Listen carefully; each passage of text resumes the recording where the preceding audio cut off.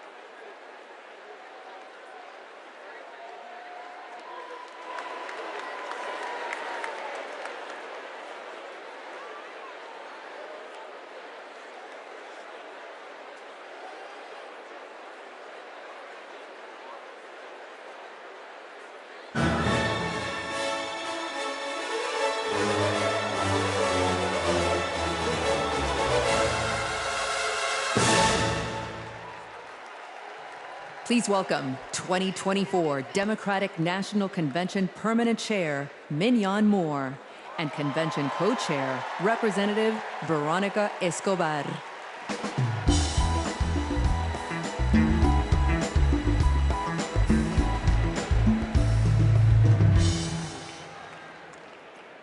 Hello, fellow Democrats.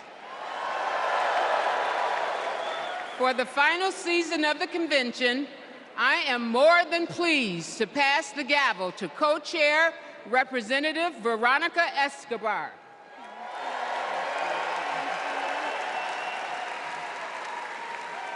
Thank you, Madam Chair. The fourth season of the 49th Quadrennial National Convention of the Democratic Party will now come to order.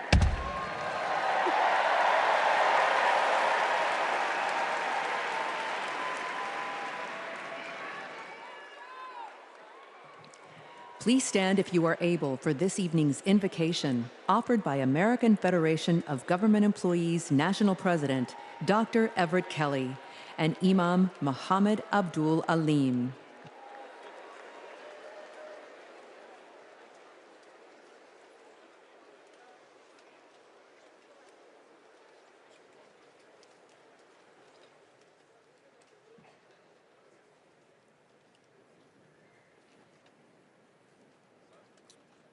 Let us pray. Eternal God, our Father, creator of the universe, help us to rise together in unity and love. The work ahead is monumental. We must heed our call to feed the hungry, heal the sick, and comfort all who suffer. We must conquer fear, injustice, and despair. Our great democracy's foundation is our knowledge that all are equal in God's eyes, that righteous truth, your gift of freedom and equality, are being questioned once again.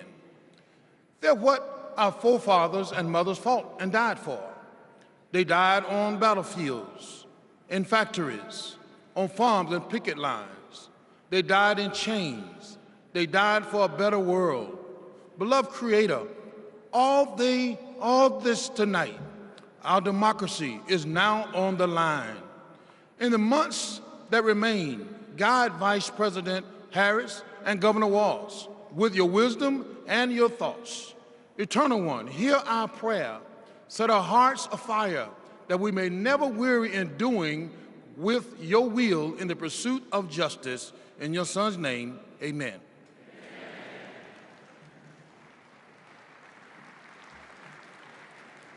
Our merciful benefactor, the Creator Redeemer, who opens the way to us to have a good conscience and life.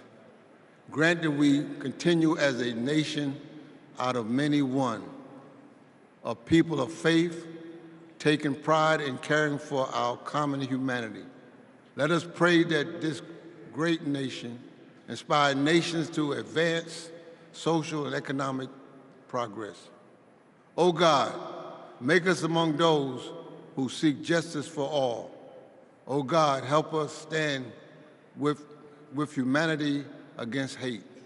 O God, bless us to approach each day with a feeling of gratitude and remembrance of you. Bless our homes and our schools. Bless us to never be without hope. Bless us in every decision, endeavor, and undertaking. Bless the efforts of the presidency to secure more opportunities for all in our great society. And finally, bless Americans to cherish our freedom and noble essence. Amen. Amen.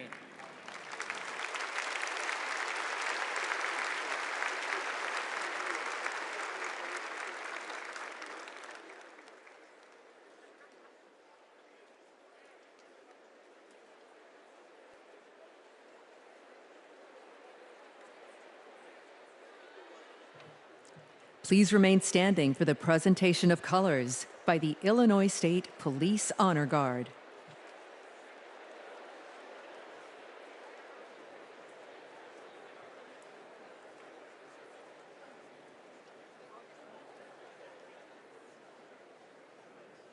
Detail, attention. Carry, colors. Forward, march. Left, left, left, left, left, left. Colors, colors turn.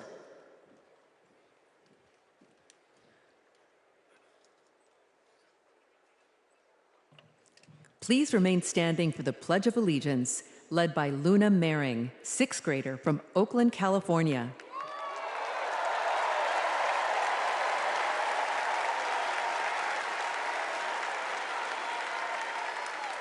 I pledge allegiance to the flag of the United States of America and to the republic for which it stands, one nation, under God, indivisible, with liberty and justice for all.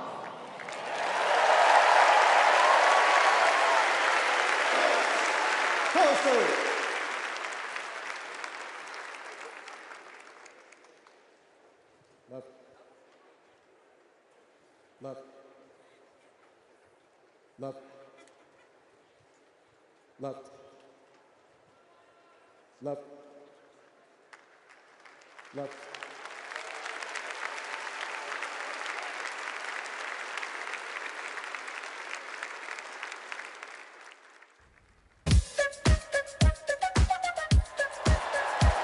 She's a fighter for the American people, committed to our values, our hopes, our dreams, bringing joy back across our nation. It's about damn time. Turn up the music. Turn down the lights. Where did this strength and passion come from in this daughter of middle-class Oakland?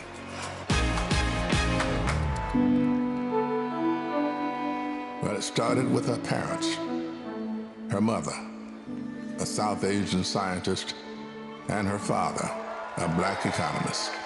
They took her to civil rights marches and inspired her to pursue her dreams. After her parents divorced, she and her sister were raised by her mother with the help of friends and neighbors, attending Sunday school at the 23rd Avenue Church. We grew up in this wonderful, loving, supportive environment. My mother was very well aware that she was raising two black girls to be two black women.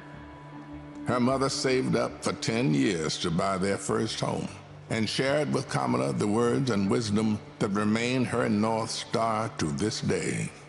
Be a fighter for things that matter, and don't be limited by what has always been.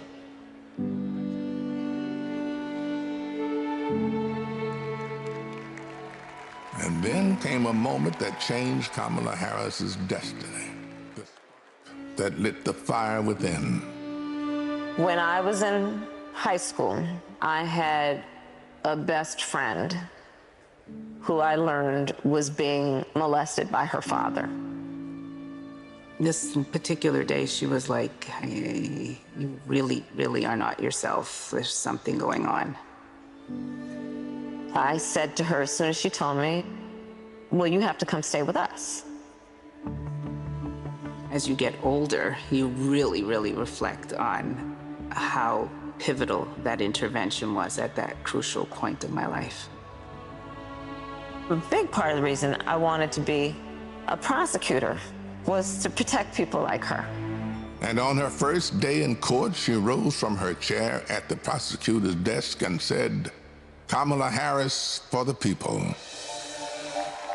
As a prosecutor, she put violent criminals and sexual predators in prison, leading to the highest conviction rate for serious and violent crime in 15 years, and created Back on Track, a program for first-time low-level drug offenders that became a national model. About, yeah, you did commit a crime, accept it, own up to it, and then let's talk about what we can do to change the circumstances going forward. Lowering recidivism rates for nonviolent offenders from 54% to 10%, giving people the training they needed to find a job after their sentence. I remember being so struck by having a district attorney who cared both about justice, about safety and accountability, but figuring out how to stop that crime from happening again. As California's Attorney General, she targeted transnational gangs and drug cartels, seized 10,000 kilos of cocaine and 12,000 pounds of methamphetamine, went after drug traffickers, and took 12,000 illegal guns off the streets. The new foreclosure crisis threatens to freeze up. She took on the nation's 5 largest mortgage banks that were stealing from homeowners. Prosecutors claim they've duped desperate homeowners into paying thousands of dollars to get them out of foreclosure. She played hardball and delivered a landmark $20 billion settlement. This represents one of the largest dollar amounts to come to California. And in 2016, the people of California sent her to represent them in Washington, D.C. In the Senate, she earned a reputation for taking on the tough fights on the Judiciary and Intelligence Committees.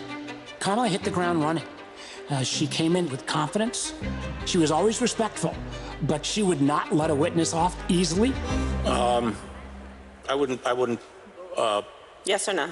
And if an argument didn't hold water, she could spot that flaw and get at it. I do want you to be honest. I'm not able to be rushed this fast. It makes me nervous. And when Joe Biden went looking for his vice president, I wanted someone who was strong and who was ready to be president on day one.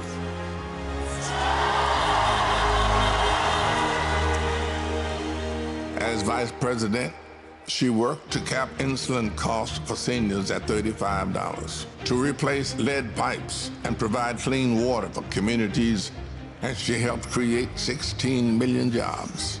The Biden-Harris bipartisan infrastructure bill has already created thousands of jobs for our members. That is what the future looks like under a president, Kamala Harris. She fought to reduce the trauma of gun violence that has devastated our nation. How many of you guys, as college students, had to have a drill during high school or middle school or elementary school where you learned about how you need to hide in a closet or crouch in a corner in the event that there is a mass shooter roaming the hallways of your school? Look at that. Look at that. And she did more than talk the talk. She walked the walk, helping pass the first bipartisan legislation in 30 years to curb gun violence. So one thing I learned about working with Vice President Harris is she always stand on business.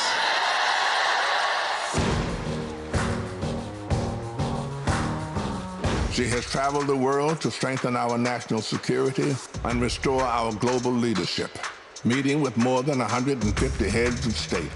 She stood shoulder to shoulder with our allies and stood up to dictators, helping to unite NATO behind Ukraine and impose punishing costs on Russia. She's led the fight for reproductive freedom. We have worked too hard and fought too long to see our daughters grow up in a world with fewer rights than our mothers. The first vice president to visit an abortion clinic, she built a nationwide grassroots movement to ensure that access to abortion, IVF, and birth control will always be protected. In the halls of power, she's a tough prosecutor, an effective policymaker, a powerful leader. And at home, she's the center of her family. I'm not giving up. She's the best godmother, auntie. She's honest, she's loving, incredibly reliable. She's one of the most loyal people you'll ever meet. That is why I believe she is so prepared to be our next president. This love she has for her family, being there for all of us, that's how she will lead this country, being there for everyone. She's a proud graduate of Harvard University. A hate you. You know! Her campaign is a force of nature, generating the excitement we've all been yearning for. A campaign of joy, of love, of care. I am so fundamentally inspired. Kamala Harris will be our next president because you know there's too much on the line to stay on the sidelines. Thank you, Madam Vice President. Thank you for bringing back the joy. Sometimes people will open the door for you and leave it open. Sometimes they won't. And then you need to kick that door down. We are not going back.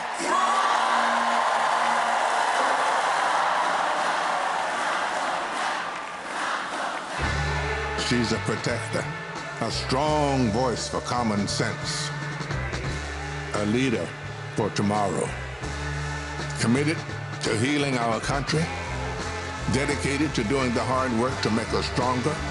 I now declare you spouses for life. Someone who truly understands the struggles of everyday Americans, forged by the challenges of the past, ready for any challenge that may arise.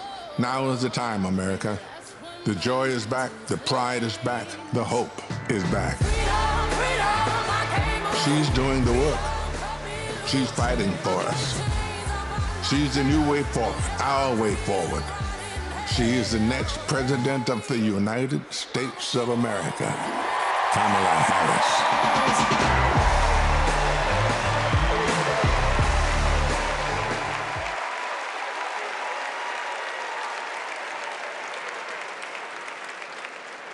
Wow.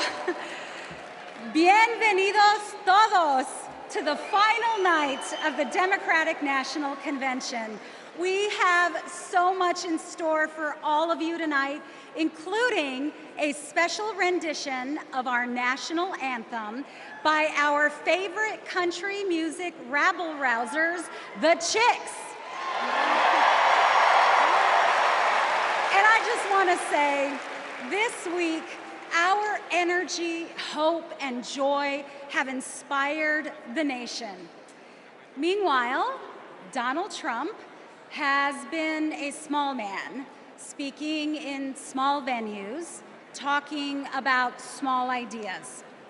Our ideas, our vision for America brings us together. Our vision for America embraces every community and everyone. Kamala Harris and Tim Walz are working hard because they know our country is great. They know that we can build a future for all of us, and they're earning our votes by laying out a plan that puts the American dream not just within reach, but so we can fully grasp it. By making sure going to the grocery store doesn't break the bank, that we have control over our bodies, that our kids like my own kids, Christian and Eloisa, have opportunities to lead healthy and happy lives. We'll get to know Kamala a little more, and I promise you, you will not only be more inspired, but also ready to fight for a new way forward. And to keep us pumped for this journey, Chicago's very own DJ Metro. Over to you. Chicago, how's everybody feeling out there today? Welcome to night 4 of the Democratic National Convention. I know you all are having so much fun out there, is that correct? Well, there's only one thing left to do, and that's to make sure that the fun continues right here, right now, the only way that I know how. The Chicago way, baby. Y'all ready? Let's go. Thank you. You my little boo thing, so I'll give a hoot what you do. Say, girl, I know you a little too tame. I'll be shooting that shot like girl, no. Tell 'em I'm next. Tell 'em you find a lot of something fresh, no. Tell 'em I'm next. Tell 'em you find a little something fresh. I know. Put a little gold in the teeth and the fit good, so I took the doors off the deep. Okay, I see a brother holding you with no beef, but I'm trying to get to know you at least. Don't take my talking to your own. I can keep it chill like the Soviet blunt. I'ma keep it real when your man long gone. If you're looking for a friend, everybody Everybody hands up, hands up. What's good? What's with ya? If you book tonight, that's fiction. I'm outside, no picture. You want me? Go figure. To the back, to the front. You a 10, baby girl, but I'm the one. Hey, to the back, one time, to the front. everybody, You a 10, hands girl, up but in the I'm air, one. let's go. You my little boo thing, so I'll give a hoot what you do. Say, girl, I know you a little too tame. I'll be shooting that shot like 2K, girl, I know. Tell 'em I'm next. Tell 'em you find a little something too fresh, I know. Tell 'em I'm next. Tell 'em you find a little. Thank you very much, ladies and gentlemen.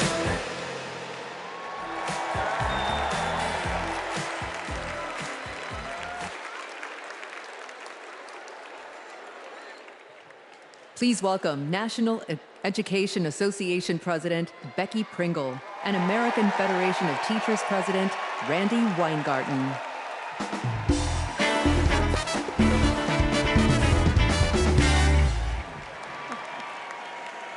I am Becky Pringle, President of the largest labor union in this country, the National Education Association.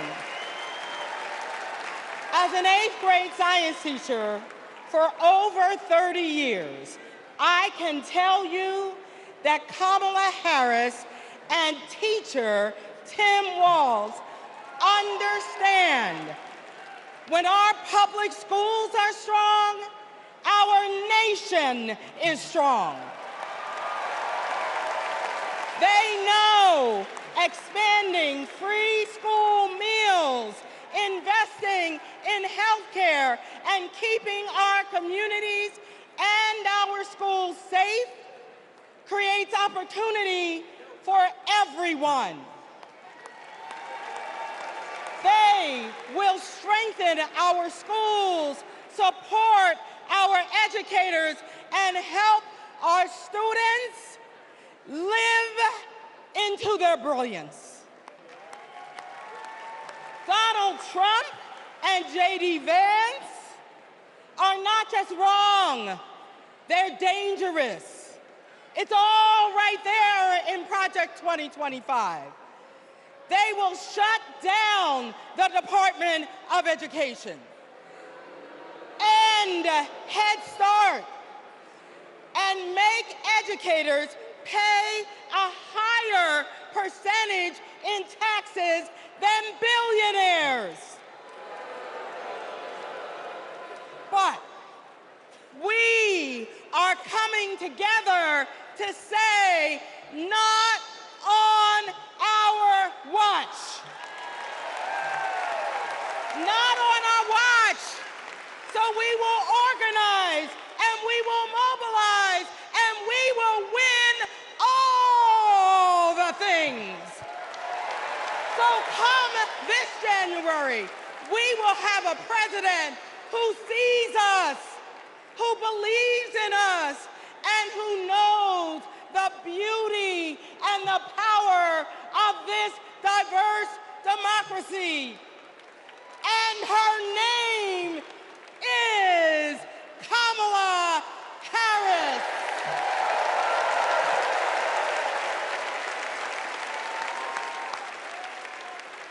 I'm Randy Weingarten, the president of the AFT and a public school teacher. One of my first lessons I taught my students was about the social contract, how both individual freedoms and mutual responsibility are essential in our democracy. This covenant underlies our commitment to public schools, where educators prepare students to spark innovations, steward the environment, create our arts, and shape our democracy. Now, one of the first lessons my students taught me was, you gotta walk the walk. That means Donald Trump and J.D. Vance can't claim they're pro-child while gutting funding for public schools. that being pro-family means we support access to good union jobs, affordable housing, health care, and higher education. That's what Kamala Harris and Tim Walz are fighting for, and we are all in. They've spent their lives making the promise of America real in the classroom and the courtroom. America, with Kamala Harris as our president, our best days are ahead.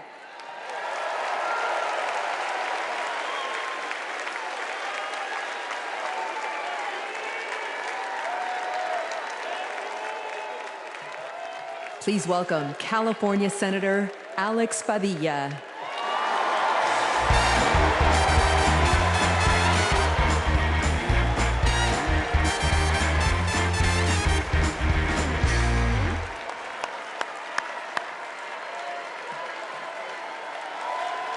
Good evening, Democrats.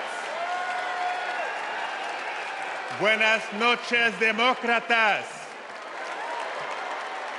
My name is Alex Padilla, and I am so proud to represent the great state of California in the United States Senate.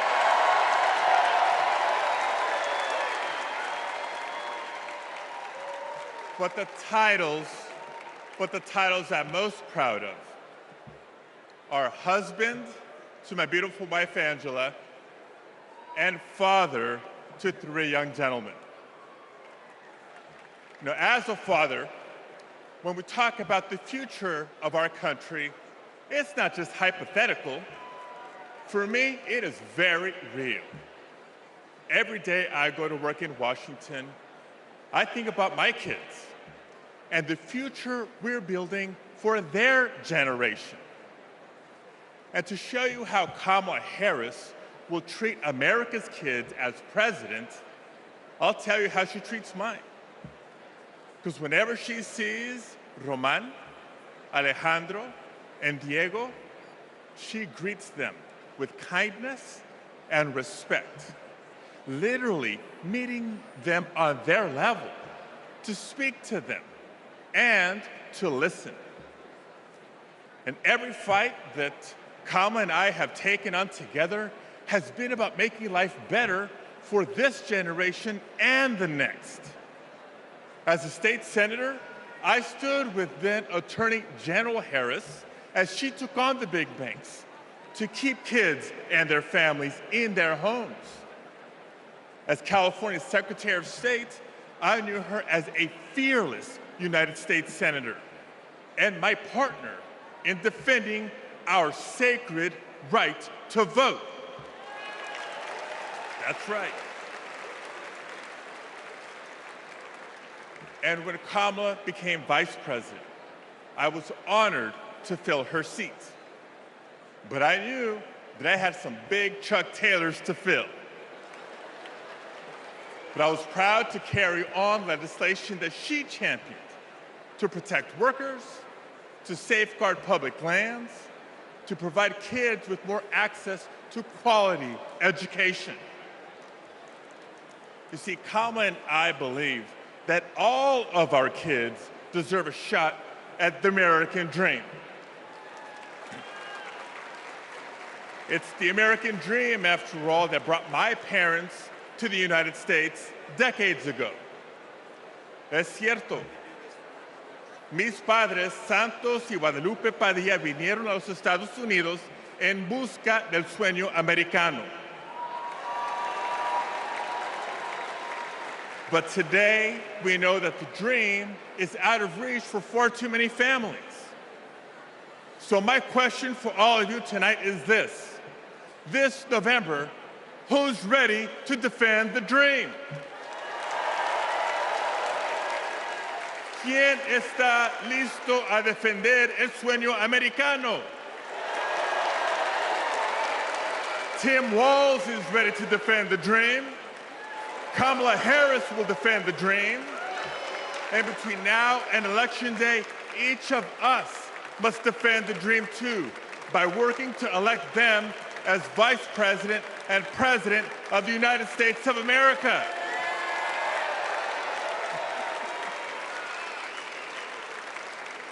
So I want to thank you. May God bless you. Now let's go win this thing.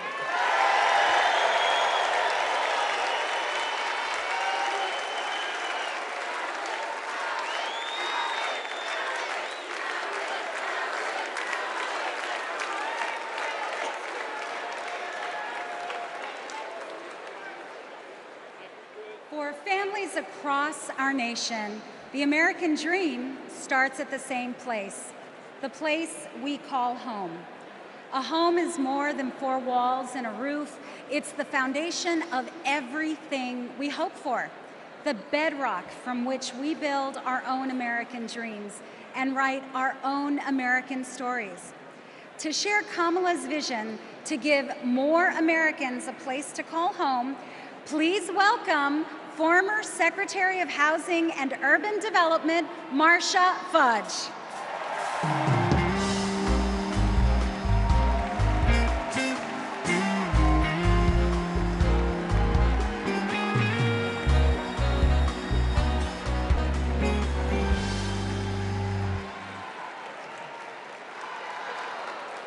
OH.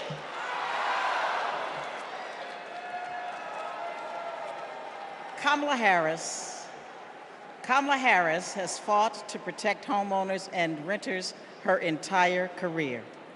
As Attorney General, she held big banks accountable for their role in the foreclosure crisis and won billions of dollars for California homeowners.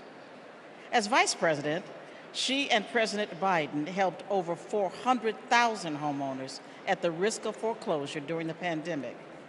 And as President, she will build 3 million new homes and rentals, limit unfair rent increases, and offer down payment support for first-time home buyers. It's personal. Kamala remembers her mother's pride at buying their first home after saving for 10 years. She knows housing is a human right and a pathway to the middle class. Where you live determines what schools your children go to, what health care you receive, and whether you can get a good job without spending hours commuting. Where you live, too often, determines how you live.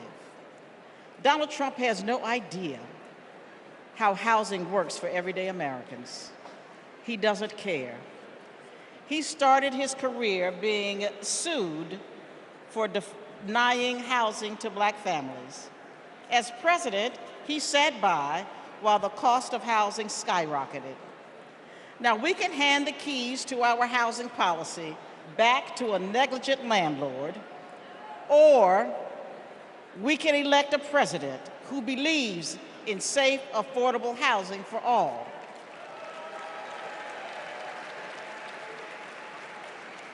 Let's ensure we have an opportunity economy by voting for Kamala Harris. Thank you. Don't know why, but I feel like I'm Matt, and I'm a former Trump voter. Hi, my name is Dave from Pennsylvania. I'm a two-time Trump voter, 2016 and 2020. I voted for Trump before, but I'm not going to do that again. I think his agenda has really been awful for America. He doesn't care about ordinary people. He's never been one, never known any. I'm extremely worried about Donald Trump getting into the White House again. People are working. All these people who weren't working under the Trump administration, they now have jobs. One thing I like about Kamala Harris is she talks about the issues. She talks about the economy. She talks about women's rights. I'm going to vote for Kamala Harris.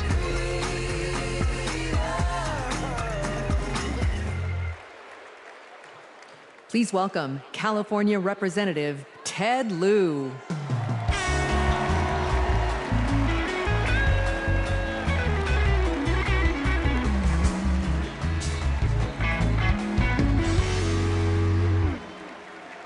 As a computer science major, I am so impressed with how large this AI-generated crowd looks tonight. I first got to know Kamala Harris during the Great Recession when I was a California state legislator. Millions of hardworking families were facing foreclosure. My constituents told me stories about predatory and unfair loan terms and about how hard they were fighting to keep the homes that they loved. Thankfully, they had someone fighting just as hard for them, Attorney General Kamala Harris.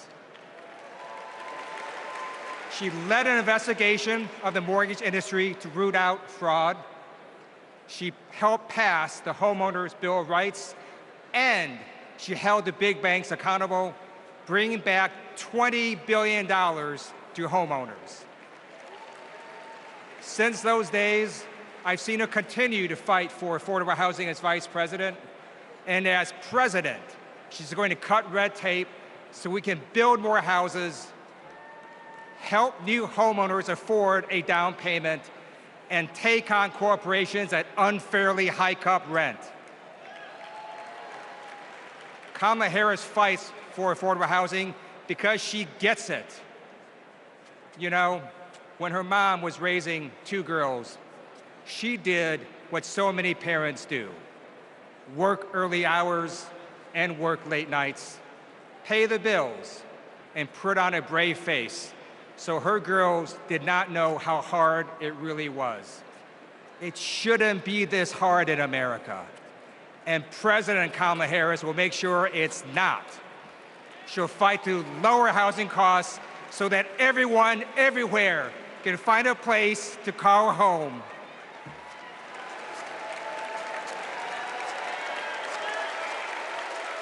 Don't know why, but I feel like I depend on Medicare and Social Security for survival. I'm a recipient of Social Security benefits. I worry about Social Security and Medicare. If we don't protect it through Kamala Harris, that Trump is going to take that money. Project 2025 is going to be disastrous for many of us. What are we supposed to do? Who's going to take care of us? Where are we going to live? I don't know, but I know I'm voting Democrat. I'm supporting Vice President Harris because she will protect my Social Security and that of all others.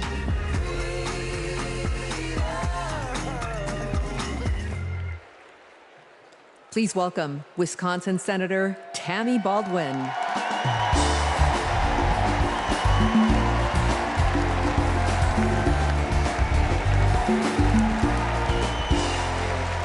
Hello, Democrats. And hey, Wisconsin.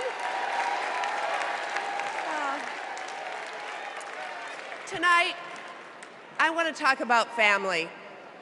We know that all families don't look alike. My mother was a teenager when I was born, and she struggled with addiction. I never met my father, but I had 2 incredible grandparents who stepped in and raised me, David and Doris Green. Everything I know, I learned from them. In every way a child needs, my grandparents were there for me. And as they grew older, it was my privilege to be there for them. So when I work to protect Medicare and Social Security, I do it with a personal knowledge of what those big programs meant in small but deeply meaningful ways to my grandparents. And I know what they mean for your parents and grandparents. But let's be clear, that is all at risk today. Donald Trump was asked what he would do about Social Security and Medicare, and he said, and I quote, "There's a lot you can do in terms of cutting." Cutting? He's talking about cutting Social Security and Medicare while giving a huge new tax break to billionaires and corporations? Well, Kamala Harris is not going to let that happen. And Tim Walz is not going to let that happen. We are not going to let that happen. You know, they've got it backwards. We Democrats, we honor our elders. and ask the wealthiest to pay their fair share. Wisconsin's state motto is forward, and my friends, that's where we're headed.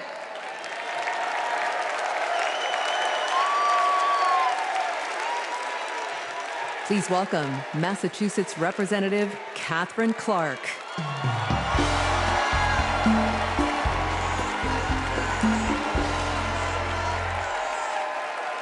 I am a proud mom of 3. And when my kids were young, I sat down with my husband to go over our bills. We realized that my entire income went to paying for childcare.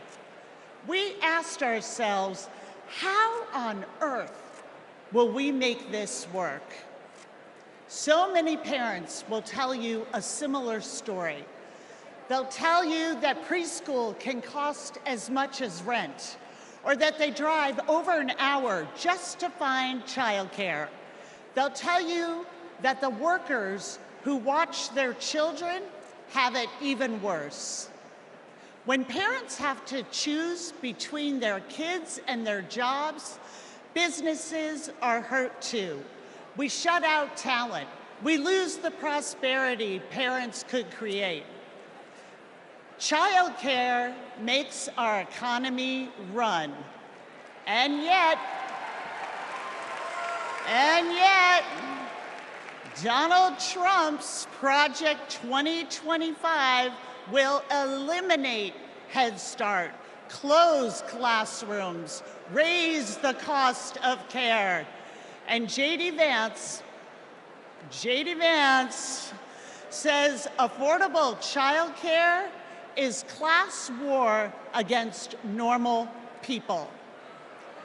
You know what normal people want? A president who understands this shouldn't be so damn hard. That's Kamala Harris. She's seen this firsthand. You've all heard Kamala talk about her mother. She was both a brilliant scientist and a devoted mom. She had to fight to make it all work, to raise her daughters, to pay the bills, to keep the career she loved. Kamala and Tim know that when everyone can find and afford childcare, our kids and our communities will thrive.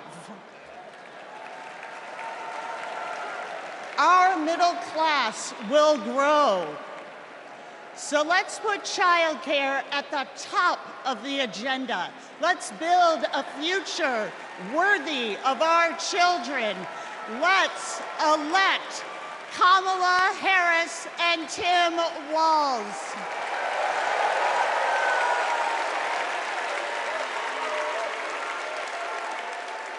Please welcome Colorado Representative Joe Neguse.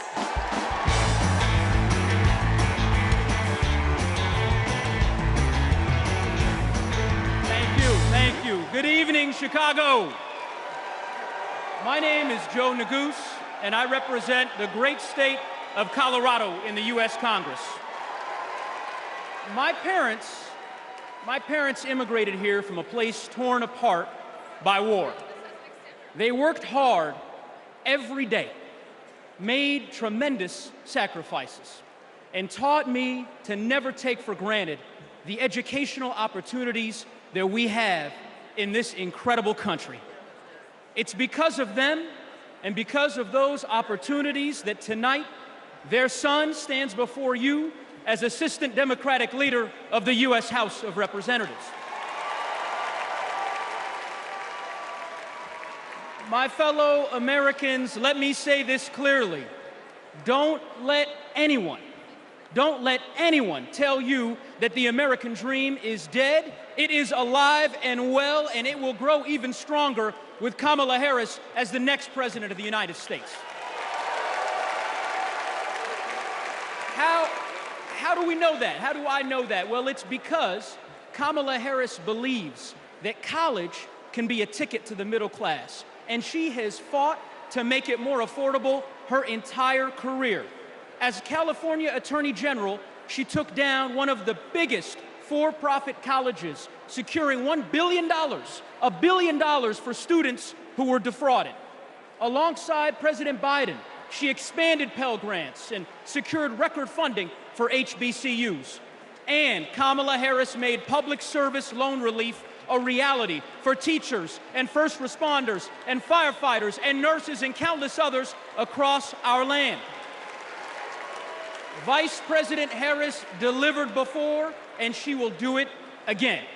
As president, she will build a brighter future, a more affordable future, a future where going to college doesn't break the bank, a future where my 5-year-old daughter, Natalie, who's watching us back home in Colorado right now, a future where she can live her dreams. So those are the stakes. Let's make it happen, America. Let's make history, America. Let's elect Kamala Harris the 47th President of the United States. Thanks so much. God bless. Thank you.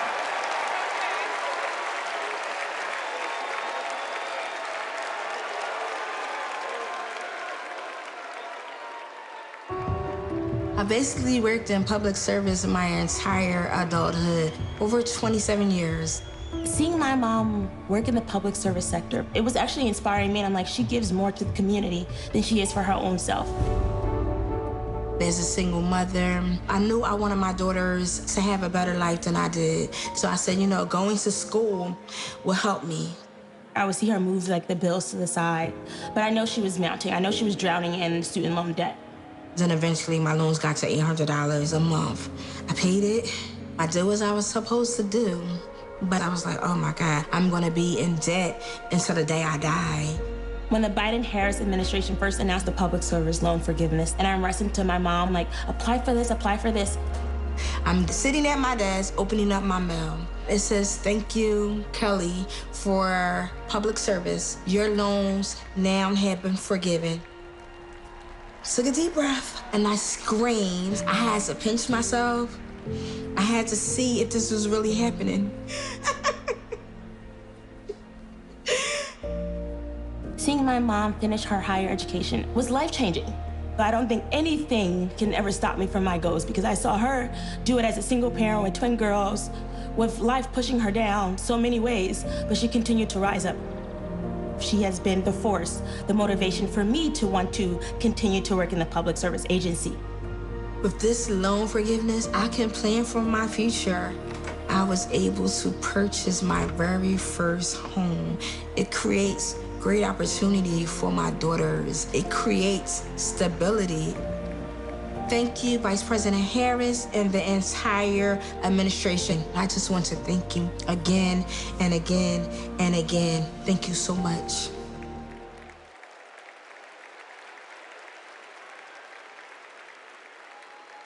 Our party's not over, Chicago! Let me see you just rock with me once. This shit, that ice cold. Michelle fight for that white gold. This one for them hood girls, them good girls, straight masterpiece. Stylin', wildin', living it up in the city. Got Chuck's on with Saint Laurent. Gotta kiss myself, I'm so pretty. I'm too what? Too hot. Call the police and the fireman. I'm too hot. Make a dragon wanna retire, man. I'm too hot. Say my name, you know who I am. I'm too hot. And my band bout that. Everybody just clap. Girls hit you, hallelujah. Girls hit you, hallelujah. Girls hit you, hallelujah. Cause Uptown Funk don't give it to you. Cause Uptown Funk don't give it to you. Cause Uptown All right, Chicago, let me see you just. Don't believe it, just rock. Come on.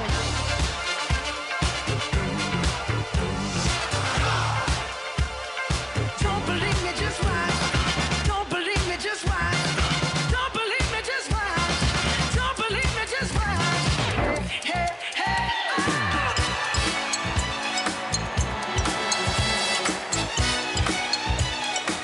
Anybody here ready to have a great time with me tonight? Let me hear you make some noise. I'm DJ Metro from Chicago. Let's go.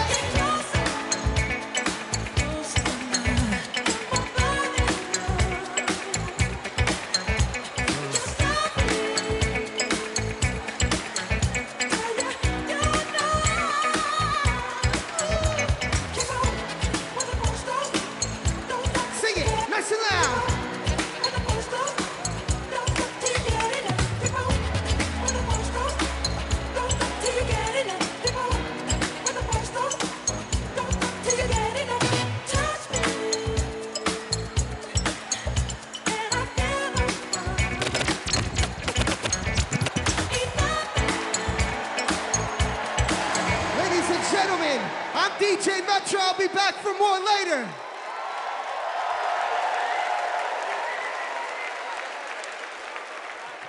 Please welcome Durham, North Carolina Mayor Leonardo Williams.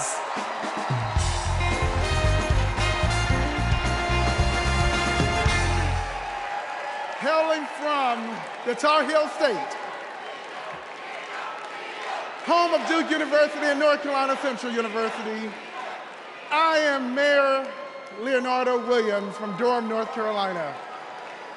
You know, several years ago, my wife Zweli and I started cooking for our community. We drove to schools, doctor's offices, just to give out a few samples. And eventually our friends asked, "Where's the restaurant, y'all?" But you know, it takes capital. It takes capital to chase a dream. And during the Trump administration, they did not make it easy. Not for folks like us. So what I thought was, I guess not everybody can have a multi-million-dollar loan from their father. So I'll tell you what we did. We emptied our savings, and in 2008, we launched Zweli's Kitchen, America's first Zimbabwean restaurant. And the Biden-Harris administration helped make that a reality. They helped make that dream come true for entrepreneurs like us. Now, thanks to small business grants and all of the help that we received from them, we now have 3 locations, and we employ nearly 30 employees with a living wage. But we are not alone. Under Joe Biden and Kamala Harris, more than 500,000 business applications have been filed in North Carolina. Kamala Harris is fighting to create an opportunity economy that can break down barriers for entrepreneurs like us. And as president, she will support risk takers and problem solvers who want to just do their part and claim their piece of the American dream. And also, I want to thank Maya from Nevada, who has served her famous dumplings for the past 3 years and opened new locations thanks to the historic support for small businesses. And Robert, I want to thank you from Minnesota. Robert owns a solar business, heated up once by Joe Biden and Kamala Harris. They passed the Inflation Reduction Act. And Paul from Arizona, Paul, who's a commercial cleaning company, landed huge contracts thanks to the Biden-Harris manufacturing boom. So Kamala Harris knows. She knows entrepreneurs like these. She knows that we are the backbone of our community. And when they succeed, we all succeed. Let's win this. Thank you.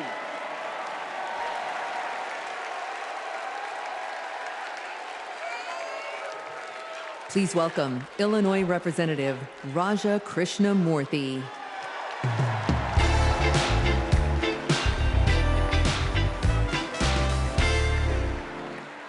America Against America. It's the title of a book by one of China's highest-ranking leaders, and it's how they think they'll win. They know the only way they'll beat America is if we beat ourselves. In Congress, my job is to study China's economy. And mark my words, they want to see Donald Trump across the bargaining table, because he'll start endless trade wars that raise prices for Americans, because he'll cut programs that train workers in America. But most of all, Trump will pit American against American. And that's what China wants, for us to fight amongst ourselves, because that's how we lose. But we're not going back. What does Kamala Harris tell us? When we fight, we win. Because Kamala Harris knows we fight best not American against American. She knows that when we fight as one country, we win.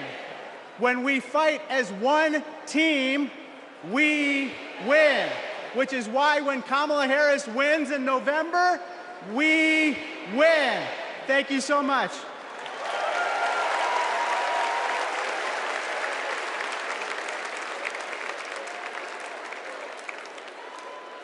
We believe in a future where every person has the opportunity to build a business, to own a home, to build intergenerational wealth, a future with affordable health care, affordable child care, paid leave, and all of this is to say, building up the middle class will be a defining goal of my presidency.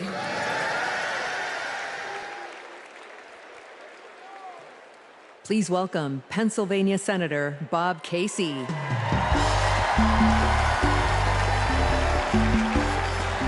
Pennsylvania. Here's a real question. Mom's asked me in Pennsylvania, what am I supposed to do if I can't afford diapers? In just 6 months, a box of diapers went up $15. The corporations say your prices are up only because their costs are up. They're selling you a lie. It's in the bag with the diapers. Prices are up because these corporations are scheming to drive them up. Most companies are good companies. It's the food conglomerates that sit behind the supermarkets, the faceless wholesalers. They're the ones who are extorting families at the checkout counter. This is greedflation. I've been fighting it a long time. So has Kamala Harris. And finally, we're starting to win. When Big Pharma jacked up the cost of insulin, we passed a bill to stop them. Now, for millions of Americans, it's capped at $35 a month. So that's one. I've been fighting to ban price gouging on food. And next year, when she's president, Kamala Harris will sign a bill to do just that. So that's another. And when corporations take advantage of a crisis, like toilet paper during the pandemic, we'll hit them with harsher fines when Kamala Harris is president. Now, Americans don't expect stuff to be free, but we do expect it to be fair. The people I'm talking to, from Allentown to Erie, they don't tolerate being ripped off. Americans are hardworking, honest people. And that's what we've been fighting for. We're fighting for honesty. I'm fighting for it. Kamala Harris is fighting for it. Will you fight for it? All right, let's go out and win this thing. Thank you.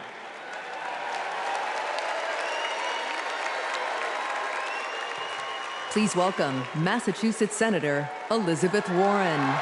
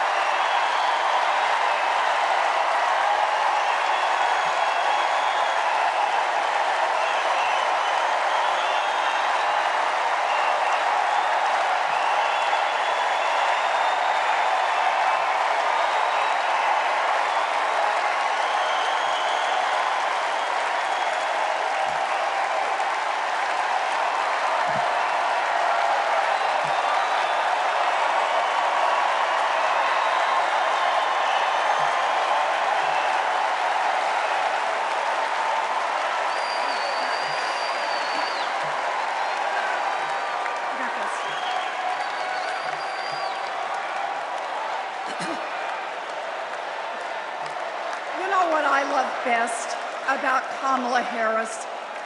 Kamala Harris can't be bought, and she can't be bossed around. Now, I first met Kamala in the aftermath of the 2008 financial crash. The banks had flat out broken laws, cheated people, and stolen homes. Millions of Americans had lost their jobs, their savings, their homes. Now, I was setting up the Consumer Financial Protection Bureau. Go CFPB!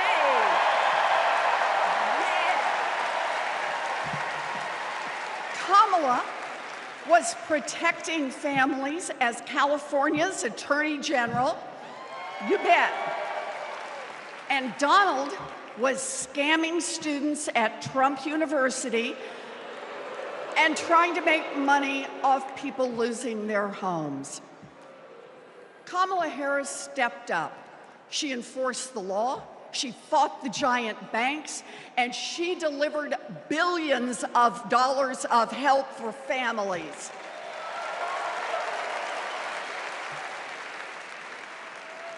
And that is the difference between a criminal and a prosecutor.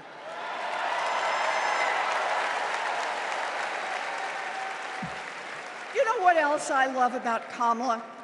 She gets it. We need to make life more affordable for working people. Yeah. Donald Trump, the felon, has no plans to lower costs for families. He doesn't know how, and basically, he doesn't really care. When did he ever fill up a gas tank or worry about a grocery bill? The only bills he worries about are from his criminal defense lawyers.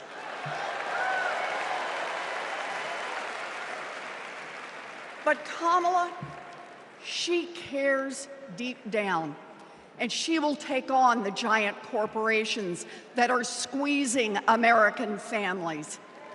In fact, it's something she's done before. During the California wildfires, she went after the price gougers. During the pandemic, we worked together in the Senate to stop price gouging. And as president, she will lower costs for your family. She'll take on the Wall Street firms that buy up millions of houses and apartments and then jack up the rent. She'll take on drug companies that charge an arm and a leg for prescriptions. She'll take on corporate monopolies that rip off consumers and billionaires who don't pay taxes.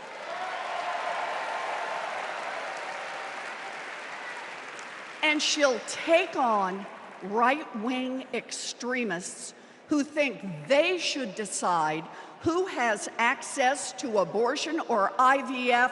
Kamala will protect abortion rights nationwide.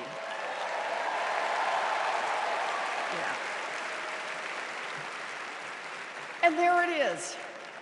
Groceries, gas, housing, healthcare, taxes, abortion. Trust Donald Trump and JD Vance to look out for your family? Shoot, I wouldn't let those guys, I wouldn't trust them to move my couch.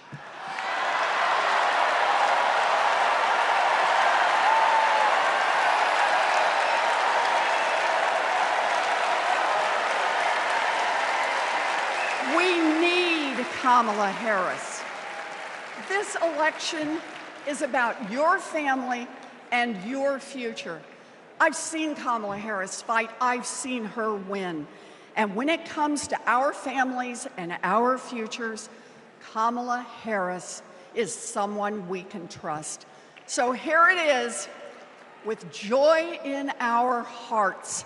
Let's elect Kamala Harris the next President of the United States.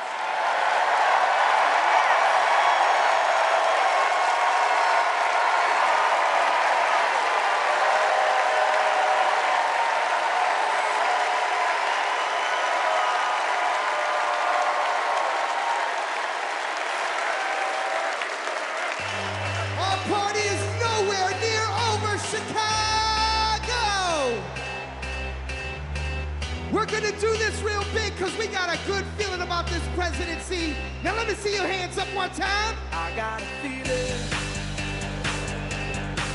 that tonight's gonna be a good night. That tonight's gonna be a good night. That tonight's gonna be a good, good night. I feel it. That tonight's gonna be a good night. That tonight's gonna be I want to see everybody losing their minds. That tonight's 1, 2, now everybody push. Tonight's the night. Let's live it up. I got my money. Let's spin it up. Go out and smash it. Like, oh my God. Jump out that sofa. Let's get up. I know that we'll have a ball if we get down and go out and just lose it all. I feel stressed out, I wanna let it go. Let's go way out, spaced out, and losing our control. Fill up my cup. Now go talk. Look at her dancing. Just take it up, up, up, up, up, up, up, up. Let me hear you shut down. Come on. Because in this nation, we're all one big family. Let me see.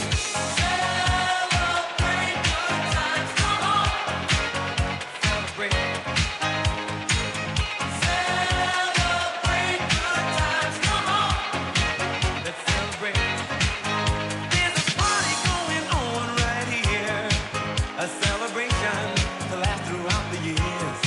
So bring your good times and your laughter too. We gon' celebrate your party with you. Come on now.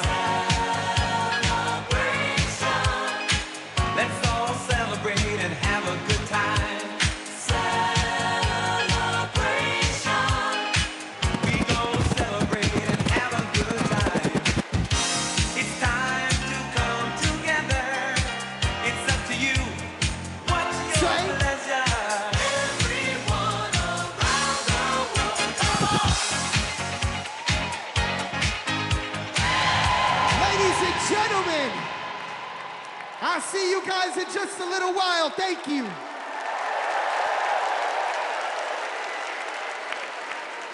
Woo! We've got ourselves a party in here, Chicago.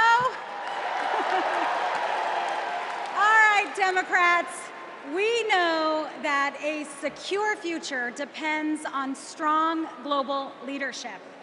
As Vice President, Kamala Harris has been tested on the world stage. She's faced down threats, stood shoulder to shoulder with our allies, and engaged in the serious work of safeguarding America's security.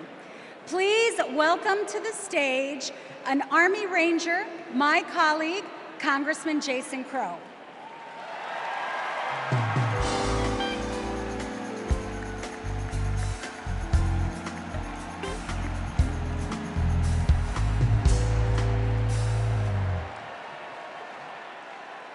Before serving in Congress, I was a paratrooper and an Army Ranger. Over 100 combat missions in Iraq and Afghanistan taught me what really makes America strong and secure. You see, it's not tough talk, it's not chest thumping, because in war, talk is cheap. And trust me, I know a couch commando when I see one.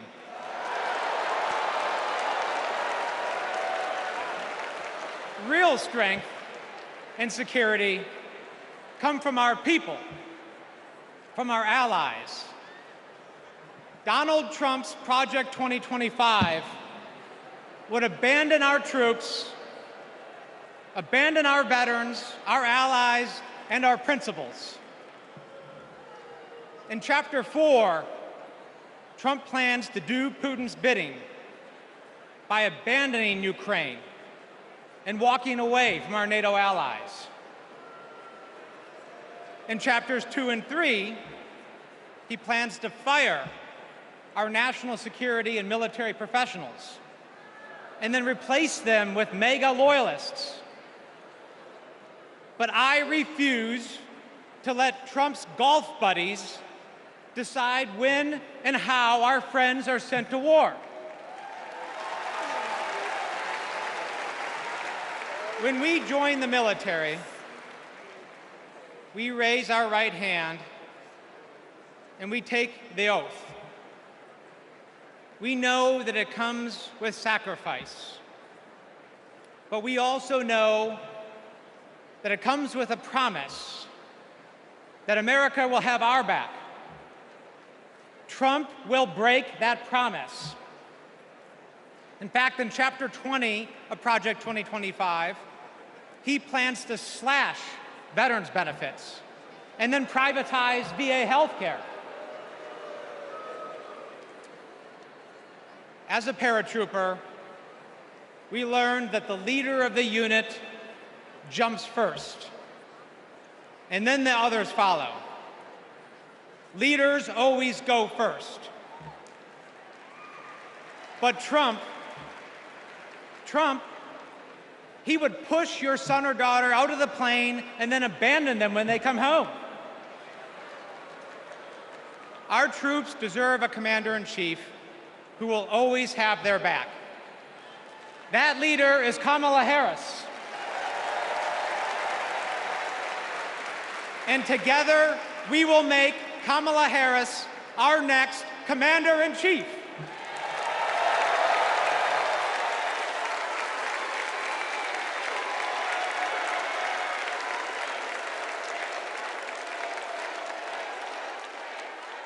President Joe Biden and I, along with our entire country, are grateful, deeply grateful to each and every one of you for your service and for your excellence. The United States military, without any question, is the strongest and best fighting force the world has ever seen. And that is because of you, each one of you. Please welcome Michigan Representative Alyssa Slotkin.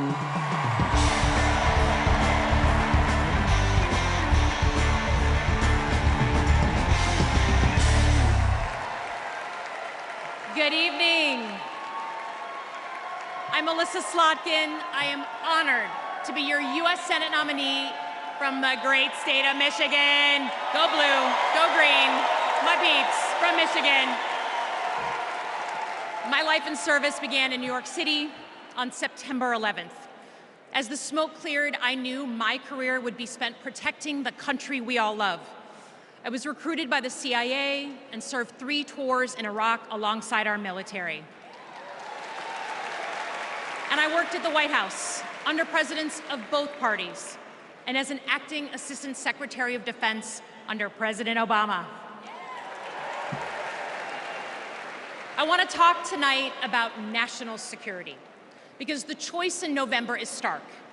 America retreating from the world or leading the world. Trump wants to take us backwards. He admires dictators a lot. He treats our friends as adversaries and our adversaries as friends. But our vision is based on our values, the values that took us to the shores of Normandy and helped us win the Cold War. We believe America should inspire and lead at home and abroad. We recognize that it's not just about having a strong military, but about tackling global challenges like AI and climate change together. And guess what? That takes friends. You gotta have friends to do that. Vice President Harris understands our strength abroad is inextricably linked to our strength here at home. Our schools, a strong middle class, and the health of our democracy. So, for everyone here and everyone watching, I want you to proudly claim your patriotism. You are here because you love your country. Do not give an inch to pretenders who wrap themselves in the flag, but spit in the face of freedoms it represents.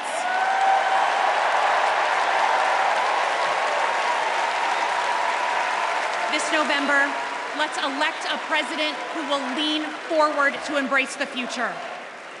Because America doesn't follow. We do not retreat. We are the damn United States of America. We lead.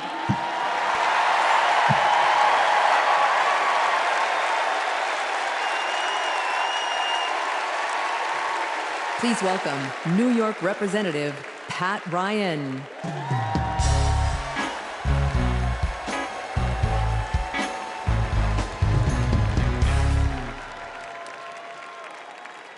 Among the Americans I proudly represent in Congress are the 4,400 cadets at West Point, my alma mater.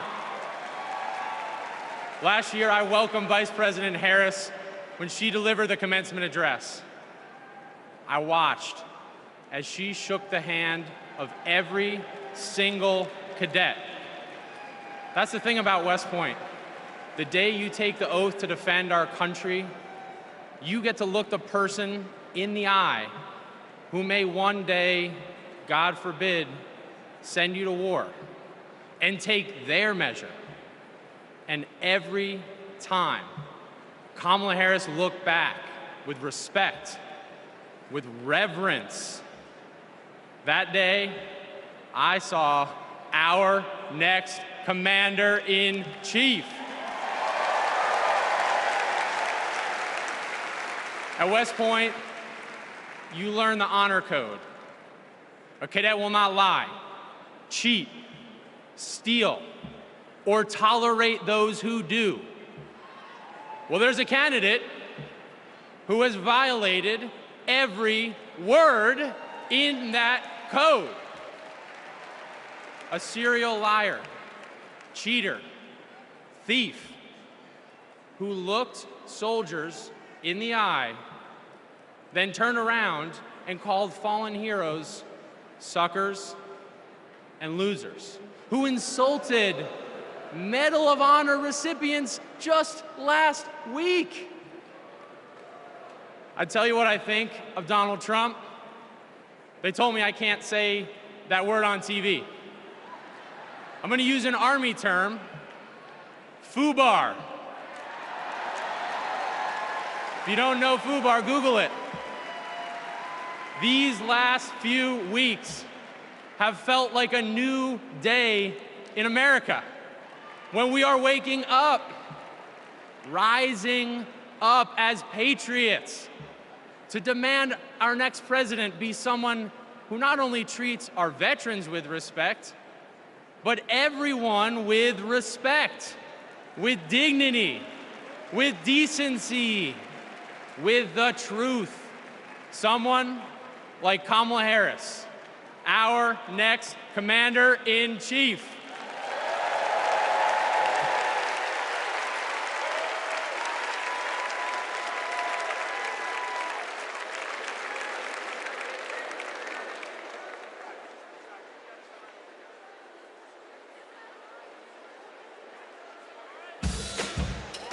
We are not done. I'm trying to tell you guys that I want to see you up off your seats, dancing and moving around. Get excited with me and say, I say I'm too late. Got nothing in my brain. That's what people say. That's what people say. I go on too many dates, but I can't make them stay. At least that's what people say. That's what people say. But I keep cruising. Can't stop, won't stop moving. It's like I got this music in my mind saying it's gonna be alright. 'Cause the player's gonna play, play, play, play, play. And the haters gonna hate, hate, hate, hate, hate, baby. I'm just gonna shake, shake, shake, shake, shake. Shake it off, shake it off. Breakers gonna break, break, break, break, break. And the fakers gonna fake, fake, fake, fake, fake, baby. I'm just gonna shake, shake, shake, shake, shake. Wait. Shake it off, shake it off. Hold on. Come and move that in my direction. Thankful for that. Representando para mi latino aquí conmigo esta noche. Yeah. Oh, you are my sunrise on the darkest day.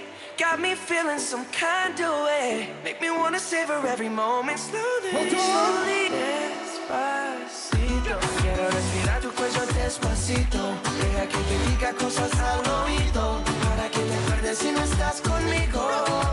Despacito, quiero desnudarte a besos despacito. Firma las paredes de tu laberinto y hacer de tu cuerpo todo un manuscrito. Quiero ver bailar tu pelo, quiero ser tu ritmo. Que le enseñes a mi boca tus lugares favoritos. Ladies and gentlemen, one more time, I'm DJ Metro, and I'll be back.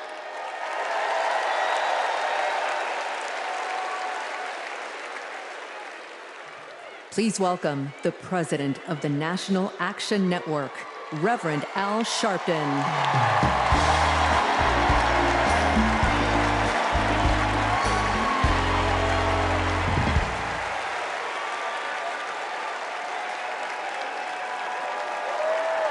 Thank you.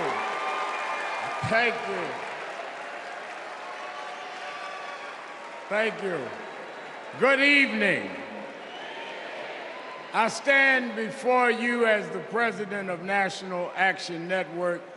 We do not endorse candidates, but we report where candidates stand on criminal justice, economic empowerment, health equity, and other issues. On one side of this race is Donald Trump, a fellow New Yorker I've known for 40 years. Only once in that time, did he take a position on racial issues. He spent a small fortune on full-page ads calling for the execution of 5 innocent young teenagers. Well, I'm gonna bring them out in a minute, and you'll hear from them tonight. Because they were not executed, they're here to continue to fight.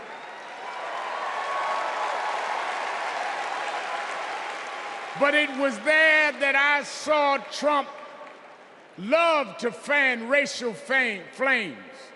On the other side is a woman that I've walked with in Selma, Alabama to commemorate the 59th anniversary of Bloody Sunday. Kamala Harris spoke to me that day about unity and passing bills. All I ever heard from Donald Trump was how he can get an advantage. I see one candidate who wants to protect the right to vote, while the other has tried to cook up 11,000 votes in Georgia. I see a candidate who, with Joe Biden, brought leaders to the White House to confront violent hatred, running against a man who said neo-Nazis in Charlottesville were fine people. I see a candidate who has sought to reform and uphold the law, and a man who wrongly assumes his mugshot appeals to Black Americans. I worked with Kamala Harris. In every job she's had, she has consistently committed to making government work for those of us who've been disadvantaged. All Donald Trump has been consistent about is making himself richer and sowing division to get that done. This man sat right here in Chicago a few weeks ago, refusing to apologize for claims that migrants were taking Black jobs. Well, in November, we're gonna show him when Blacks do their job.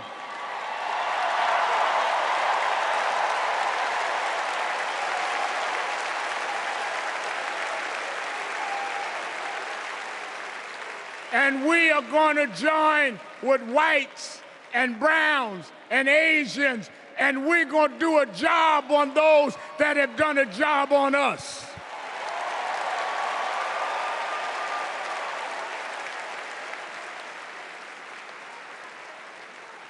Tonight, we are going to realize Shirley Chisholm's dream.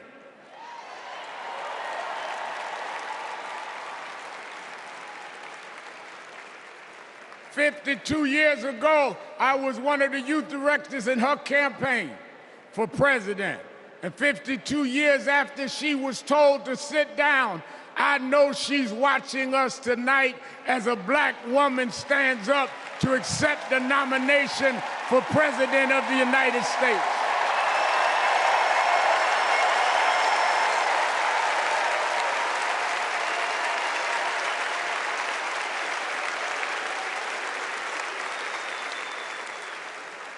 We have fought too hard for women to be told to get out of the kitchen.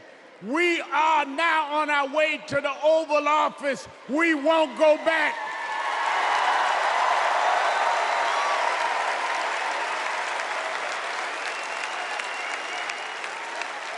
We fought hard.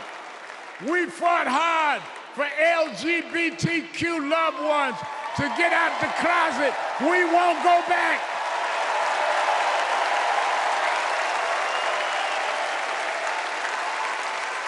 We fought hard for the right to choose, the right to education. We suffered and died and bled, went to jail to get the right to vote. We won't go back.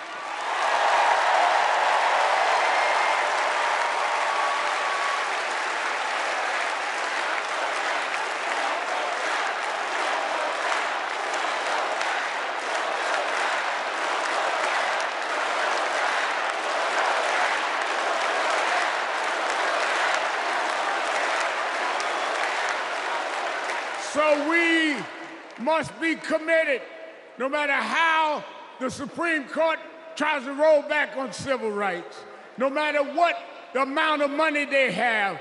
We are here because others fought and suffered for us, and we vowed tonight we won't go back.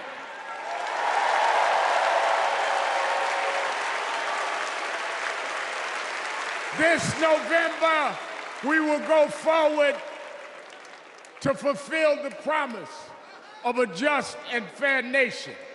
And let me say, as we transition, I'm a preacher. And in Psalms it says, weeping may endure for a night, but joy comes in the morning. We've endured January 6th. We've endured conspiracy theories. We've endured lies and areas of darkness, but if we stay together, black, white, Latina, Asian, Indian American, if we stay together, joy, joy, joy, joy coming in the morning.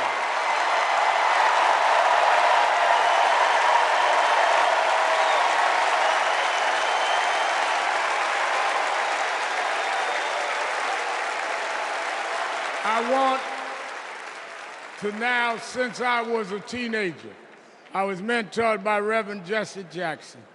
And Reverend Jackson taught us to fight for what's right. And now I want to bring out some young men that I fought for. I referred to them then. They were known as the Central Park Five. Now they are the Exonerated Five. Raymond Santana, Kevin Richardson, Yusef Salaam, Corey Weiss, the Exonerated Five.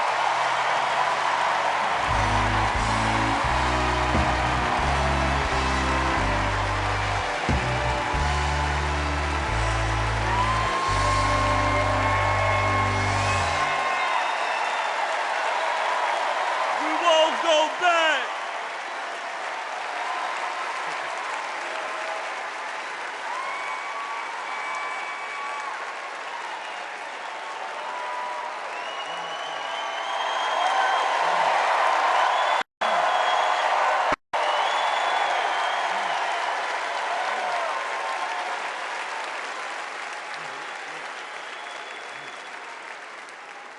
Good evening, people. My name is Corey Wise. 35 years ago, my friends and I were in prison for a crime we did not commit.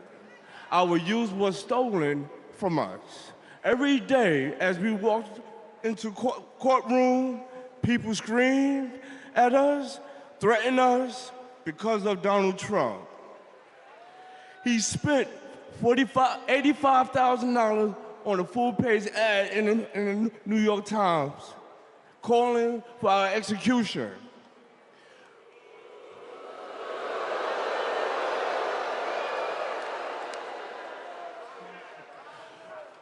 We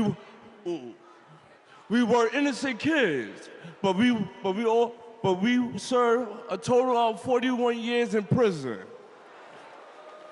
Reverend Al Sharpton stood with us. Now, I'm proud to stand with him today.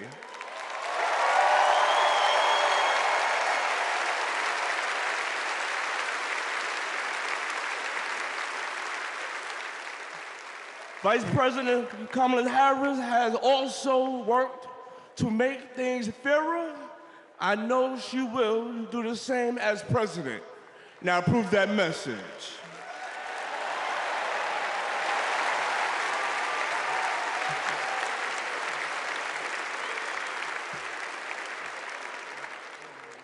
I love these guys. These are my brothers. These are my brothers. Yes, indeed. America. I am Yusef Salaam.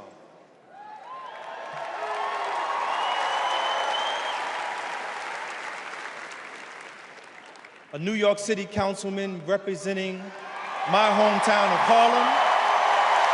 That's right.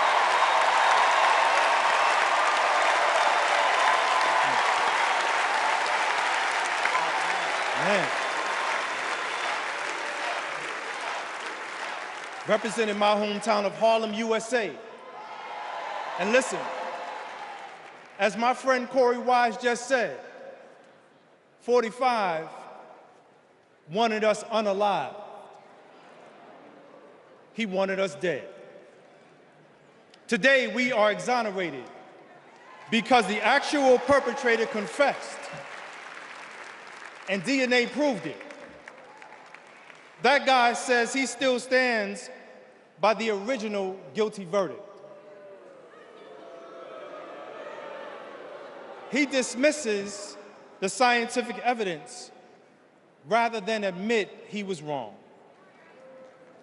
He has never changed, and he never will.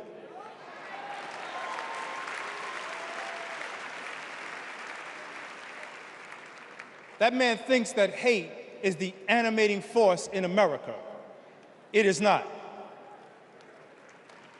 We have the constitutional right to vote. In fact, it is a human right. So let us use it. I want you to walk with us. I want you to march with us. I want you to vote with us.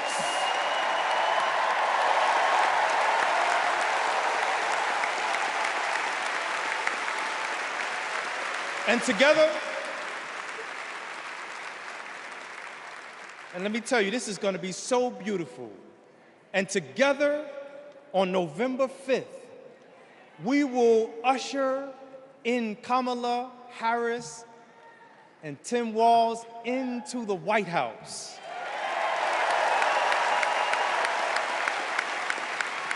So I want to do this. When I say Wendy, I want you to say, see us. When they see us. When they see us. When they see us, America will finally say goodbye to that hateful man.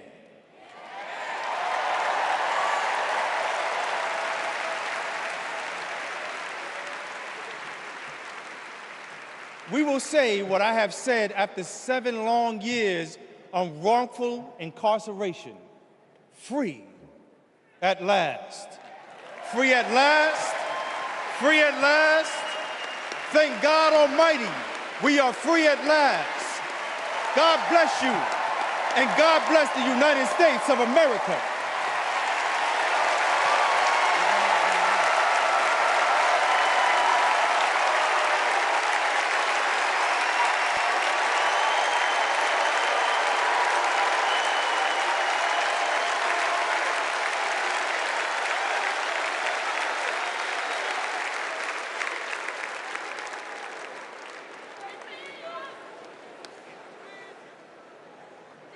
Wow.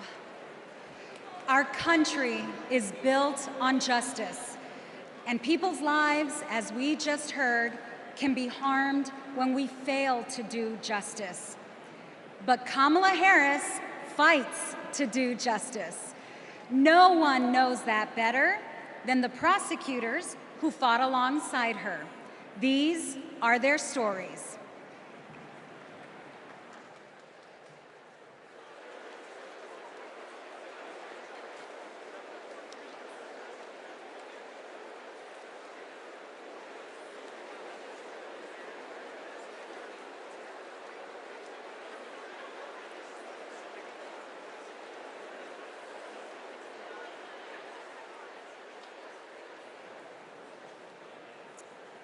I'm Amy Resner. I was a colleague in the courtroom when my friend Kamala tried one of her first cases and made the prosecutor's promise for the people. For Kamala, practicing law was always about protecting the vulnerable and giving the victims a voice. Women who were sexually assaulted, children who were mistreated and sexually abused. She helped them navigate their nightmares and demand justice for their injuries.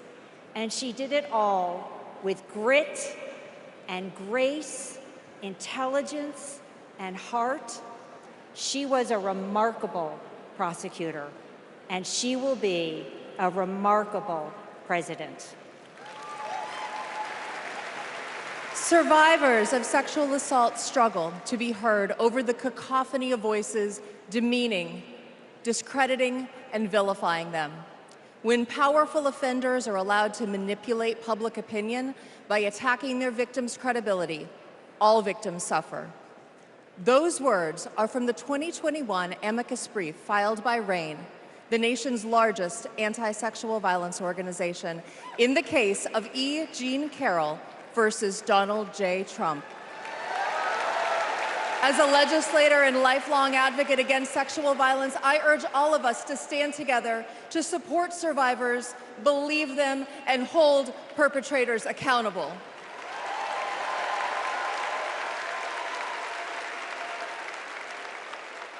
I'm Lisa Madigan, former Attorney General of Illinois.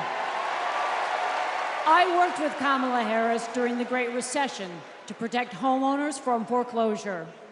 As Attorney General of California, Kamala met thousands of people on the verge of losing their homes and their faith in the American dream. She demanded big banks provide mortgage relief to allow families to stay in their homes. She stood her ground, and together, we prevailed. For as long as I have known her, Kamala Harris has always taken principled positions and never wavered. Thanks to Kamala's determination, countless Americans have a home they can call their own.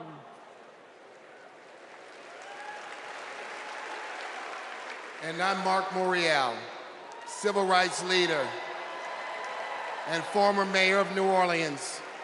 In the 1970s, Donald Trump was sued for refusing to rent his apartments to African Americans. His employees were told, put those applications in a drawer and leave them there. It was straight up housing discrimination. It was racism, and civil rights advocacy put an end to it. Kamala Harris has a plan to build more housing, keep rent prices fair, and help more people own homes.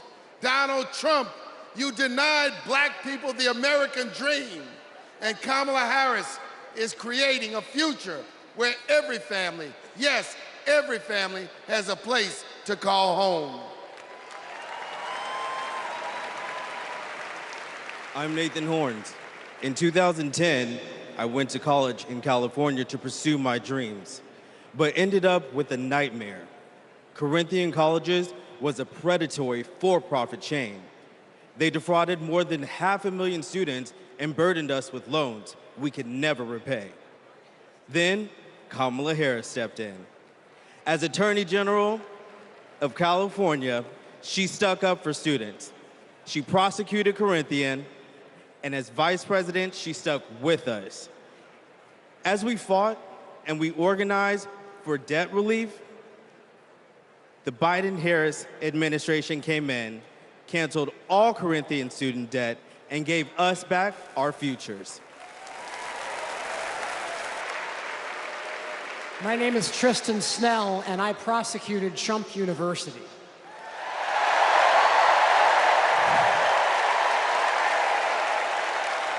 I interviewed over 100 victims of Trump's fraud, a retired police sergeant, an Iraq veteran with PTSD, a mother caring for her son with special needs.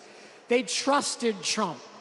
They believed that he would teach them his secrets and make their American dreams come true. But all they got was credit card debt and a fake diploma. Some lost their life savings, some lost their homes. Donald Trump ripped off his biggest fans and made $5 million in profit. Kamala Harris fought scammers like him, and as president, she will continue to fight for you, for us, for the people.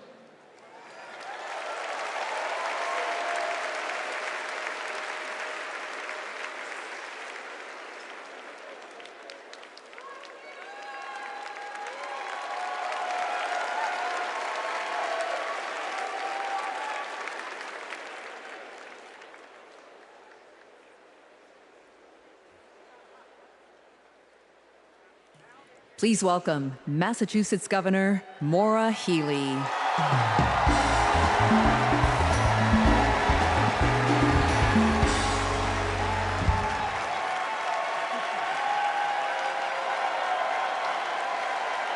For the people. Those three words define the role of a prosecutor. To serve not only our clients in the courtroom, but our community and our country. To give people a sense of security and safeguard the principles that hold our nation together. To stand up to abusers and bullies, and stand up for the voiceless and the vulnerable. In other words, exactly what Kamala Harris has done her whole life.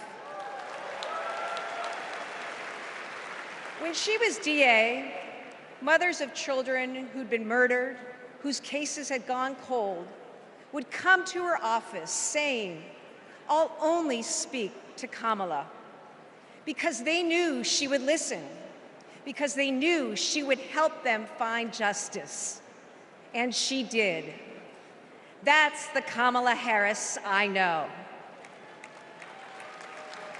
A few weeks ago in Massachusetts, I watched a little girl meet the vice president. Her eyes were so wide, as open as the future. Kamala asked her about the summer, her basketball camp, and what position she likes to play. The little girl said to her, "Anything but defense." Kamala put her hand on her shoulder and replied, "Me too. I love offense." That's what it means to be for the people. Kamala Harris fights for all Americans. She stays on offense and she wins. And I know that she'll fight with the same passion, the same determination as President of the United States. I can't wait to see her prosecute the case against Donald Trump on the debate stage in September. We face a stark choice in this election: a felon and con man, or a dedicated prosecutor. The contrast between Donald Trump and Kamala Harris is clear. He obstructs justice. She upholds it. He swindles people.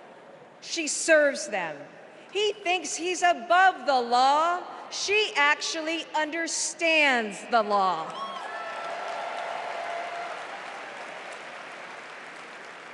That's what this election comes down to. One candidate who's out for himself, or Kamala Harris for the people. It's a battle for the future of our nation. And tonight, we will prove beyond a reasonable doubt that Kamala Harris should be, she must be, the next President of the United States. Thank you.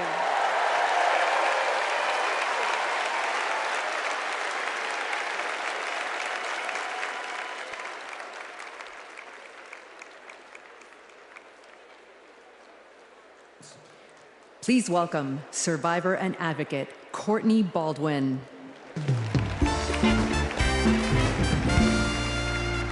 Good evening, Chicago. I'm Courtney Baldwin.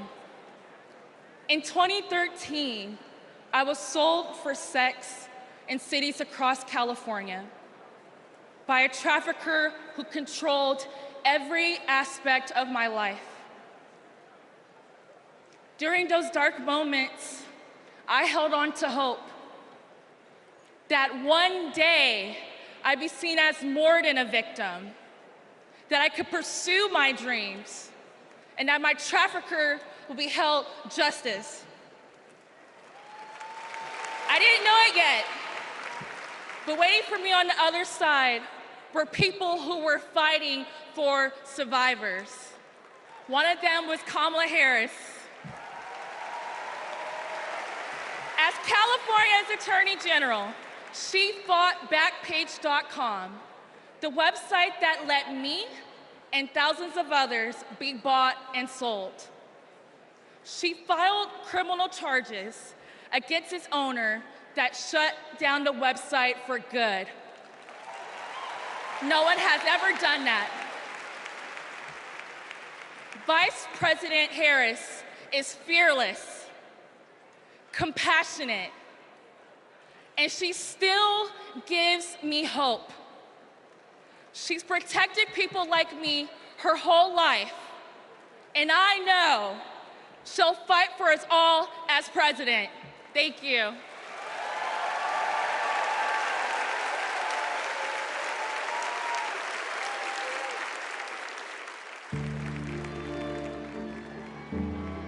We have to wake up at 2 a.m. in the morning.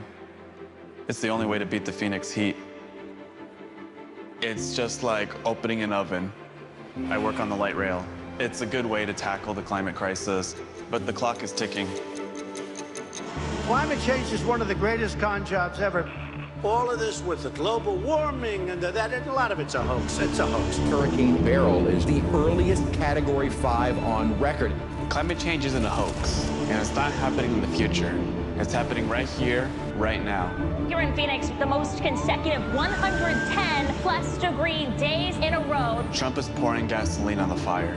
He proceeded to solicit $1 billion from the fossil fuel companies because, if elected, he would roll back environmental rules and repeal regulations. Trump's Project 2025 agenda gives tax breaks to big oil and completely tramples the middle class. Trump would gut clean energy jobs like mine. This work gives us security and economic freedom. Trump would rip that away. Kamala Harris sees the future differently. She's a clean energy champion. She took on big oil that gouged Americans. Harris was the deciding vote that passed Democrats' epic clean energy investments.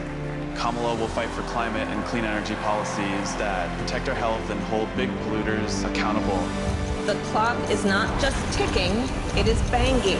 And that is why President Biden and I made the largest climate investment in America's history. We are not going back. I was raised to care for my community. That means jobs for my guys and a clean energy future.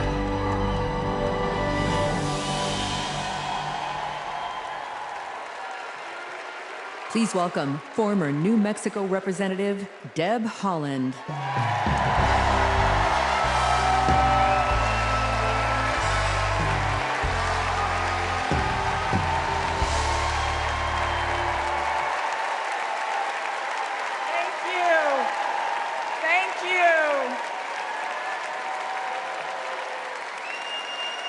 Thank you.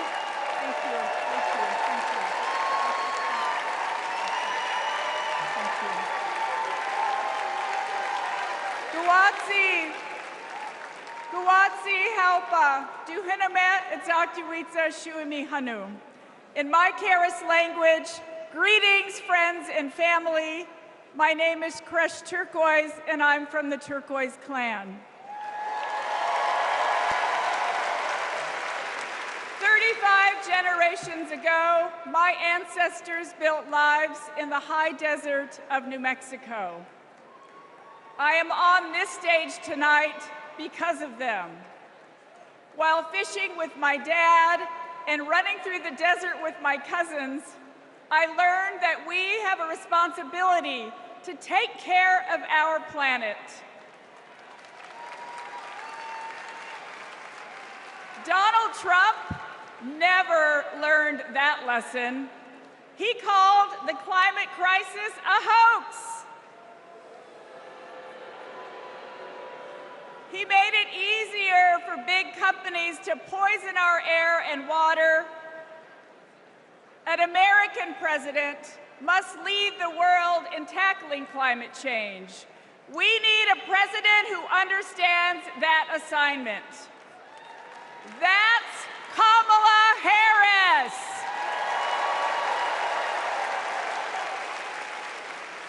I know her record. She held polluters accountable for spilling oil into the San Francisco Bay. She defended President Obama's Clean Power Plan in court.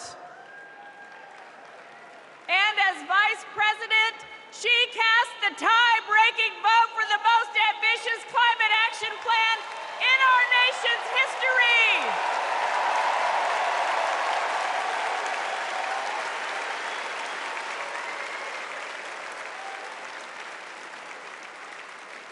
Kamala Harris and Tim Walz will fight for a future where we all have clean air, clean water, and healthy communities. Let me go back to the lesson I learned in the desert Southwest. We all have a role in protecting our Earth for future generations. So let's all be fierce, and let's make Kamala Harris the next President of the United States. Thank you all so much. Thank you. Thank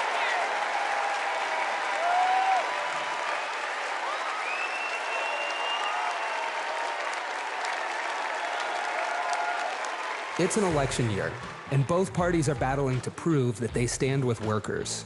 But sometimes, workers don't get the invite. Do you know where the auto workers are? I haven't seen anybody from the UAW. Nobody from the UAW?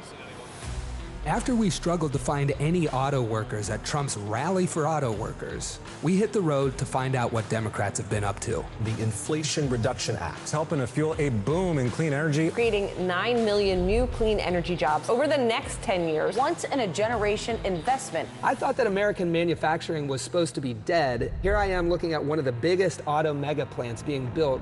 We talked to workers in rural Tennessee who joined a union for the first time to build one of the largest battery plants in the country. We have 20-year-old people thinking about their future. We never did that. I got things now that I never thought I could have. Generational wealth, I'm working on that. Medical, dental, vision, pension, something to fall back on when it's all over with. We went to Vegas, where union workers are building America's first high-speed rail. To Lordstown, Ohio, where auto workers who lost their jobs under Trump returned to work at a new battery plant. This could be the future. This could bring industry back to Lordstown. We saw it in its heyday, and here we are. We have the opportunity to make the battery. And Milwaukee, where workers are replacing every lead pipe in the city. It helps with the struggle. You don't have to struggle with 2 or 3 jobs. You know, you can maintain with 1 job. This is my own neighborhood. This is your old neighborhood? Yes. Makes me feel good because I'm giving back something.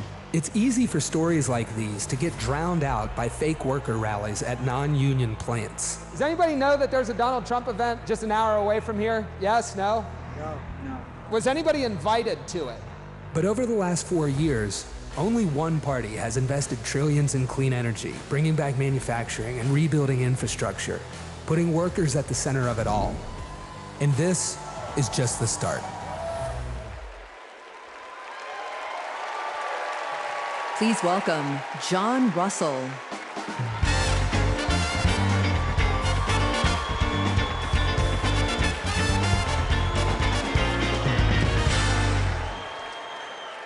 Hello, America.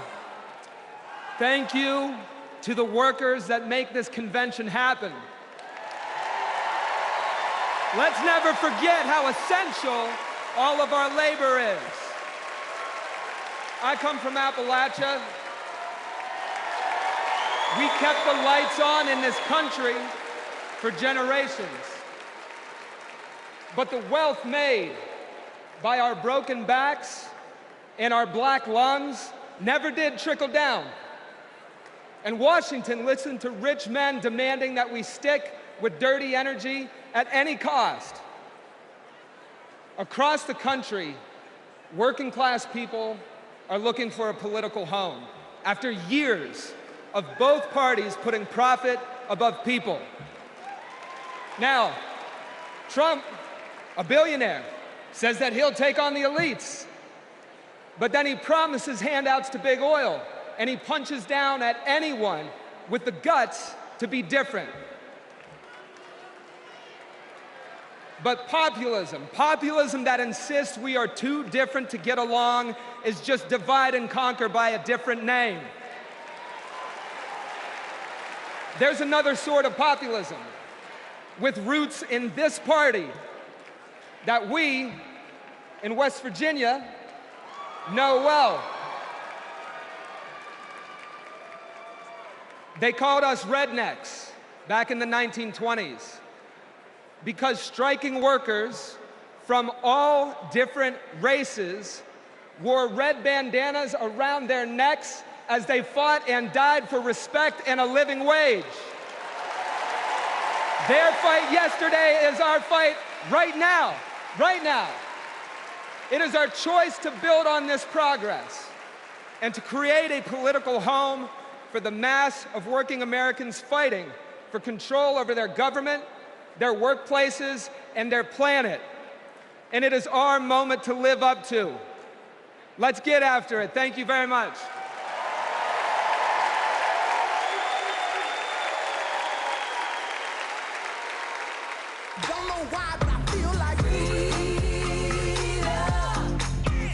When our team of students passed one of the first climate justice policies in our nation, Vice President Kamala Harris showed up. She came to highlight our initiative because she believes in us. Last year, my dad retired after spending more than 30 years working at one of our country's most polluting power plants. Donald Trump doesn't care about people like my dad. I know Vice President Harris will put working families ahead of big oil billionaires. Kamala Harris approaches climate policy through the eyes of future generations, like mine.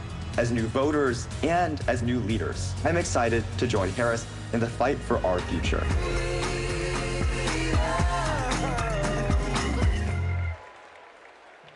Please welcome Florida Representative Maxwell Frost.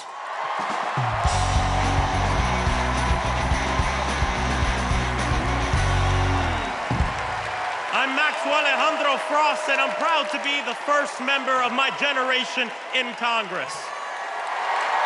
I'm also proud to represent Central Florida.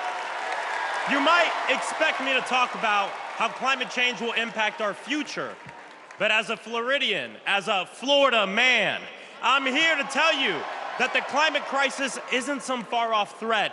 It is here.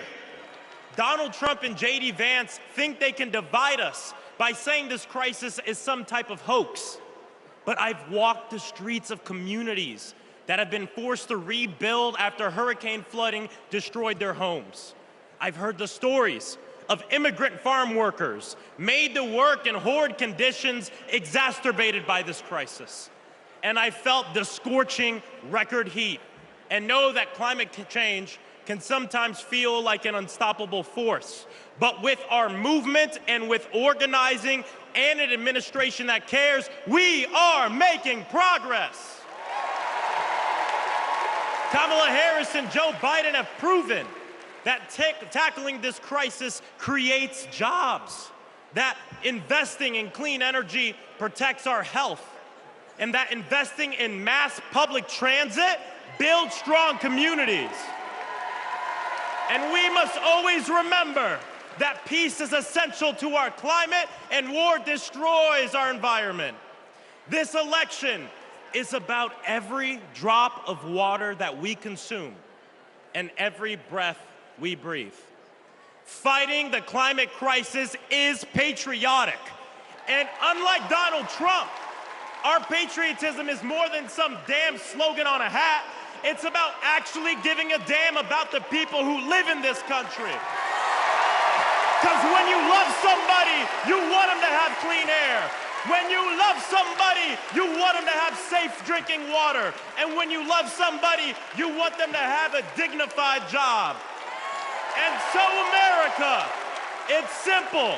Let's get to work and elect Kamala Harris and Tim Walz for our planet, for our future, for our present, and for our people. God bless.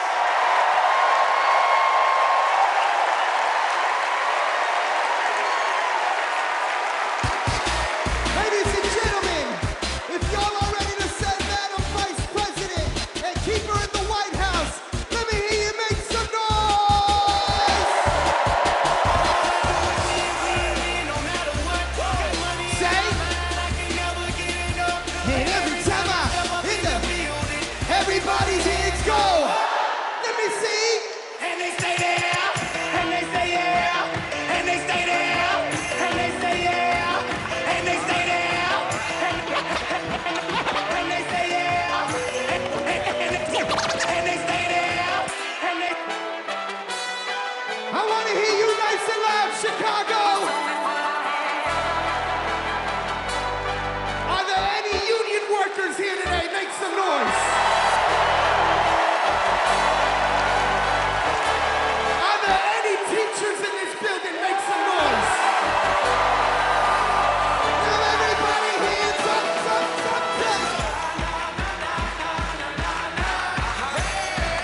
Whoa. Thank you, ladies and gentlemen. I'm DJ Metro. We'll be back for more.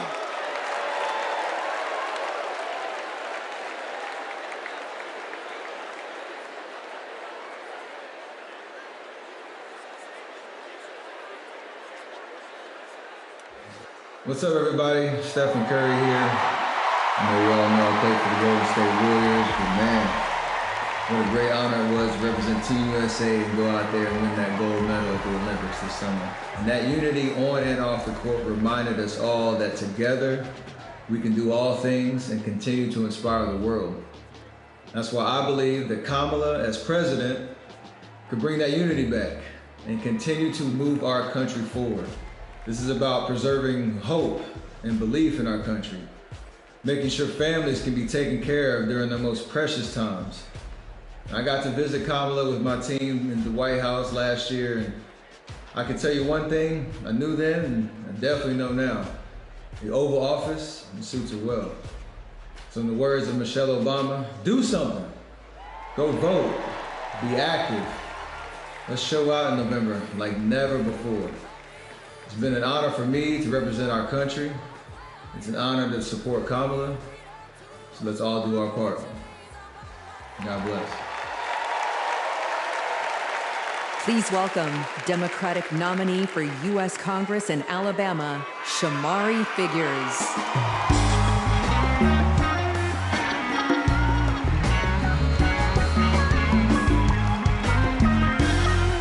Good evening, America. And hello, sweet home Alabama. I am running for Alabama's 2nd Congressional District. This is the district that gave America the Tuskegee Airmen, Rosa Parks, Fred Gray, and it is the birthplace of the civil rights movement in Montgomery, Alabama. And of course, this district is home to Mr. Good Trouble himself, Congressman John Lewis. Look, my pathway to this stage was paved by a legacy of fighters. Fighters that include my mother, Alabama State Senator Vivian Davis Figures, who is here at her 11th DNC. And it also includes my father, my late father, Michael Figures, who was also a state senator and civil rights lawyer who sued the Klan into bankruptcy. Listen, all of America, all of us owe a debt to courageous freedom fighters, both known and unknown, a debt that can never be repaid. But what we can do is ensure that the work of those fighters who came before us continues, and that our sacred right to vote is always protected. Kamala Harris gets this. She's working to protect our freedoms every single day. And that's why she will sign into law the John Robert Lewis Voting Rights Act once it is introduced again by Congresswoman Terry Sewell.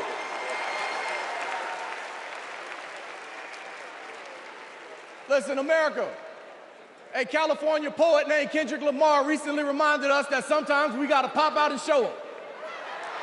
Well, America, it's time we pop out and vote. It's time we pop out from California to Alabama and all across America, and we show them that we are not going back, we are going forward, and we are going forward with Kamala Harris as the next president of the United States of America. Thank you, God bless you, roll tide, let's go win this thing.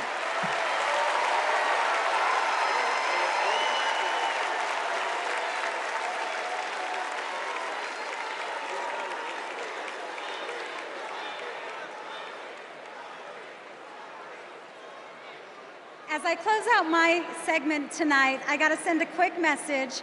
Madrecita querida, I love you. Kamala Harris and Tim Walz understand what everyday Americans are going through because unlike Donald Trump, they actually grew up in families where every dollar mattered, where everything was earned and nothing was handed to them. Our next speaker knows something about that too. Please welcome my dear friend, our fellow Texan, our next senator, Representative Colin Allred.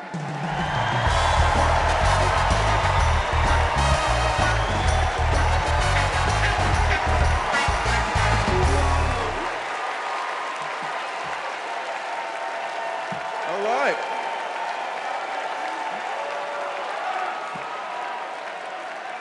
Hey everybody, I'm Colin Allred, a congressman from Dallas, dad to two perfect little boys.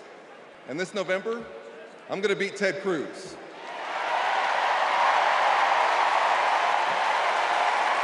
And I'm so proud to be here to support our next president, Kamala Harris. You know, like Kamala, I was raised by a single mom. Mom was a public school teacher who often worked 2 jobs to make ends meet. So when we talk about lowering costs, I think about the times when we went to the grocery store when I was growing up and swiped the debit card and said a little prayer. But my mom and my community in Texas gave me a chance to chase my version of the American dream. I played football at Baylor and in the NFL before becoming a civil rights lawyer and representing my hometown in Congress. Now I'm the guy who's going to turn Texas' Senate seat blue.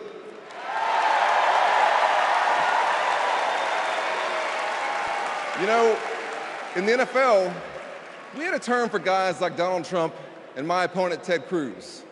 Me guys. You know the type. Talk a big game, only care about themselves, but you don't want to be stuck with them at a barbecue. The truth is, America has never been about me. As President Obama said, the single most powerful word in our democracy is the word we. We the people. We shall overcome.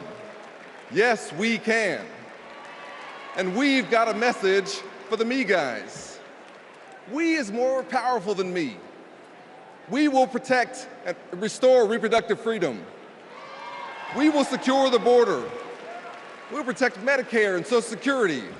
And we'll turn the page and write a new chapter for this country and elect Kamala Harris to be the next president and beat Ted Cruz. Thank you all so much.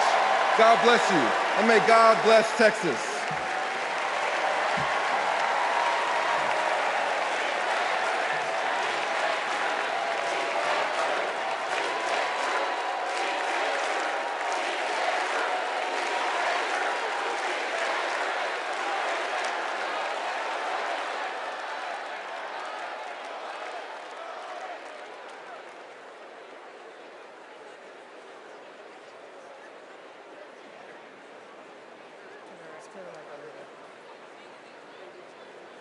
I'm Anya Cook. This is my husband, Derek, and our daughter, Anaya. 2 years ago, a miscarriage nearly killed me. At 16 weeks, my doctors told me to prepare for a stillbirth. I needed care, but my state's abortion restrictions kept it from me. I miscarried in a bathroom. I'll never forget my husband's face as he tried to stop the bleeding, trying to do what doctors should have been doing. When I reached the hospital, I'd lost nearly half the blood in my body. I can't change the past, but we can choose a different future.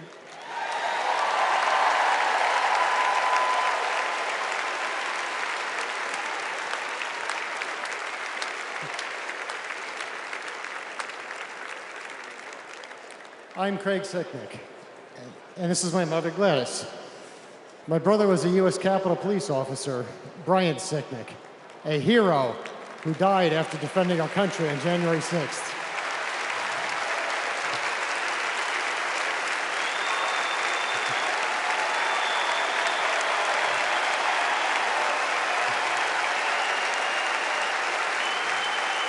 My family knows how dangerous Trump is. He incited the crowd while my brother and his fellow officers were putting their lives at risk. We need a real leader, not an autocrat who is stuck in the past. Brian, we miss you every day.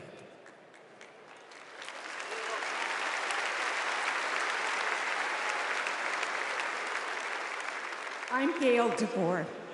I've had type 1 diabetes since I was 11. Stressing about insulin cost has been a constant in my life. President Biden and Vice President Harris have moved mountains to help. Medicare can finally negotiate prescription drug prices.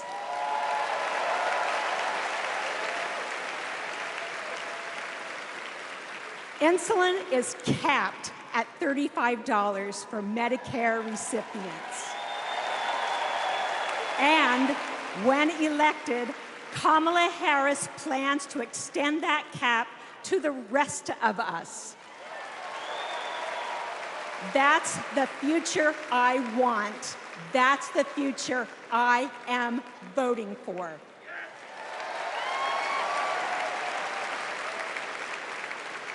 I'm Wani Romero, owner and CEO of Mothership Coffee in Las Vegas. I put in work to build my business. When COVID hit, this administration's support kept us moving. I hired staff and we grew. We've more than doubled in size since the pandemic, and it's just not us. Over the last 4 years, 19 million new business applications have been filed. Like Trump, I grew up in Queens, but unlike him, I built my business with grit. That's my story. That's the American story. Let's turn the page on Trump.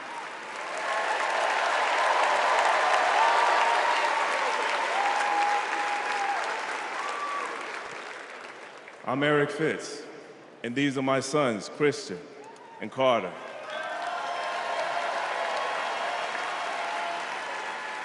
I always try to set an example for my boys, to teach them compassion, accountability, and resilience. I want those values to be reflected in our leaders. I don't want to have to turn off the TV because our president is lobbing insults or telling lies. I'm tired of all of the hate. It's time to move forward, together, and build a country our kids can be proud of.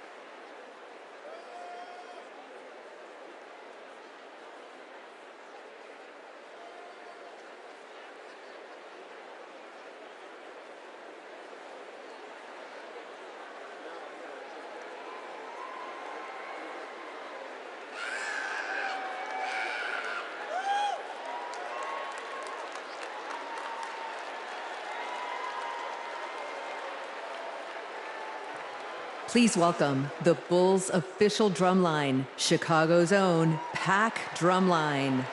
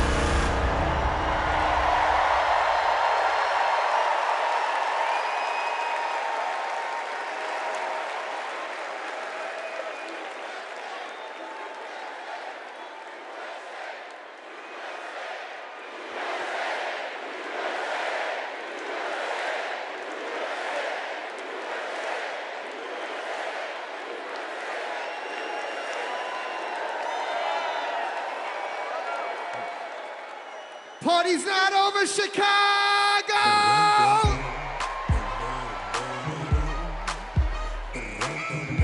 What I want to see is those flags and those hands up in the air. Help me sing it out nice and loud. Y'all ready to get down and party with me one time? DNC say! 369, tell me fine. But you can suck it to me one more time and roll. Get low, get low, get low, get low, get low, get low. To the window, to the wall, to the wall. Just wait till I drop down my body.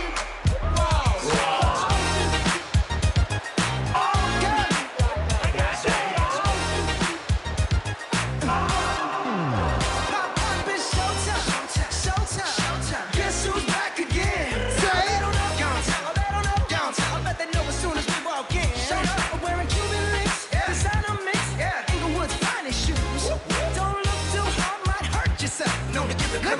say, I'm a dangerous man with some money in my pocket. Keep up. So many pretty girls around me and they're waking up the rocket. Keep up. Why you mad? Fix your face. Ain't my fault they all be jacking. Keep up. Players only. Come on, put your pinky rings up to the moon. Girls, what y'all trying to do? 24 karat magic in the air. Head to toe so bad. Look out. Look out. Look out. This ain't Texas. No hold'em. So lay your cards down, down, down, down. Say. Pocket Lexus. Throw your keys up. Stick around, round, round, round, round. Nice and loud. And I'll be damned if I can't slow dance with you. Come pour some sugar on me, honey, too. It's a real live boogie and a real live hold down. Don't be a come take it to the floor now. Woo! There's a tornado in my city. In the basement. That ain't pretty. Rugged whiskey. We're surviving. A breakup, kisses, sweet redemption, passing time, yeah. Ooh, one step to the right. We headed to the dive bar we always thought was nice. Ooh, run me to the left. Spin me in the middle, boy, I can't read your mind. This ain't Texas, ain't no hold'em. So lay your cards down, down, down, down. So pocket Lexus, throw your keys up. Stick around, round, round, round, round.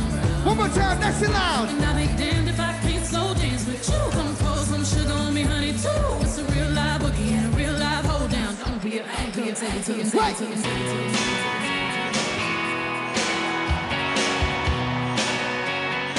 If you've been with me all 4 days, let me see you make some noise right now.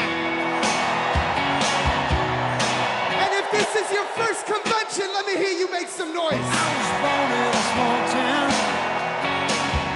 and I live in a small town. Papa died in a small town, oh, small communities. All my friends in a small town.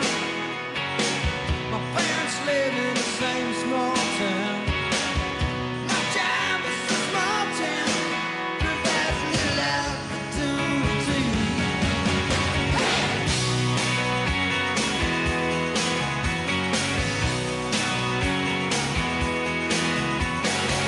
Educated in a small town, taught to fear Jesus in a small town. Used to daydream in that small town, another foreign romantic, that's me. But I've seen it all in a small town, had myself a ball in a small town. Met an LA dollar, brought her to this small town. That small town, just like me.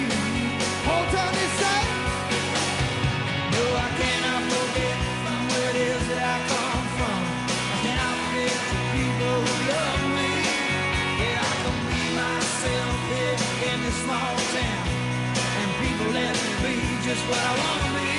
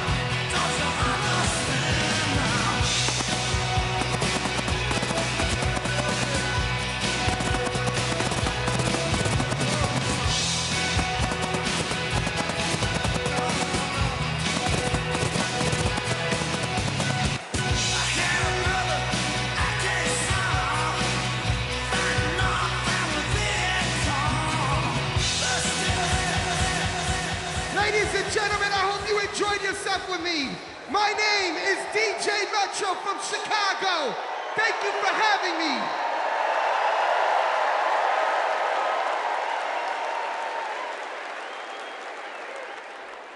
Here we go.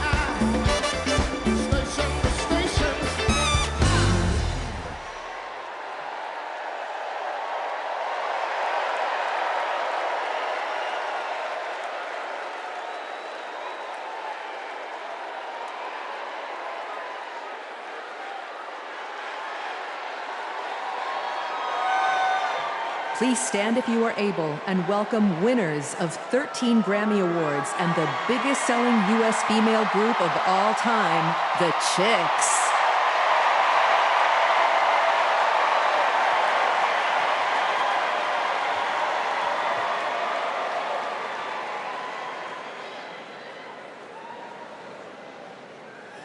Oh, say, can you see by the dawn's early light what so proudly we hailed at the twilight's last gleaming, whose broad stripes and bright stars through the perilous fight o'er the ramparts we watched were so gallantly streaming, and the rocket's red glare, the bombs bursting in air, gave proof through the night that our flag was still there.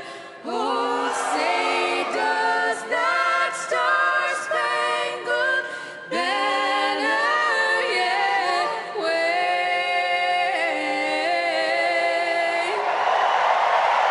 o'er the land of the free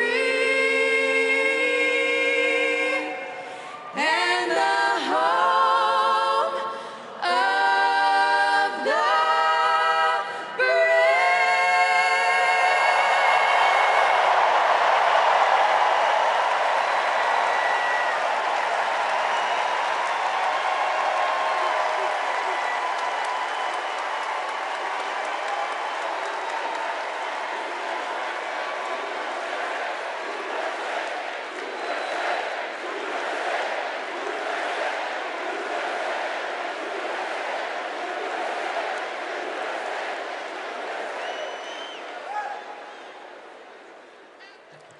Please welcome Kerry Washington. Welcome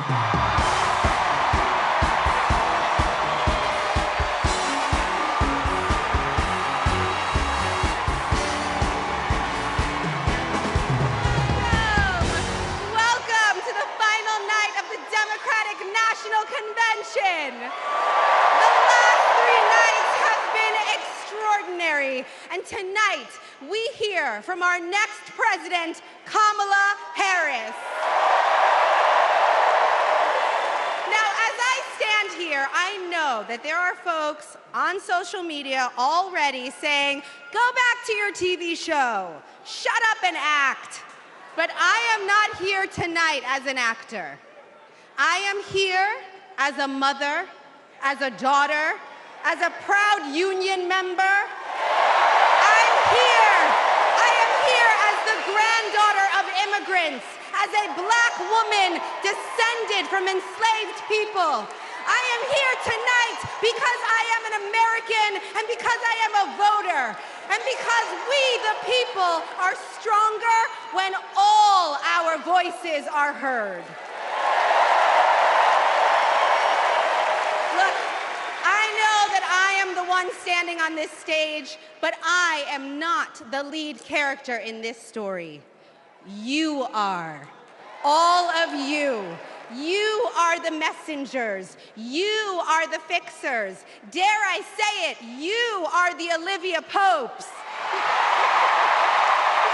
You are the superheroes saving this democracy. It is you, not me, who have the greatest power to convince your loved ones to vote. So, just like Michelle Obama told us, let's do something. Let's make a video. Everybody take out your phones. Everybody take out your phones. We're gonna make a moment. Can somebody bring me my phone? I wanna capture this historic moment and share it with the people that we love. Oh, What'd you do?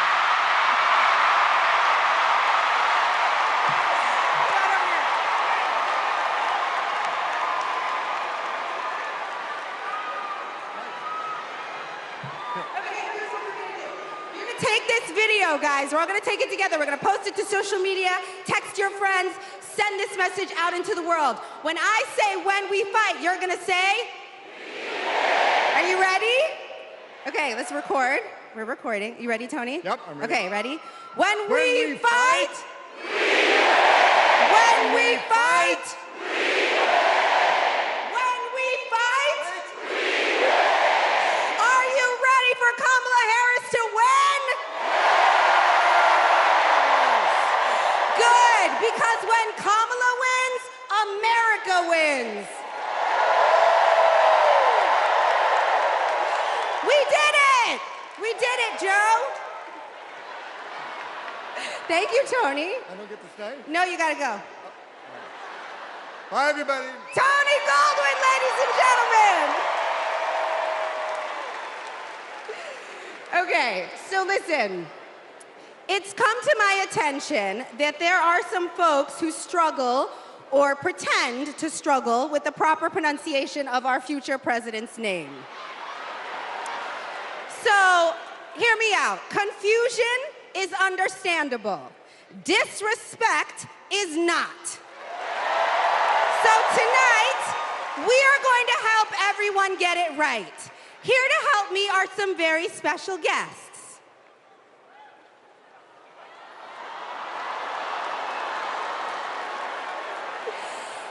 Thank you, ladies. Can you tell us your names? Hello, everybody. My name's Amara. And my name is Leela, her little sister. And what are you here to do? To teach you how to say your auntie's name. Okay. So how do you pronounce it? First, you say comma like a comma in a sentence. Then you say la like la la la la la. Put it together, and it's 1, 2, 3, Kamala. All right, so let's practice. Let's practice. Everybody over here, say comma. Everybody over here, say la. Together.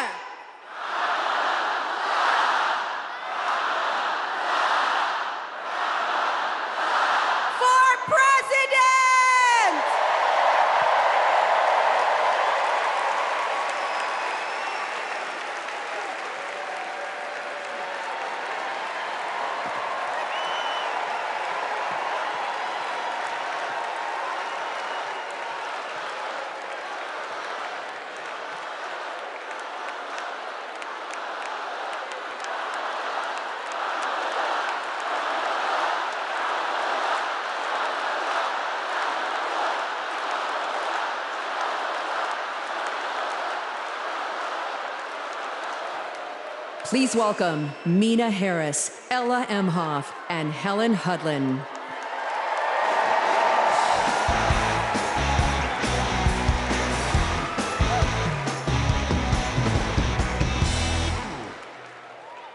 Hi, I'm Mina. I'm Ella. And I'm Helena. I grew up in Oakland, California,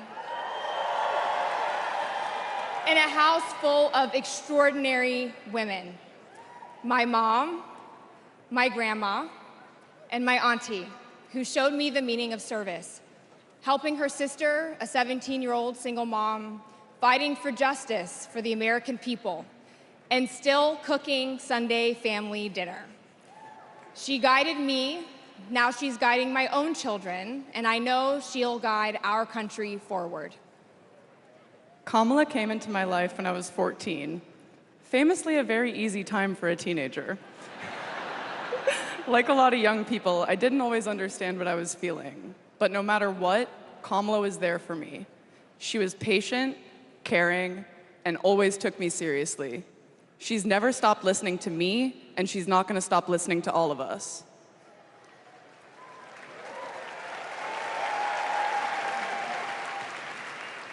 Kamala Harris is my godmother. To me, her advice means everything. Whether it's pursuing my passions, making an impact, or finding hope when the world doesn't feel so hopeful.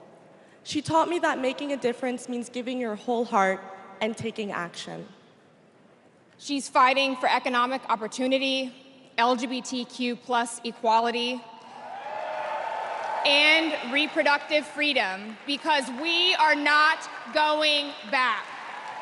She's fighting for social justice, health justice, environmental justice, and she isn't alone. We're all in this fight together. So let's keep up the fight, let's keep up the joy. And let's elect this extraordinary woman as our next president.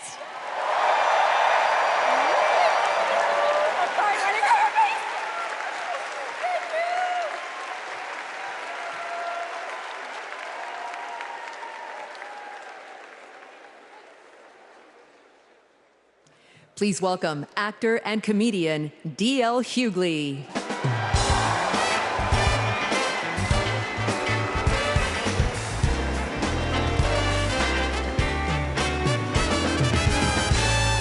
Hey now, hey Chicago, how y'all doing? What's happening, California? Now, wait, where those AKAs at? Where they at? You know what? In 3 months, ain't gonna be no living with y'all. I can tell you this, I don't blame Donald Trump for not wanting to debate Kamala. I've been married to a black woman for 40 years and I ain't won one debate. I'm owing $93,000. Now, of course, Trump is saying that Kamala isn't black. I guarantee you this, Kamala's been black a lot longer than Trump's been a Republican.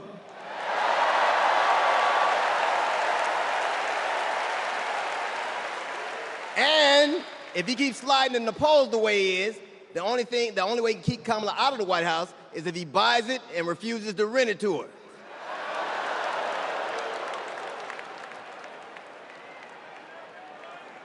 Of course, Kamala's getting broad support. They got black men for Kamala, white men for Kamala, Latinos and Asians for Kamala. They even have Republicans for Kamala. Republicans for Kamala. I guess Donald Trump will finally know what it's like when you get left for a younger woman.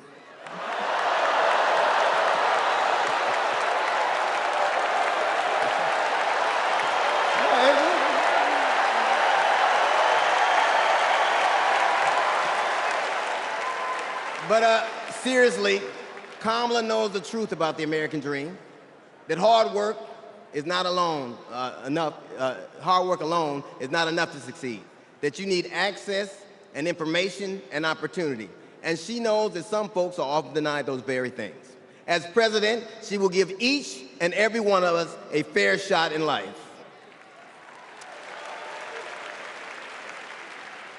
But I have to admit, I didn't always believe that. I mean, if you told me the 15-year-old me would be on stage supporting a prosecutor and a teacher,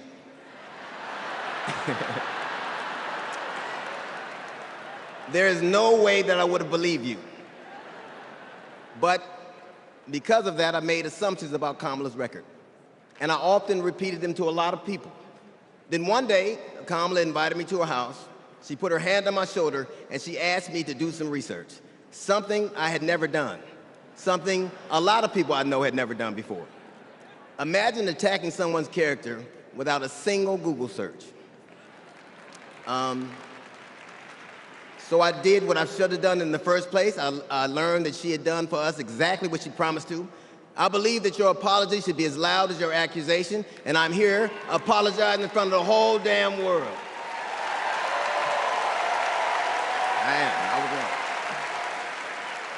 I was wrong, and I'm so very glad I was wrong because, Kamala, you give me hope for the future, a future where my grandchildren, Nola and Stevie, had the freedom to control their own bodies, where they have the opportunity to go as far as their wits and their talents would take them. That future, ladies and gentlemen, is possible, but only if we elect Kamala Harris as the 47th President of the United States of America.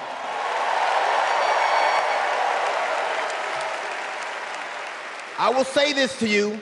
The best piece of advice I've ever gotten in my entire life is you don't have to know what you will do, just know what you won't. And we won't go back.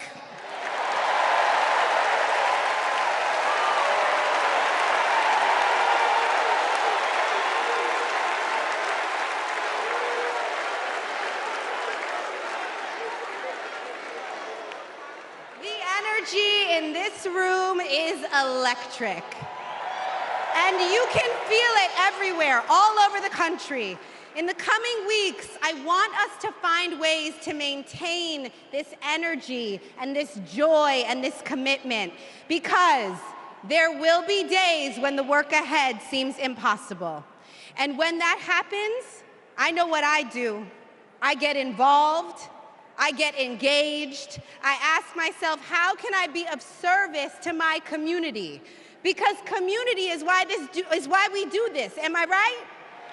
Yes, we do this for our children, for our parents, for our teachers and care workers who treat our loved ones like their own. We do this for working families who make this country thrive. We do this for the planet and for each other. We do this for justice and for peace and for democracy. And as we are about to hear, we do this for the safety of our communities.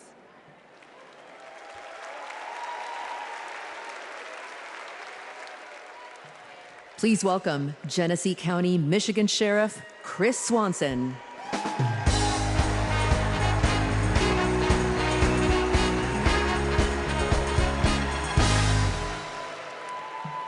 My job is to protect people, all people. In 2020, righteous anger spilled over into the streets of Flint, Michigan. One bad decision from either side, and there would have been bloodshed. But that didn't happen. We laid down our riot gear, and we embraced the community, and instead of hate, we chose hope.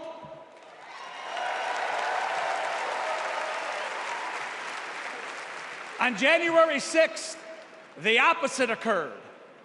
That day was paved with division, deceit, and denigration. Police officers were attacked that day. It could have been stopped. We need a leader who will embody what's affixed to all three sides of my sheriff patrol cars: protect, serve, and unify. Kamala Harris is that leader. As a prosecutor, Kamala Harris protected us by putting violent criminals and sex offenders behind bars. If I was in a courtroom, she's exactly the tough prosecutor that I'd want to see. As vice president, she served America by keeping us safer. And I can testify firsthand, where I come from, crime is down and police funding is up. As president, Kamala Harris will unify our country.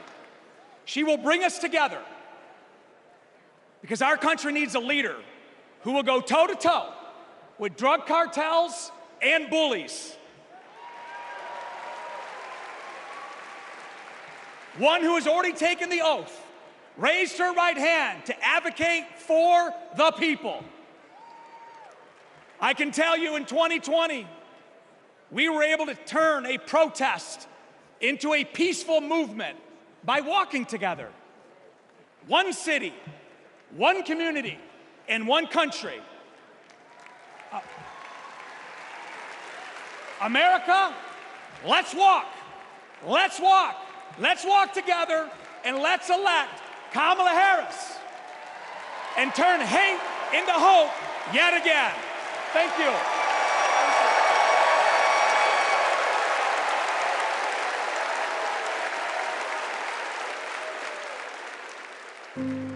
We were contemplating adopting, and then, out of nowhere, I got pregnant.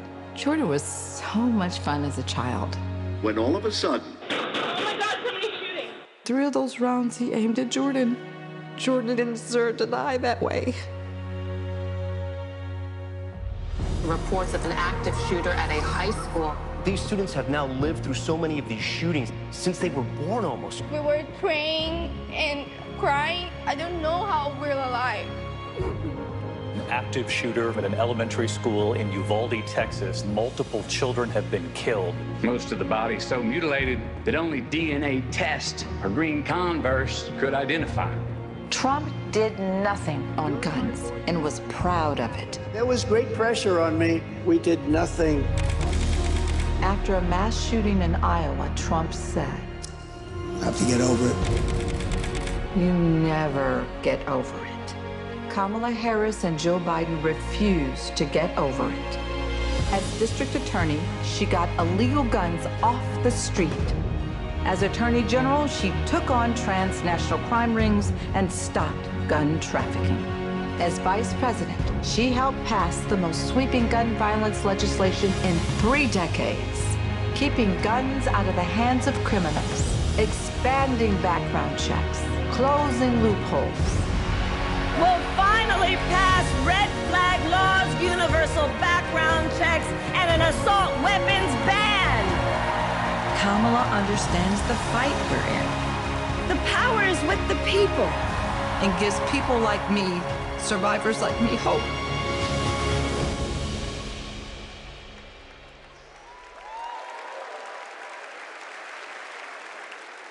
When I worked for Every Town Please for Gun welcome Safety. Georgia Representative Lucy McBath.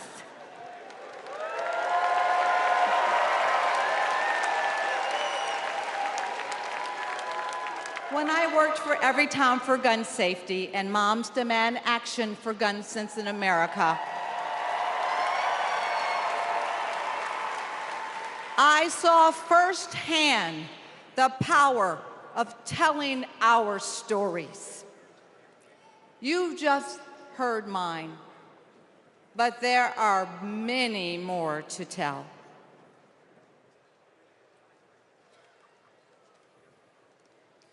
On December 14th, 2012, I walked into Sandy Hook School. I stopped at the office, chatted with my principal, then started my day with my second graders. Suddenly, a loud crash, like metal folding chairs falling. 154 gunshots blaring. Hiding in the coats, trying to sing with my students, trying to read to them, trying to drown out the sounds. Terror, crying, running. I carry that horrific day with me. 20 beautiful first grade children and 6 of my beautiful colleagues were killed. They should still be here.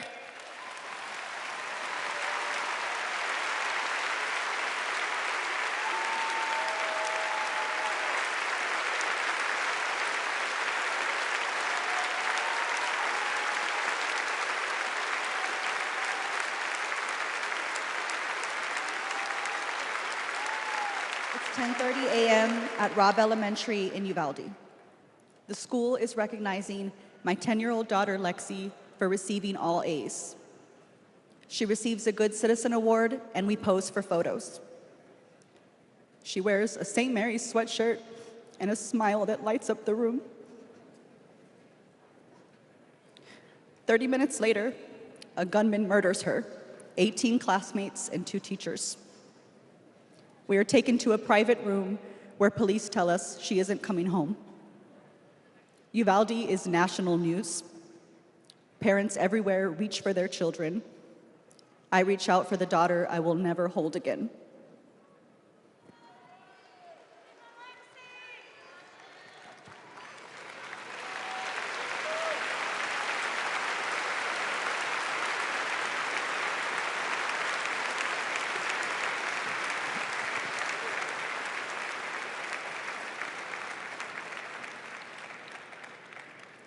My niece, Sandy Patrice, was 22.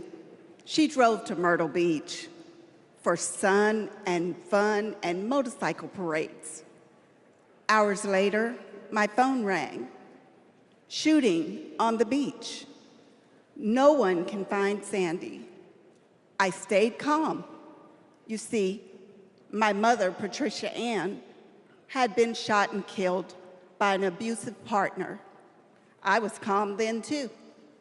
I got to handling business. I called relatives, the police, hospitals, and I kept calling, voice steady, heartbeat pulsing. Then I was connected to the coroner. 10 years of waiting, and Sandy's murder is still unsolved. I'll keep calling, and I'll keep fighting.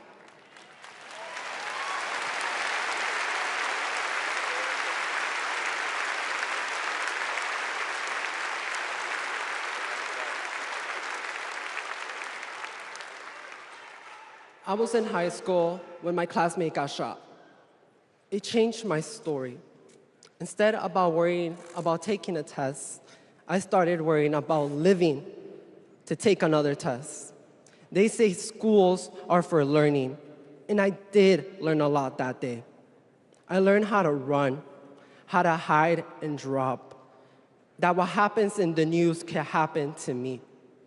But I learned something else too, that we can write and must write a new story if we choose to.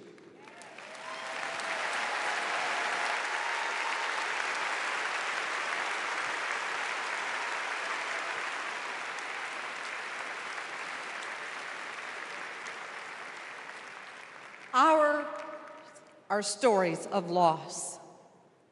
But make no mistake, our losses do not weaken us. They strengthen our resolve. We will secure safer futures that we all deserve. We will organize. We will advocate. We will run for office.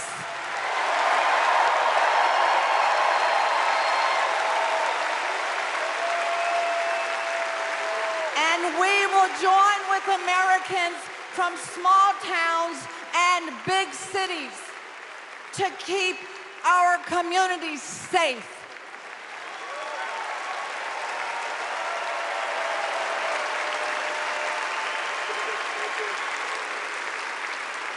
And we will elect leaders like Kamala Harris, who won't just empathize, but will act.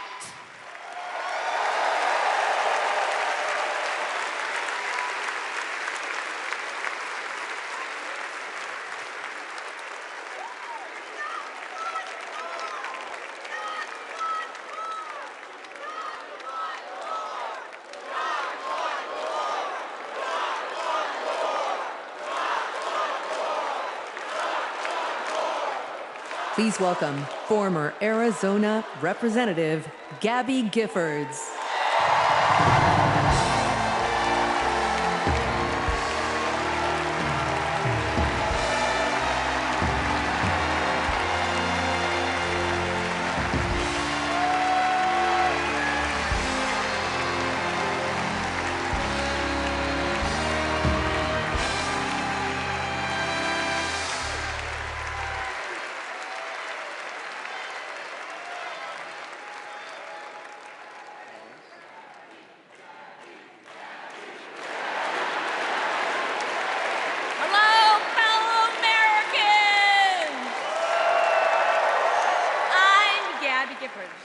I was born in the great state of Arizona!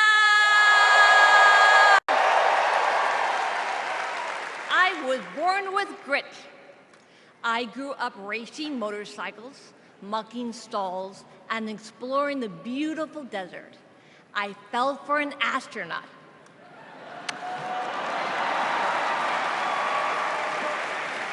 For 5 years, I served in Congress from a swing district. Everybody called me a rising star.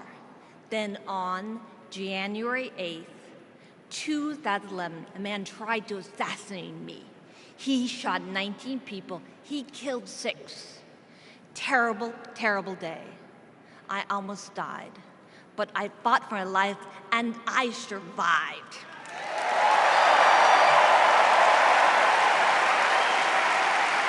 I learned to walk again, one step at a time. I learned to talk again, one word at a time. So many people helped me as I worked hard to recover, including a decent man for Delaware who always checked in. He still does. Thank you, Joe Biden. Thank you for everything. Joe is a great president. My friend Kamala will be a great president. She is tough. She has grit. Kamala can beat the gun lobby. She can fight gun trafficking. Kamala stood up to Wall Street and the drug company. She will protect abortion access. She will defend our freedom. She saved lives. Join me in voting for Kamala Harris! Bravo! Thank you!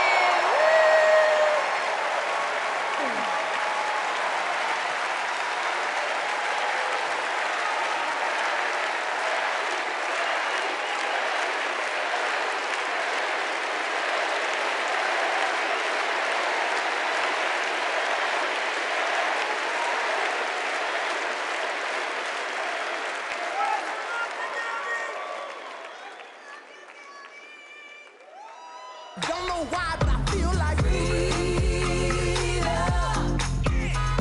I had the honor of meeting Vice President Harris when I got to introduce her when she spoke at my high school about gun violence. Parkland happened, and all I could think about is that I wanted to keep my kids safe. On July 4th, 2022, I was next in line to walk in the Highland Park Independence Day Parade when gunshots erupted. 7 people were shot and killed, and 48 more were injured. Vice President Harris has been a gun sense champion since she was our California AG. We have 2 options in November. We have Kamala Harris, who has already proven her leadership in the Biden-Harris administration. They passed the first ever comprehensive gun reform in 30 years. Meanwhile, Donald Trump has cozied up to the NRA and the gun lobby. I have full confidence in Vice President Harris that she's dedicated to and committed to finding a solution to end gun violence.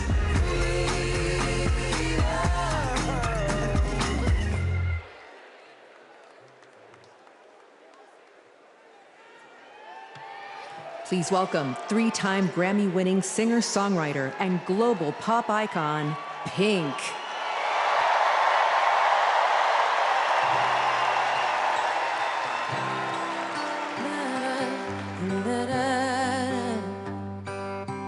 We're searchlights we can see in the dark.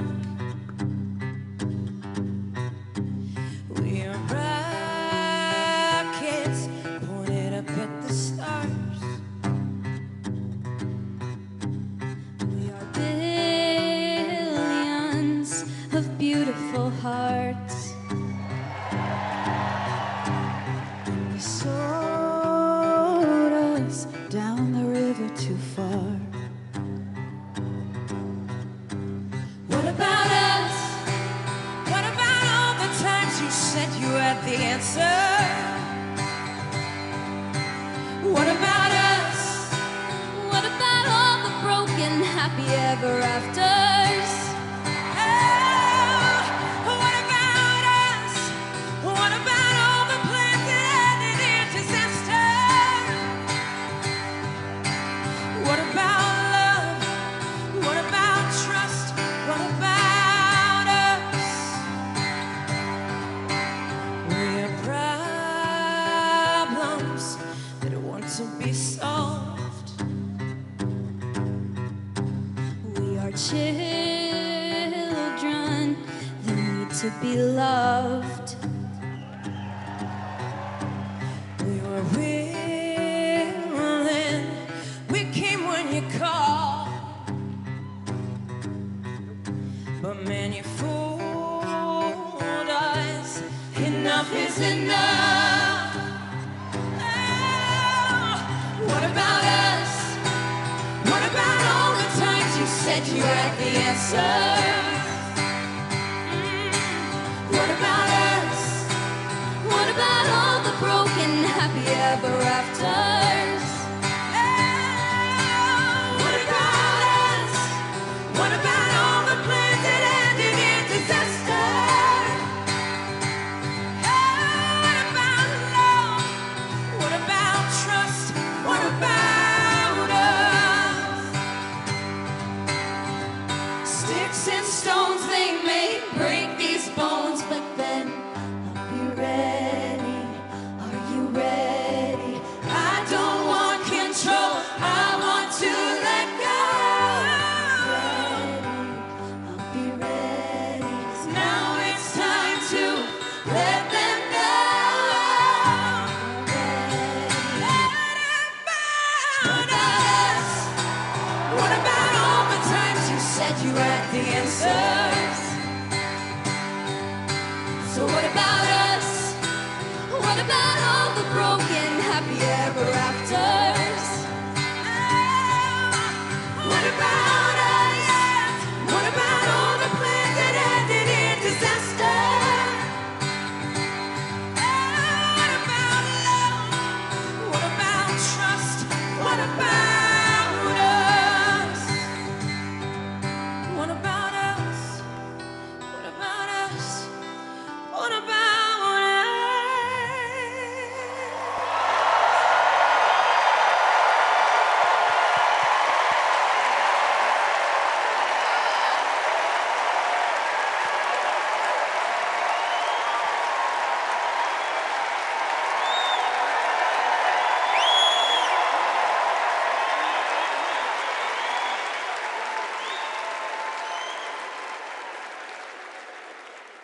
Global security and global prosperity depend on the leadership of the United States of America.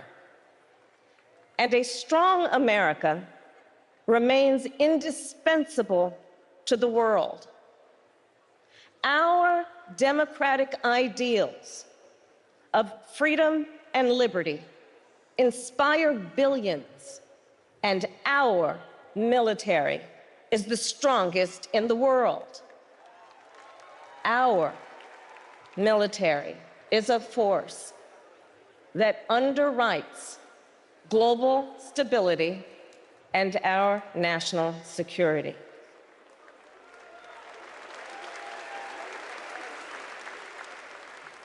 Please welcome Arizona Senator Mark Kelly.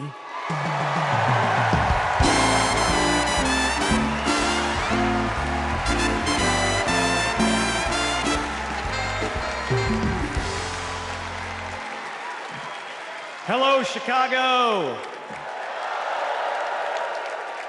Hello, Democrats.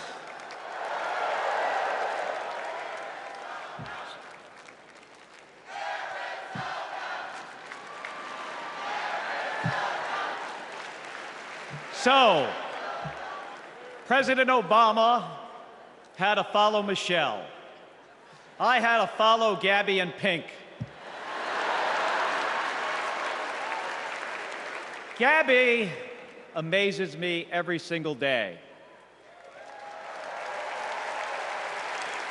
She was able to walk out and address you tonight because she's a fighter. And thanks to a team of doctors, nurses, and especially her speech therapist. We all need a team. I've flown into space 4 times. I've flown into combat nearly 40 times. Not once did I do that by myself. It took a team to accomplish a mission. It always does. I flew in the Navy during the first Gulf War. America rallied our allies to kick out a tyrant who invaded a neighbor. Today, Vladimir Putin is testing whether we're still that strong. Iran, North Korea, and especially China watch closely. What's Trump's answer? He invited Russia to do, and these are his words, not mine, whatever the hell they want.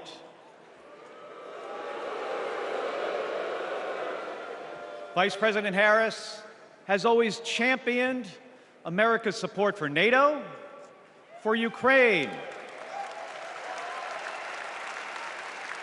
and for the Ukrainian people. On the Senate Intelligence Committee, she investigated Russian interference in our election. She defends free and fair elections everywhere. You already know how Trump feels about those. Donald Trump skipped his intelligence briefings. He was too busy sucking up to dictators and dreaming of becoming one himself. Trump thinks that Americans who have made the ultimate sacrifice are suckers and losers. If we fall for that again and make him the commander-in-chief, the only suckers would be us. Kamala Harris knows that standing with our allies means standing up for Americans. She'll keep modernizing our military to support our troops and to support our veterans like our next Vice President, Tim Walz.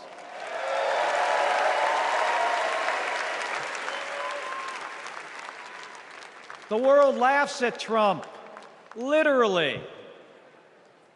But folks, it is not funny. When he was president, that meant the world was laughing at us. The threats we face are too serious. The sacrifices our service members make are too sacred. The alliances we've spent decades building are too critical. That's what's at stake now. And the choice isn't even close. But in Arizona and nationwide, this election will be.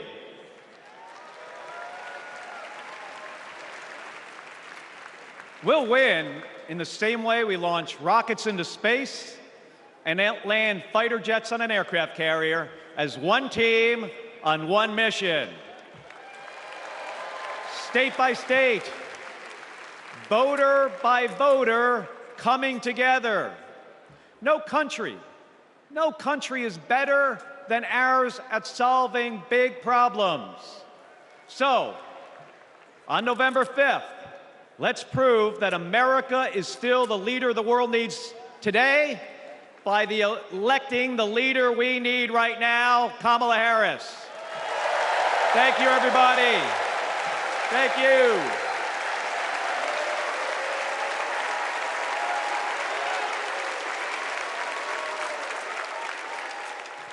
Please welcome former Secretary of Defense Leon Panetta.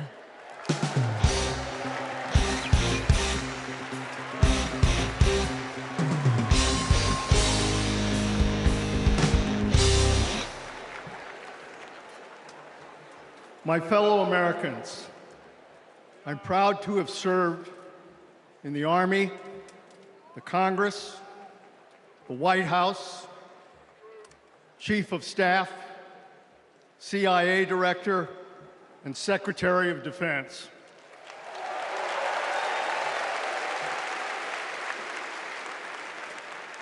I've looked into the eyes of our warriors and deployed them into battle.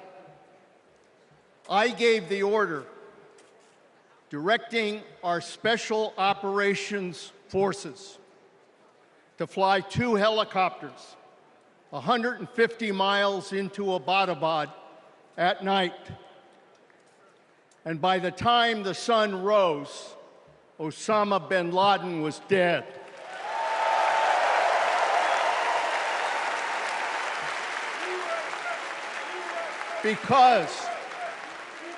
Because nobody attacks our country and gets away with it. Nobody.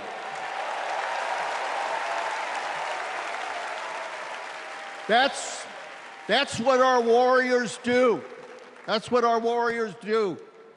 Our warriors need a tough, cool-headed commander-in-chief to defend our democracy from tyrants and terrorists.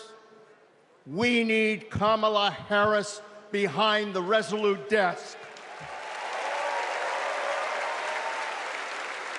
She knows a tyrant when she sees one. And our allies know a leader when they see one. On the Senate Intelligence Committee and as Vice President, she worked with more than 150 world leaders.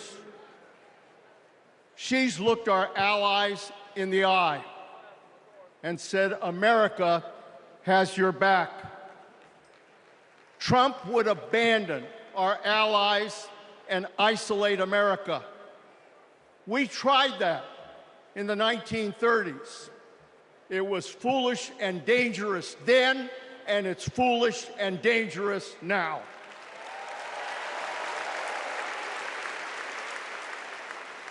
Listen to President Reagan.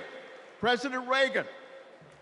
Isolationism never was and never will be an acceptable response to tyrannical governments. Never. Trump tells tyrants like Putin they can do whatever the hell they want. Kamala Harris tells tyrants, the hell you can, not on my watch.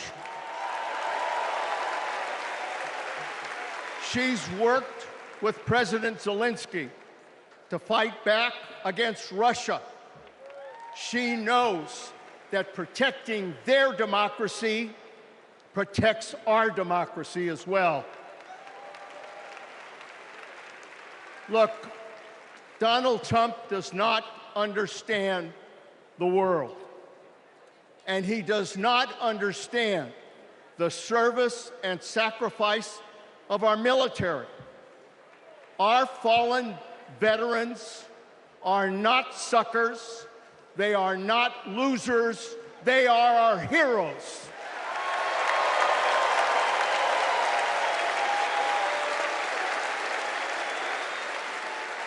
Kamala Harris will honor our veterans.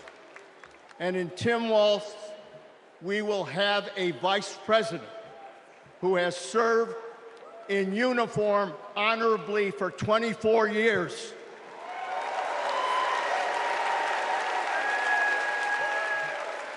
Kamala Harris understands this moment. It is a moment of danger and a moment of opportunity.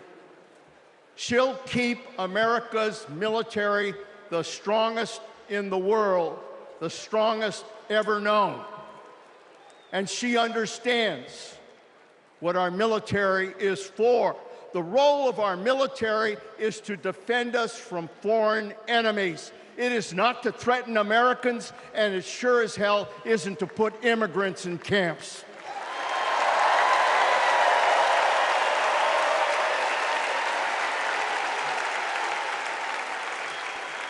every president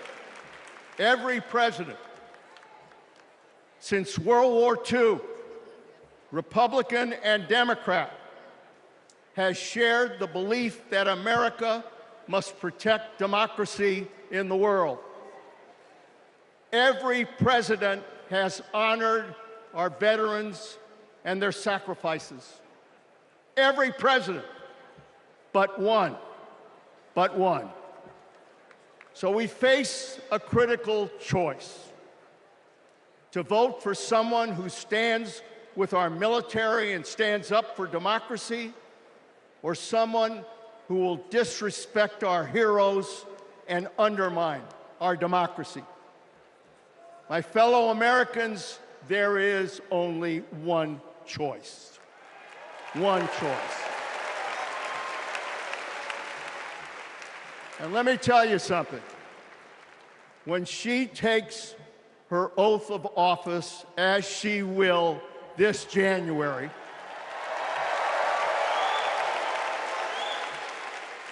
our allies will cheer, our enemies will fear, and we will have a commander-in-chief that we can trust. God bless our veterans, and God bless our country.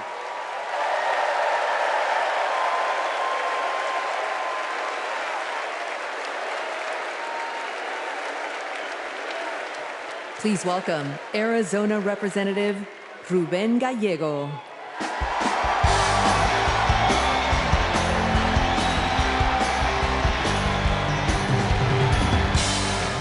I'm a dad, husband, congressman, and the proudest Arizonan you'll ever meet.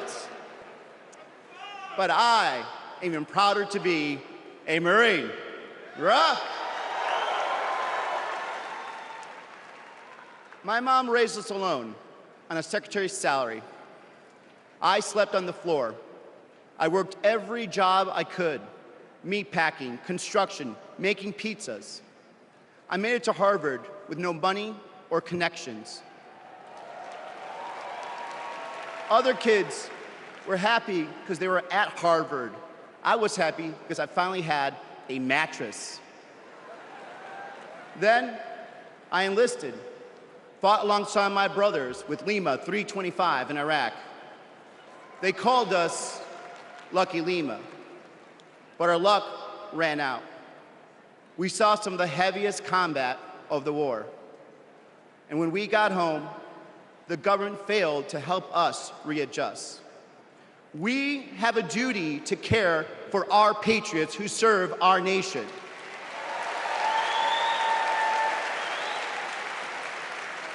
For the Vietnam veteran in Buckeye who relies on the VA for his medication. For the Afghan veteran in Pittsburgh who finally got treatment for his PTSD. For the Marine in Milwaukee who relies on the benefits she earned. For my Navajo brothers and sisters who serve the Marines with me, I remember you too. Kamala Harris and Tim Walz are fighting for them. Kamala Harris has delivered more benefits to more veterans than ever before, and has achieved the lowest veterans unemployment rate in history. Vice President Harris has stood up for us and our families always. Tim Walz served for 24 years. His passion for veterans earned him respect on both sides of the aisle, and he stands with us too. In fact, let me introduce you to some of the many Democrats who understand what service means, because we put country over politics. We were proud to wear the uniform. And we're proud serving our countries in city halls, state capitals, the U.S. House, and the Senate. These veterans represent the best of our country. We stand united as veterans, Democrats, and patriots to fight for everyone who serves.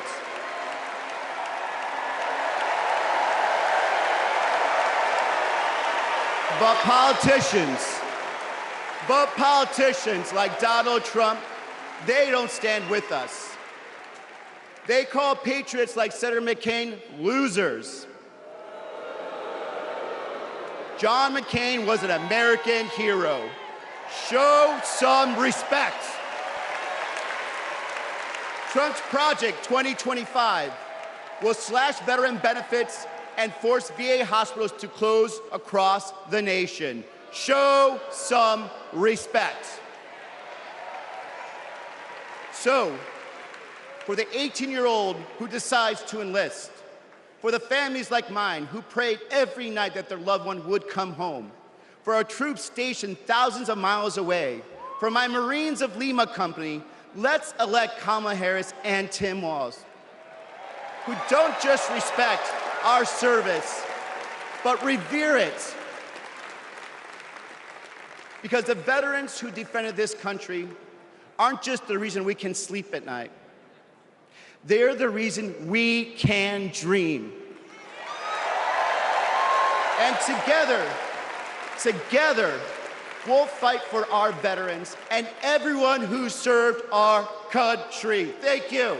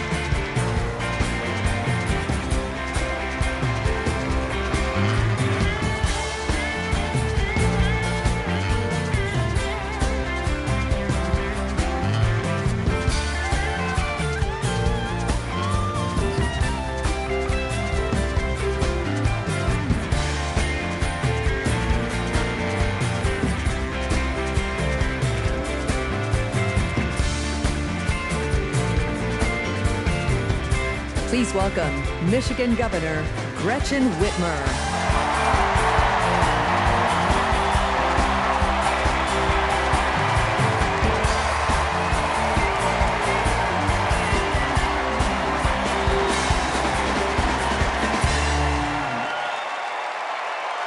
I'm Governor Gretchen Whitmer. In Lansing, they call me governor. But in Detroit, they call me Big Gretch.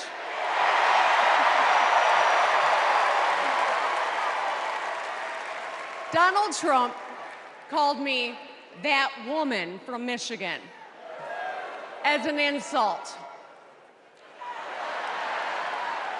Being a woman from Michigan is a badge of honor.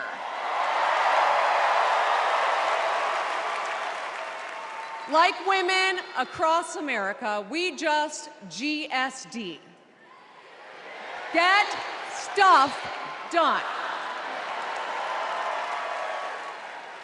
At 29, I joined the sandwich generation. Sandwiched between working and raising my newborn and caring for my mom, who was dying from brain cancer. It was hard, but not extraordinary. It's life. Those nights reminded me who I was fighting for. People just trying to make it. Kamala Harris knows who she's fighting for, too. She took care of her mom, who also battled cancer. As president, she'll fight to lower the cost of health care and elder care for every family. She's lived a life like ours. She knows us. Donald Trump doesn't know you at all. You think he understands that when your car breaks down, you can't get to work? No. His first word was probably chauffeur. You think he's ever had to take items out of the cart before checking out? Hell, you think he's ever been to a grocery store? That's what the chauffeur is for. But Kamala Harris, she gets us. She sees us. She is us.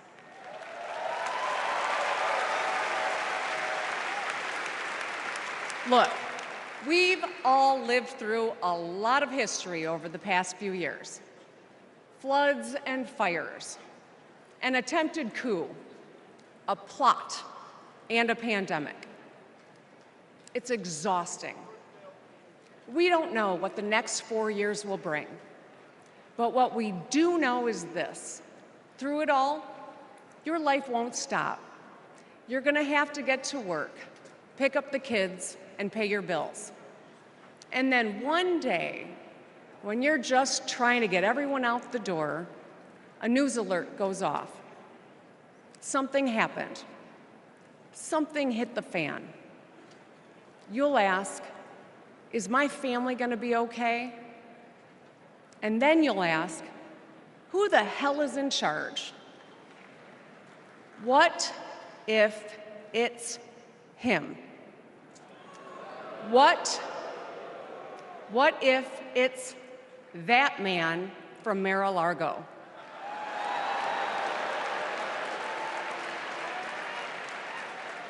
I know, in a crisis, we need someone strong enough to come up with a plan, to tell the truth, and to bring people together.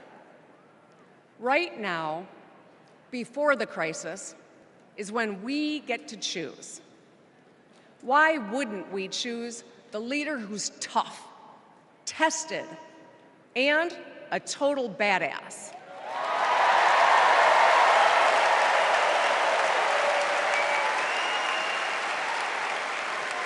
I know who I want as our commander-in-chief. America, let's choose Kamala Harris.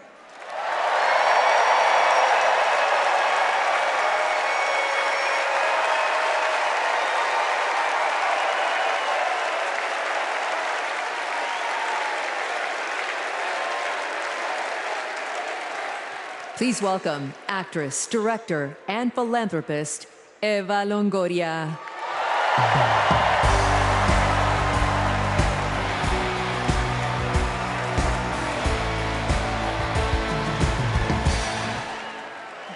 Hello, Chicago! Yes! I am so excited to be here tonight. What an honor to be part of this historic moment, and y'all are part of it.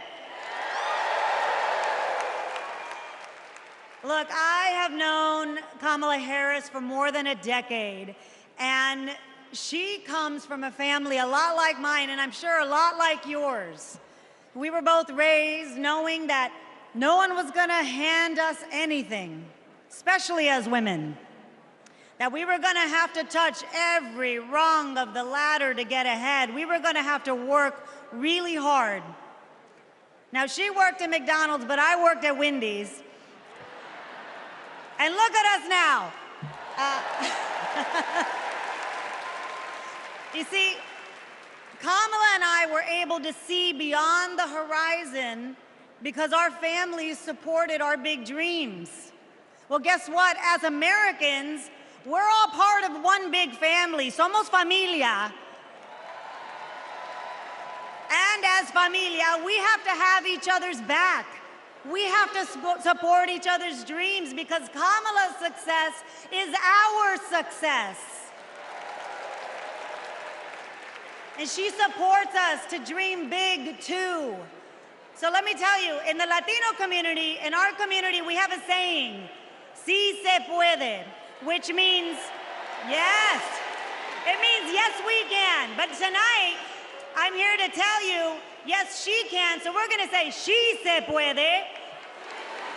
So when someone asks you, is she ready to lead this country forward? We're gonna say, she se puede. When somebody says, is she qualified for the job? We're gonna say, she se puede. When somebody asks, is she gonna be the first female president of the United States? We're gonna say, she se puede. Our voices, our vote, we're gonna decide this election. let me tell you, the energy tonight isn't just here in Chicago, it's all across the country. People are gathered at watch parties everywhere to celebrate Kamala Harris. Say hello. Yes. All right.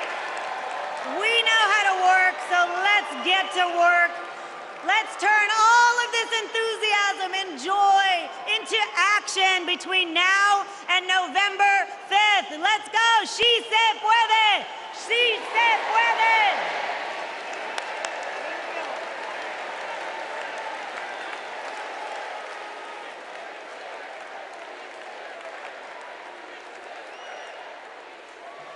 Please welcome former Illinois Republican Representative Adam Kinzinger.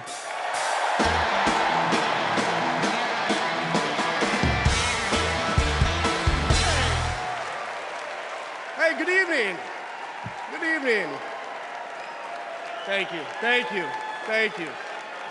I'm Adam Kinzinger, and I am proud to be in the trenches with you as part of this sometimes awkward alliance that we have to defend truth, defend democracy, and decency.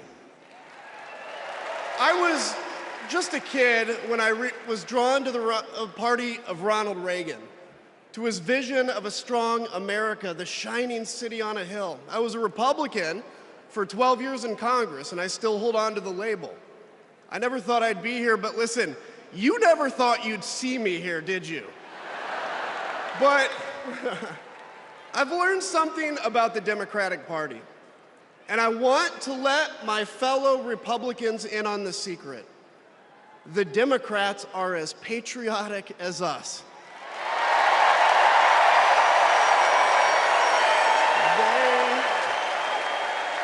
They love this country just as much as we do.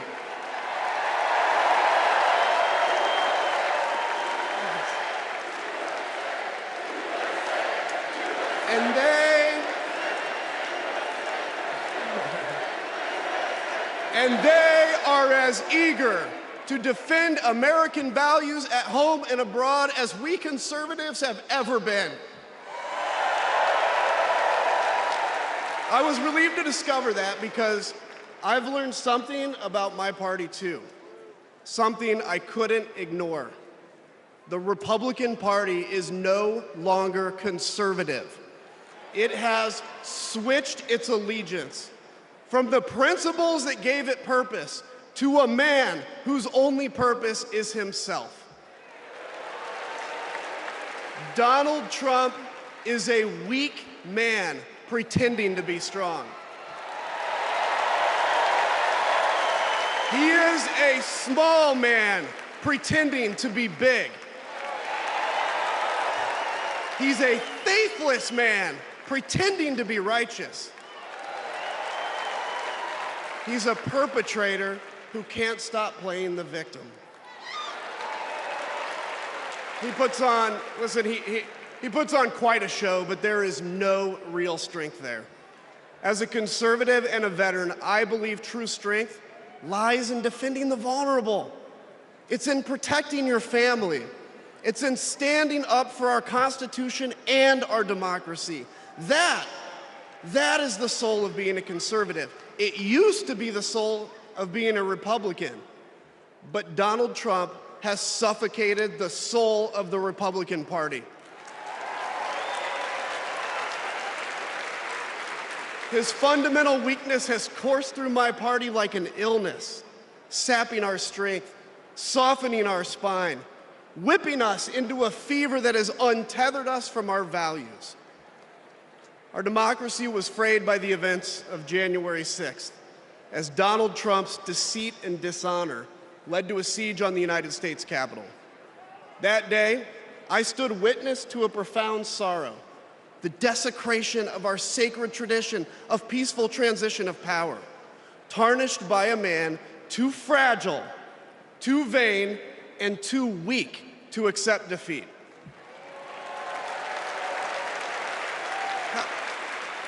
How can a party claim to be patriotic if it idolizes a man who tried to overthrow a free and fair election? How can a party claim to stand for liberty if it sees a fight for freedom in Ukraine, an attack pitting tyranny against democracy, a challenge to everything our nation claims to be, and it retreats, it equivocates, it nominates a man who is weirdly obsessed with Putin, and his running mate who said, quote, "I don't care what happens in Ukraine." Yeah, and he wants to be vice president. Yeah. How can a party claim to be conservative when it tarnishes the gifts that our forebears fought for? Men like my grandfather, who served in World War II, who believed in a cause bigger than himself, and he risked his life for it behind enemy lines. To preserve American democracy, his generation found the courage to face down armies.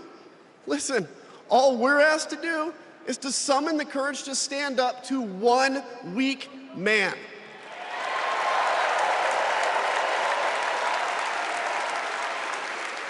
Some have questioned why I've taken the stand I have. The answer is really simple, ladies and gentlemen. We must put country first. And tonight, as a Republican speaking before you, I'm putting our country first.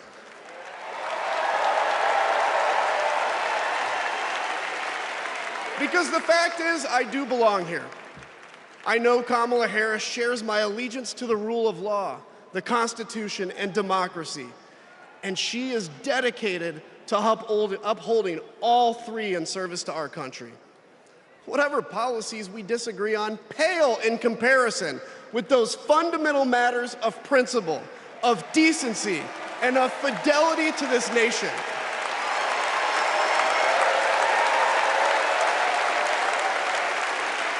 Listen, to my fellow Republicans, if you still pledge allegiance to those principles, I suspect you belong here too. Because democracy knows no party. It's a living, breathing ideal that defines us as a nation. It's the bedrock that separates us from tyranny, and when that foundation is fractured, we must all stand together, united, to strengthen it.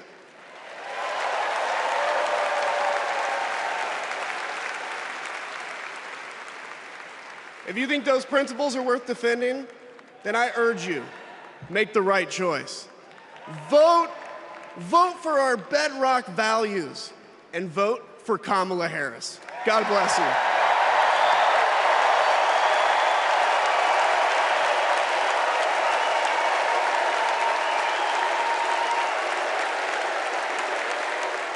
Please welcome lawyer, policy advocate, and sister of the Vice President, Maya Harris.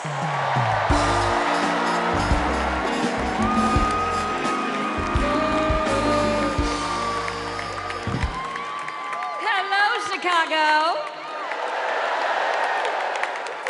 In 1958, a 19-year-old from India left the only country she'd ever known to chart her own path in America. She came here to pursue an education, but she stayed here to build a life. Her name was Dr. Kamala Gopalan Harris.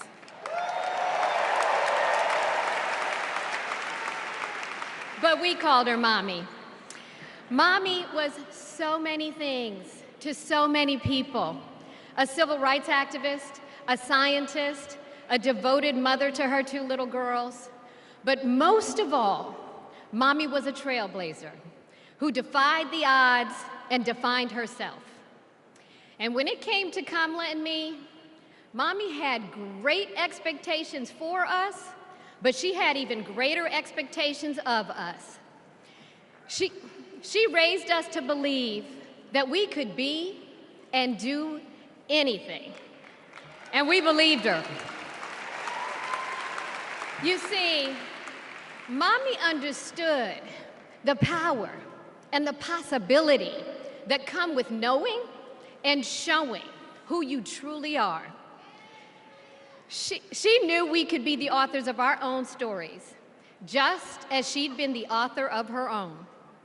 Mommy's journey and the opportunity that she wanted for Kamala and me, that's a distinctly American story. We may all have different histories, different struggles, or different perspectives, but what binds us together is the fervent desire to be free, to fulfill our God-given potential. Kamala's entire life has been about fighting for each of us to have that freedom. And like so many Americans, Kamala knows what it's like to be underestimated and be counted out. She knows what it's like to be the underdog and yet still beat the odds. And now, she has created so much electricity, so much optimism, so much joy throughout the nation, and it is why we need her leadership in this historic moment.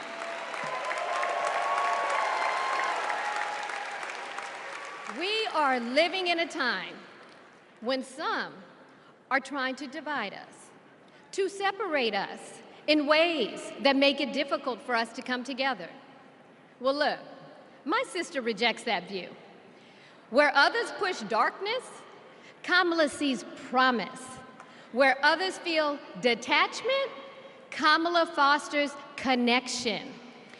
Where others want to drag us back to the past, my sister says, hold up now, we are not going back.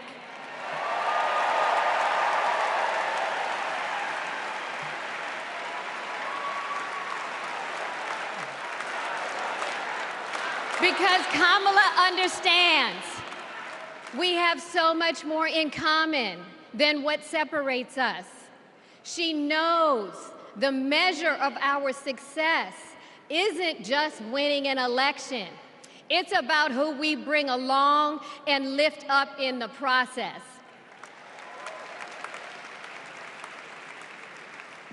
And so as I look out at all of you today and take in this incredible moment, I so wish that Mommy could be here tonight.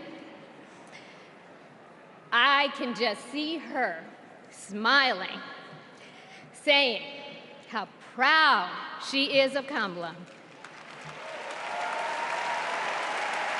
And then, without missing a beat, she'd say, that's enough, you got work to do. She would tell all of us to roll up our sleeves and get to work, to elect a leader who sees the potential in each of us, a leader who cares for all of us, a leader who fights for every one of us. Our Democratic nominee, my big sister, the next President of the United States, Kamala Harris.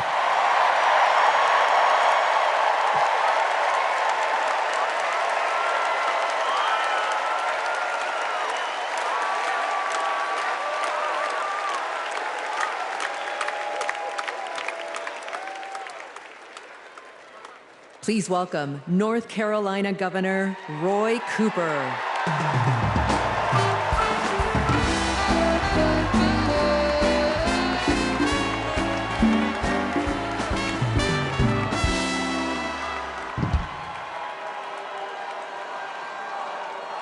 Hello, America. I'm Roy Cooper, the last guy standing between you and the moment we're all waiting for. So I'm going to get right to it. All week, you've heard stories about my friend Kamala. I want to take you behind the scenes of one of them. 2011 was a rough time for American homeowners. Hundreds of thousands were losing their homes to illegal foreclosure. I was Attorney General in North Carolina, while Kamala had just become California's. All the AGs were close to a settlement with the big banks, and it was a pretty good deal. Would have meant $4 billion for California families who'd been ripped off. I know that sounds like a lot, but Kamala said, hang on a minute. I've met these families. I know what they've been through, and they deserve more. She went toe-to-toe with some of the world's most powerful executives, and she refused to give in. Let me tell you, this was a huge risk, but she knew it was a risk worth taking. That's Kamala. And we all know what happened. The banks caved. That $4 billion for California families became $20 billion. That was the first time I witnessed Kamala in action. And what I saw was a leader who does exactly what she says she's going to do, who never will settle for less. America, we got a lot of big fights ahead of us, and we've got one hell of a fighter ready to take them on. I know that because I know her. And tonight, I want the American people to know, even if you don't agree with her on everything, Kamala Harris will fight for you to the very end. For families who need better health care or a safer place to live, Kamala will fight for you. For parents who want better schools for their kids, for workers worried about a secure retirement for themselves, Kamala will fight for you. For any one of our allies, anywhere in the world, wondering if America still has your back, remember this: Kamala will fight for you. And when she fights, we win. Kamala's ready. Kamala's ready. The question is, are we?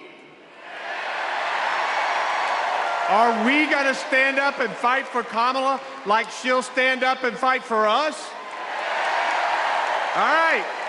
If you're ready, my home state of North Carolina, stand up. Stand up, Pennsylvania. Stand up, Michigan. Stand up, Wisconsin.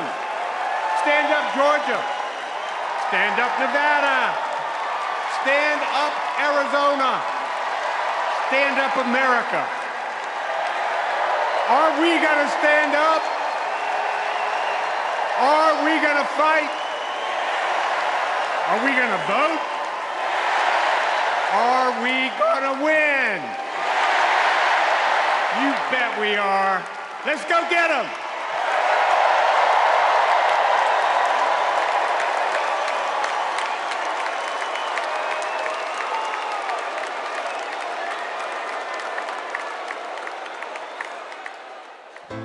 She grew up in a tight-knit neighborhood. It was the kind of place where your neighbor would look after you when school let out, where your first grade teacher would show up at your law school graduation. It's where Kamala Harris learned what it means to be in the middle class, making every paycheck count. She was raised by a working mom who taught her about standing up for what's right and protecting the people you love. Kamala carries the lessons of our mother, the fighting spirit of our mother, the compassion. She was all of 5 feet tall. If you met her, you would have thought she was 7 feet tall. And our mother, if I'd ever come home complaining about anything, she wouldn't have it. The first thing she'd say is, well, just stop the complaining. Just tell me what you're going to do about it. And since she was a young girl, Kamala Harris has been fighting for families like the ones she grew up with. That is Kamala. She can't help herself from standing up for people and standing up for what she thinks is right. She has been that way our whole lives. Being a protector is what led her to become a prosecutor. Looking back now, I could say it was her calling. As a courtroom prosecutor, she went after predators who targeted women and children. and fraudsters who ripped off working families. And she put dangerous gang members and human traffickers behind bars. We didn't have partnerships with DOJ or FBI or DEA or any of those law enforcement agencies. Now, we all work collaboratively. She was the person who built the foundation in how we do criminal justice in America. As Attorney General of California, she held the big Wall Street banks accountable for fraud, winning $20 billion for California families. She took on one of the largest for-profit colleges that was scamming students. And in the Senate, she fought for her constituents with the determination of a prosecutor, standing up for reproductive freedom. Can you think of any laws that give the government the power to make decisions about the male body? I'm not thinking of any right now, Senator. She fought to keep our children safe from the terror of gun violence. How many of you guys had to have a drill where you learned about how you need to hide in a closet or crouch in a corner in the event that there is a mass shooter? Look at that. Look at that. On the Intelligence Committee, she defended our nation against foreign adversaries. And in 2020, she made history as the first woman to be elected Vice President of the United States. She cast the tie-breaking vote to deliver urgent relief to the American people during the pandemic. She beat Big Pharma to lower prescription drug costs and cap the cost of insulin, and led the fight to restore reproductive rights after Roe v. Wade was overturned. We have worked too hard and fought too long to see our daughters grow up in a world with fewer rights than our mothers. Because she's never been afraid to stand up to powerful interests. Sometimes people will open the door for you and leave it open, sometimes they won't. And then you need to kick that door down.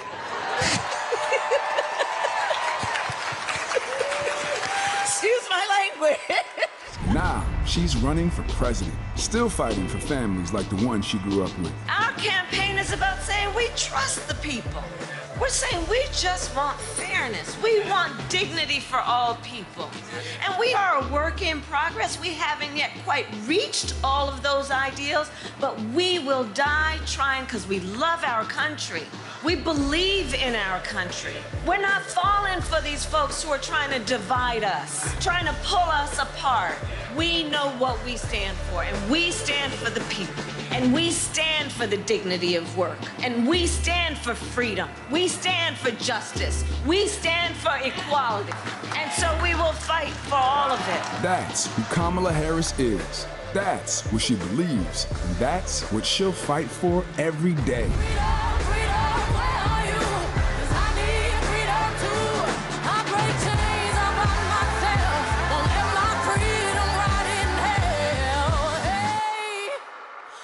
Keep on running, cause the winner don't quit on themselves.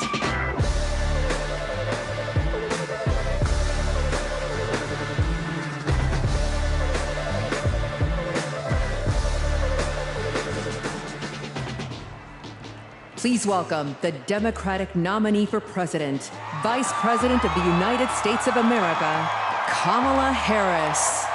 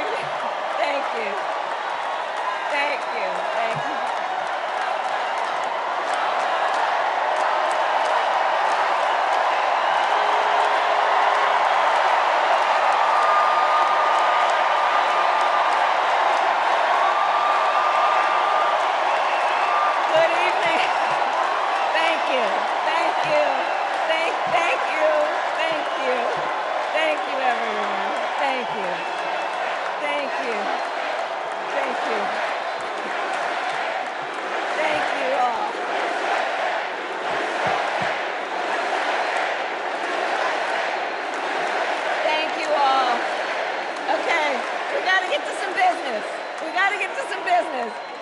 Okay, thank you all. Okay. Thank you, thank you, thank you, thank you, thank you, thank you, thank you, please, thank you, please, thank you so very much. Thank you, everyone. Thank you, everyone. Thank you. Okay, let's get to business. Let's get to business. All right. So let me start by thanking my most incredible husband, Doug, for being an incredible partner to me, an incredible father to Cole and Ella, and happy anniversary, Dougie. I love you so very much. To our President, Joe Biden. When I think about the path that we have traveled together, Joe, I am filled with gratitude. Your record is extraordinary, as history will show, and your character is inspiring. And Doug and I love you and Jill and are forever thankful to you both.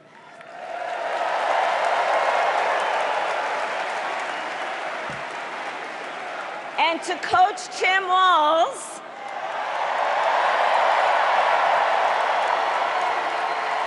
you are going to be an incredible vice president. And to the delegates and everyone who has put your faith in our campaign, your support is humbling.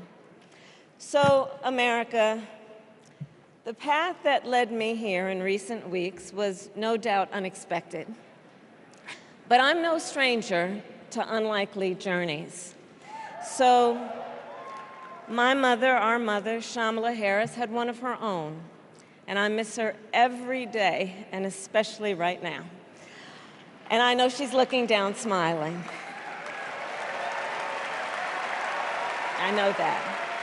So my mother was 19 when she crossed the world alone, traveling from India to California with an unshakable dream to be the scientist who would cure breast cancer. When she finished school, she was supposed to return home to a traditional arranged marriage. But as fate would have it, she met my father, Donald Harris, a student from Jamaica. They fell in love and got married, and that act of self-determination made my sister Maya and me. Growing up, we moved a lot. I will always remember that big Mayflower truck packed with all our belongings, ready to go to Illinois, to Wisconsin, and wherever our parents' jobs took us.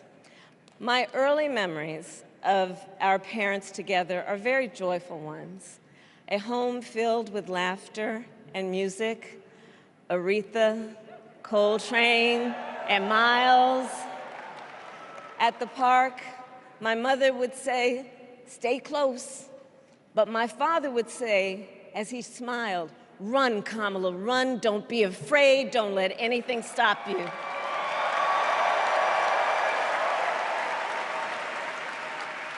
From my earliest years, he taught me to be fearless. But the harmony between my parents did not last. When I was in elementary school, they split up. And it was mostly my mother who raised us. Before she could finally afford to buy a home, she rented a small apartment in the East Bay. In the Bay, you either live in the hills or the flatlands. We lived in the flats. A beautiful working-class neighborhood of firefighters, nurses, and construction workers, all who tended their lawns with pride. My mother, she worked long hours, and like many working parents, she leaned on a trusted circle to help raise us. Mrs. Shelton, who ran the daycare below us and became a second mother. Uncle Sherman, Aunt Mary, Uncle Freddie, Auntie Chris. None of them family by blood, and all of them family by love.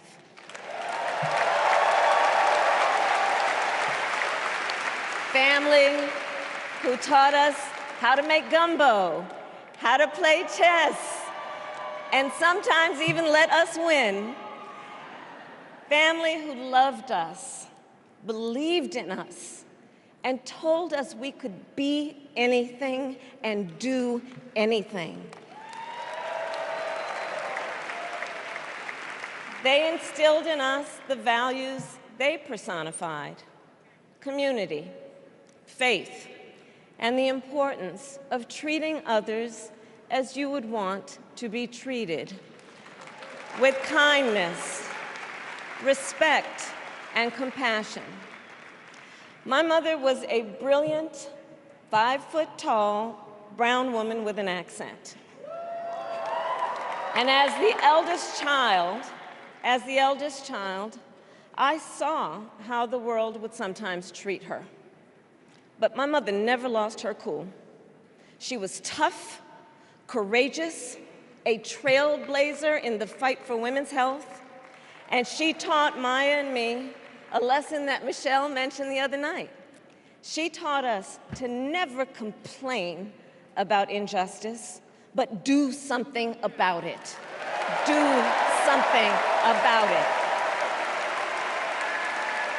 That was my mother. And she taught us, and she also taught us, and never do anything half-assed. And that is a direct quote. A direct quote. I grew up immersed in the ideals of the civil rights movement. My parents had met at a civil rights gathering, and they made sure that we learned about civil rights leaders, including the lawyers like Thurgood Marshall and Constance Baker Motley, those who battled in the courtroom to make real the promise of America. So at a young age, I decided I wanted to do that work. I wanted to be a lawyer. And when it came time to choose the type of law I would pursue, I reflected on a pivotal moment in my life. You see, when I was in high school, I started to notice something about my best friend, Wanda. She was sad at school, and there were times she didn't want to go home. So one day I asked if everything was all right, and she confided in me that she was being sexually abused by her stepfather. And I immediately told her she had to come stay with us, and she did. This is one of the reasons I became a prosecutor, to protect people like Wanda, because I believe everyone has a right to safety, to dignity, and to justice.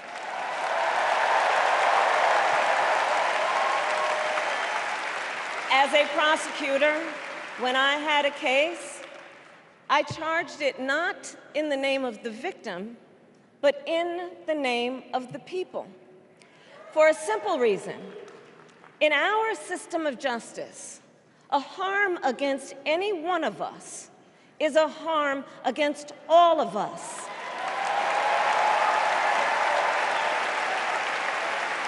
And I would often explain this to console survivors of crime, to remind them no one should be made to fight alone.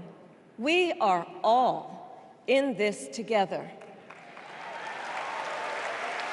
And every day, in the courtroom, I stood proudly before a judge, and I said 5 words: Kamala Harris for the people.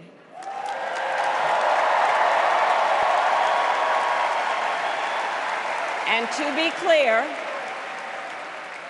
be clear, my entire career, I've only had one client, the people. And so, on behalf of the people, on behalf of every American, regardless of party, race, gender, or the language your grandmother speaks, on behalf of my mother and everyone who has ever set out on their own unlikely journey, on behalf of Americans like the people I grew up with, people who work hard, chase their dreams, and look out for one another, on behalf of everyone whose story could only be written in the greatest nation on earth, I accept your nomination to be President of the United States of America.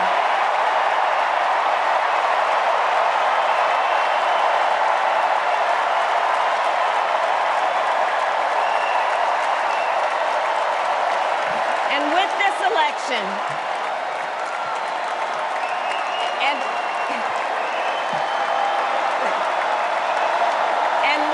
election, our nation with this election has a precious, fleeting opportunity to move past the bitterness, cynicism, and divisive battles of the past, a chance to chart a new way forward. Not as members of any one party or faction, but as Americans.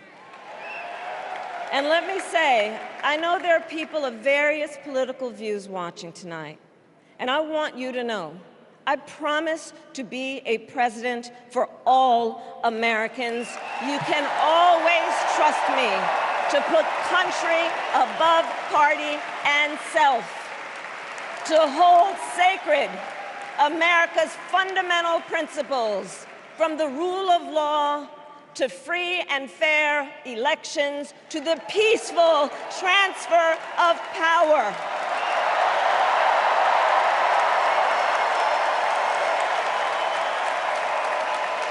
I will be a president who unites us around our highest aspirations, a president who leads and listens, who is realistic, practical, and has common sense, and always fights for the American people. From the courthouse to the White House, that has been my life's work. As a young courtroom prosecutor in Oakland, California, I stood up for women and children against predators who abuse them. As Attorney General of California, I took on the big banks, delivered $20 billion for middle-class families who faced foreclosure, and helped pass a homeowner Bill of Rights, one of the first of its kind in the nation. I stood up for veterans and students being scammed by big for-profit colleges, for workers who are being cheated out of their wages, the wages they were due, for seniors facing elder abuse. I fought against the cartels who traffic in guns and drugs and human beings, who threaten the security of our border and the safety of our communities. And I will tell you, these fights were not easy, and neither were the elections that put me in those offices. We were underestimated at practically every turn, but we never gave up, because the future is always worth fighting for. The fight we are in right now, a fight for America's future.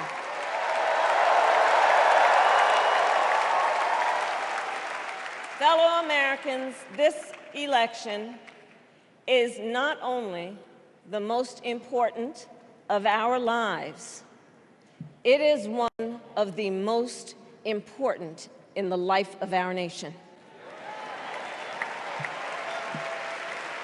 In many ways, Donald Trump is an unserious man. But the consequences of putting Donald Trump back in the White House are extremely serious. Consider not only the chaos and calamity when he was in office, but also the gravity of what has happened since he lost the last election. Donald Trump tried to throw away your votes. When he failed, he sent an armed mob to the United States Capitol, where they assaulted law enforcement officers. When politicians in his own party begged him to call off the mob and send help, he did the opposite. He fanned the flames. And now, for an entirely different set of crimes, he was found guilty of fraud by a jury of everyday Americans and separately found liable for committing sexual abuse. And consider what he intends to do if we give him power again. Consider his explicit intent to set free violent extremists who assaulted those law enforcement officers at the Capitol. His explicit intent to jail journalists, political opponents, and anyone he sees as the enemy. His explicit intent to deploy our active duty military against our own citizens. Consider the power he will have, especially after the United States Supreme Court just ruled that he would be immune from criminal prosecution. Just imagine Donald Trump with no guardrails, and how he would use the immense powers of the presidency of the United States, not to improve your life, not to strengthen our national security, but to serve the only client he has ever had, himself.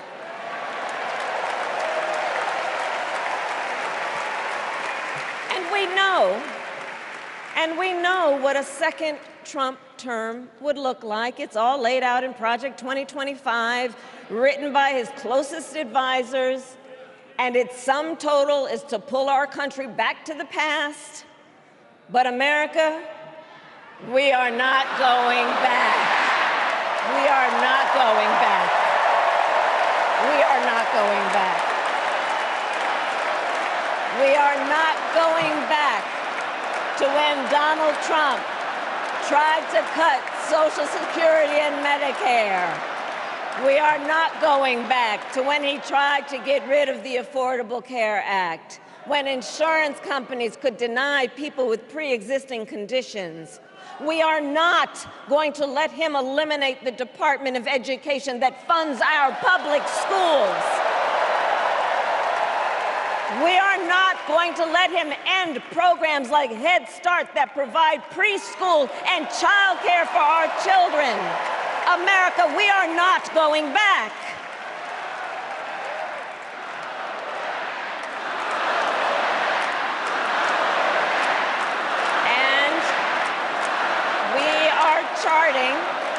And we are charting a new way forward. To a future with a strong and growing middle class, because we know a strong middle class has always been critical to America's success. And building that middle class will be a defining goal of my presidency.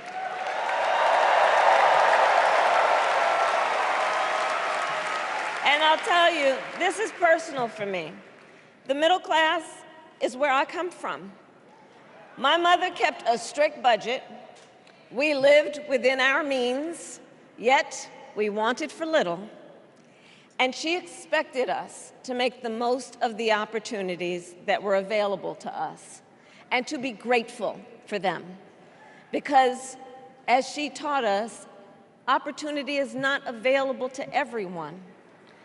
That's why we will create what I call an opportunity economy where everyone has the chance to compete and a chance to succeed.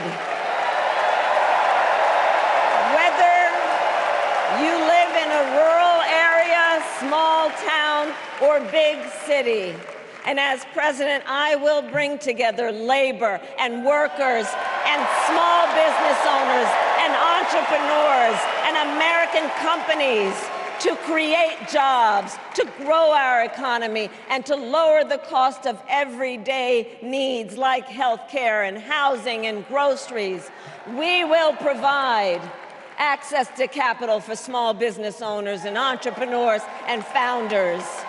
And we will end America's housing shortage and protect Social Security and Medicare. Now compare that to Donald Trump, because I think everyone here knows he doesn't actually fight for the middle class. He doesn't actually fight for the middle class. Instead, he fights for himself and his billionaire friends. And he will give them another round of tax breaks that will add up to $5 trillion to the national debt. And all the while, he intends to enact what in effect is a national sales tax, call it a Trump tax, that would raise prices on middle-class families by almost $4,000 a year. Well, instead of a Trump tax hike, we will pass a middle-class tax cut that will benefit more than 100 million Americans.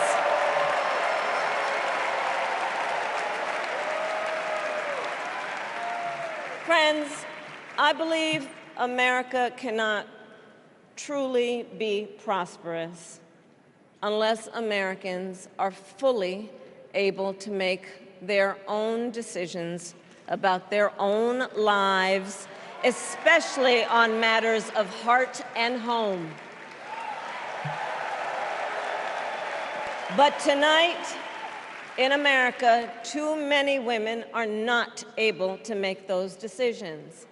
And let's be clear about how we got here. Donald Trump handpicked members of the United States Supreme Court to take away reproductive freedom. And now he brags about it. In his words, quote, "I did it and I'm proud to have done it," end quote. Well, I'll tell you, over the past 2 years, I've traveled across our country, and women have told me their stories. Husbands and fathers have shared theirs. Stories of women miscarrying in a parking lot, developing sepsis, losing the ability to ever again have children, all because doctors are afraid they may go to jail for caring for their patients. Couples just trying to grow their family, cut off in the middle of IVF treatments. Children who have survived sexual assault, potentially being forced to carry a pregnancy to term. This is what's happening in our country because of Donald Trump. And understand, he is not done.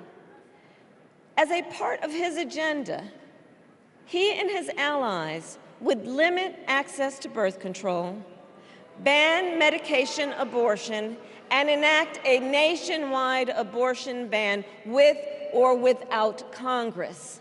And get this, he plans to create a national anti-abortion coordinator and force states to report on women's miscarriages and abortions. Simply put, they are out of their minds.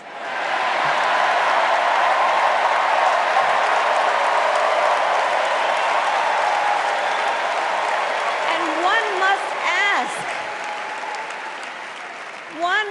ask, why exactly is it that they don't trust women? Well, we trust women. We trust women. And when Congress passes a bill to restore reproductive freedom, as President of the United States, I will proudly sign it into law.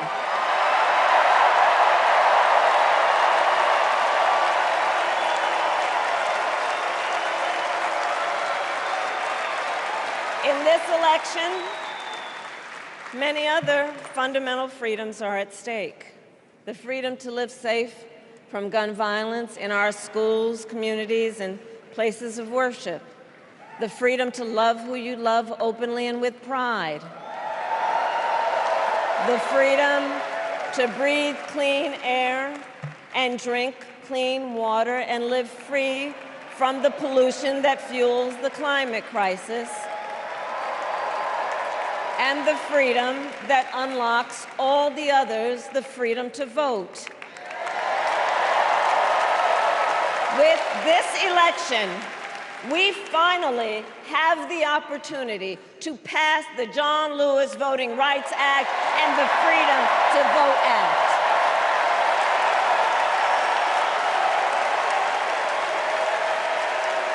And let me be clear, after decades in law enforcement, I know the importance of safety and security, especially at our border. Last year, Joe and I brought together Democrats and conservative Republicans to write the strongest border bill in decades. The Border Patrol endorsed it. But Donald Trump believes a border deal would hurt his campaign. So he ordered his allies in Congress to kill the deal. Well, I refuse to play politics with our security, and here is my pledge to you. As president, I will bring back the bipartisan border security bill that he killed, and I will sign it into law. I know we can live up to our proud heritage as a nation of immigrants and reform our broken immigration system. We can create an earned pathway to citizenship and secure our border.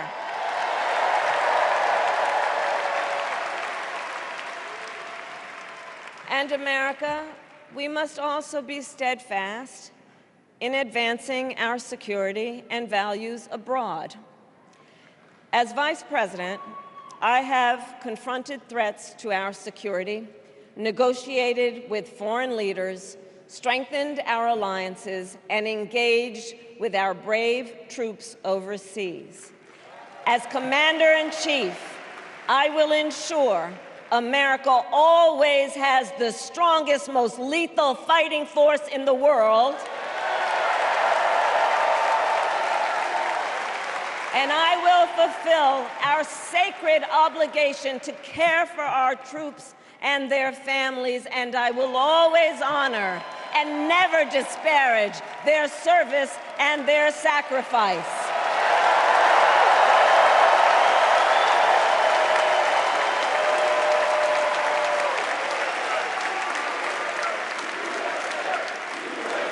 I will make sure that we lead the world into the future on space and artificial intelligence, that America, not China, wins the competition for the 21st century, and that we strengthen, not abdicate, our global leadership. Trump, on the other hand, threatened to abandon NATO. He encouraged Putin to invade our allies, said Russia could, quote, do whatever the hell they want. 5 days before Russia attacked Ukraine, I met with President Zelensky to warn him about Russia's plan to invade. I helped mobilize a global response, over 50 countries, to defend against Putin's aggression. president, I will stand strong with Ukraine and our NATO allies.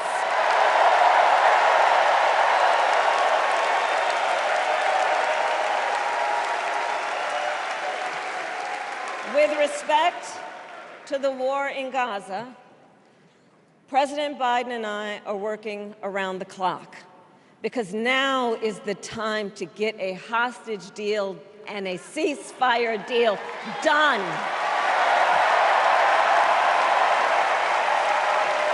And let me be clear, I will always stand up for Israel's right to defend itself, and I will always ensure Israel has the ability to defend itself, because the people of Israel must never again face the horror that a terrorist organization called Hamas caused on October 7, including unspeakable sexual violence and the massacre of young people at a music festival. At the same time, what has happened in Gaza over the past 10 months is devastating. So many innocent lives lost. Desperate, hungry people fleeing for safety over and over again. The scale of suffering is heartbreaking. President Biden and I are working to end this war such that Israel is secure, the hostages are released, the suffering in Gaza ends, and the Palestinian people can realize their right to dignity, security, freedom, and self-determination.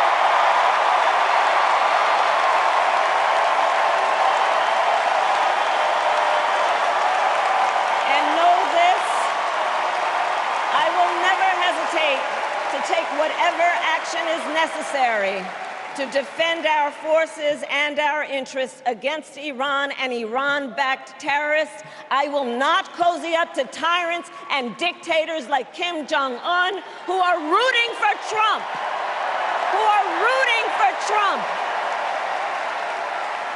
Because, you know, they know he is easy to manipulate with flattery and favors. They know Trump won't hold autocrats accountable because he wants to be an autocrat himself. And as president, I will never waver in defense of America's security and ideals, because in the enduring struggle between democracy and tyranny, I know where I stand and I know where the United States belongs.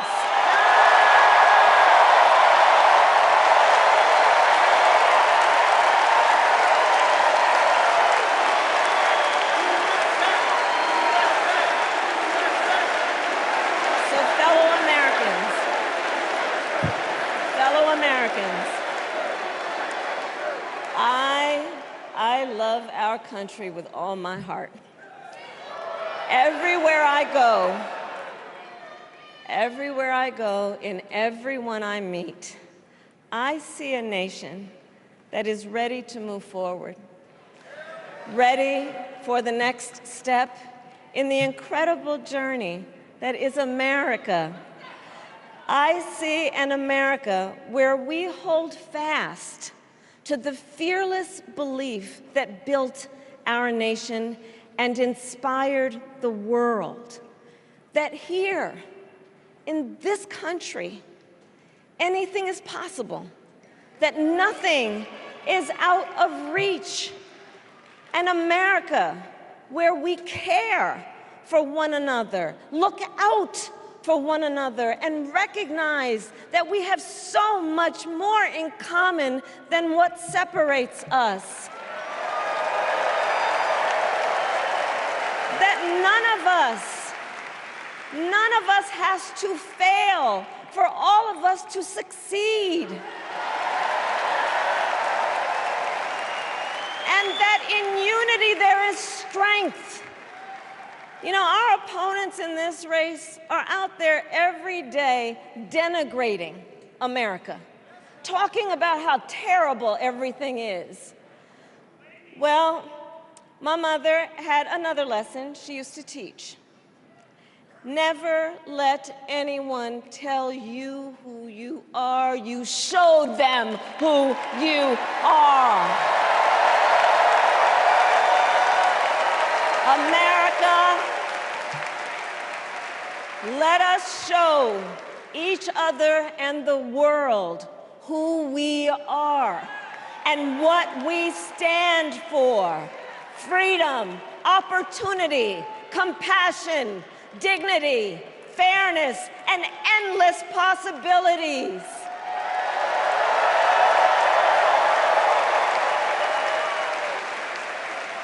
We are the heirs to the greatest democracy in the history of the world.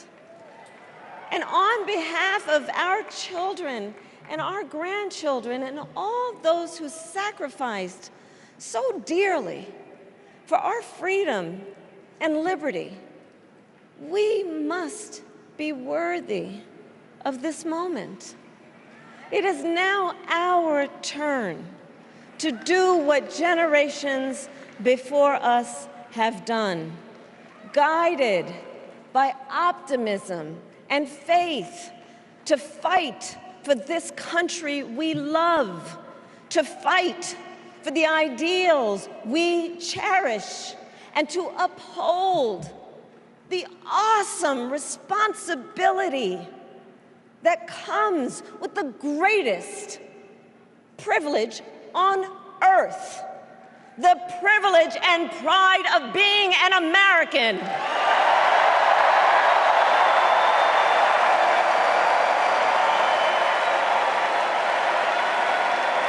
So let's get out there, let's fight for it, let's get out there, let's vote for it, and together, let us write the next great chapter in the most extraordinary story ever told.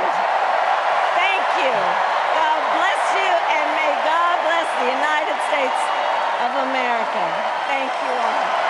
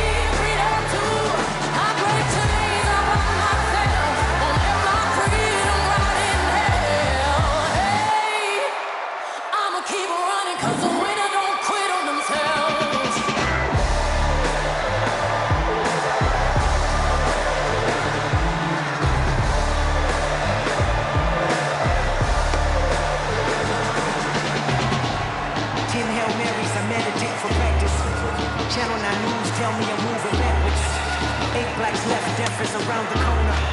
7 misleading statements about my persona. 6 headlights waving in my direction. 5-4 asking me what's in my possession. Yeah, I keep running, jumping the aqueducts, fire hydrants and hazardous smoke alarms on the back of us. But mama don't cry for me, rap for me, try for me, live for me, breathe for me, sing for me, honestly guiding me. I can be more than I gotta be, stole from me, lied to me, nation hypocrisy, gold on me, driving me wicked. My spirit inspired me like yeah. Open correctional gates in high desert. Open our mind as we cast away oppression. Open the streets and watch our beliefs. And when they carve my name inside the concrete, I pray it forever. Freedom, freedom, I can't move. Freedom, cut me loose. Freedom, freedom, where are you? 'Cause I need freedom too. I break chains up on myself. Don't let my freedom rot in hell. Hey, I'ma keep running 'cause the winner don't quit on themselves.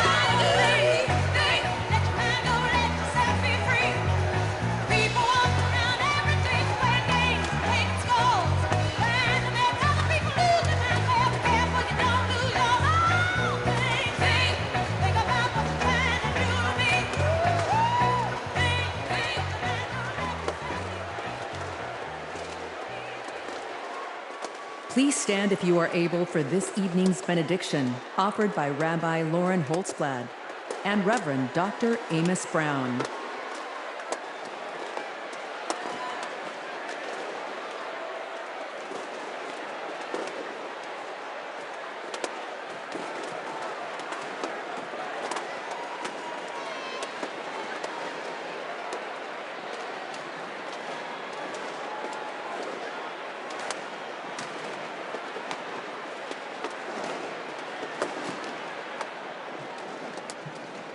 America, let us pray.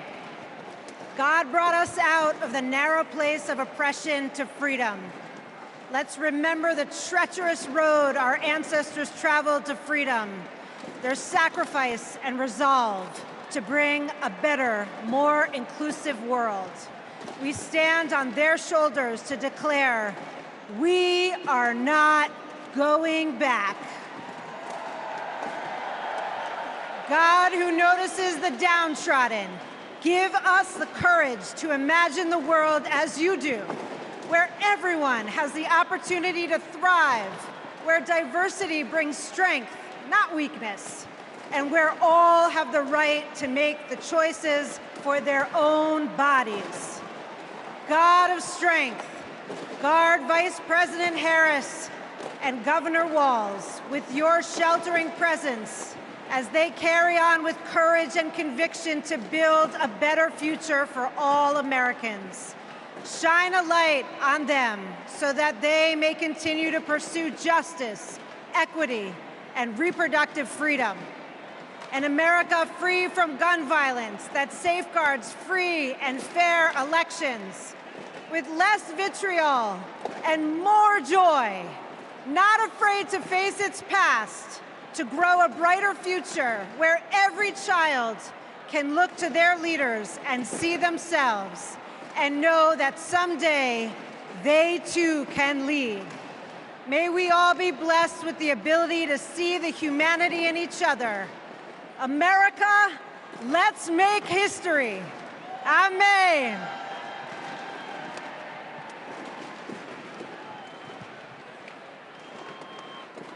As we close this convention, we ask that the Creator bestow blessings on Vice President Harris and Governor Walz, and upon the bright future they will bring to the people of America. A future where our nation lives its motto of e pluribus unum, bringing together in civility and dignity the diversity that has built this great nation.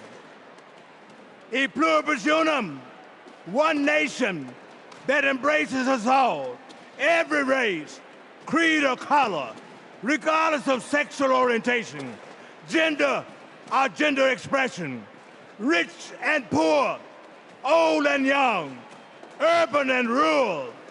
A future, oh God, for every American, where the humanity of all persons will be affirmed and celebrated, where every American has the opportunity and freedom to pursue those inalienable rights of life, liberty, and the pursuit of happiness.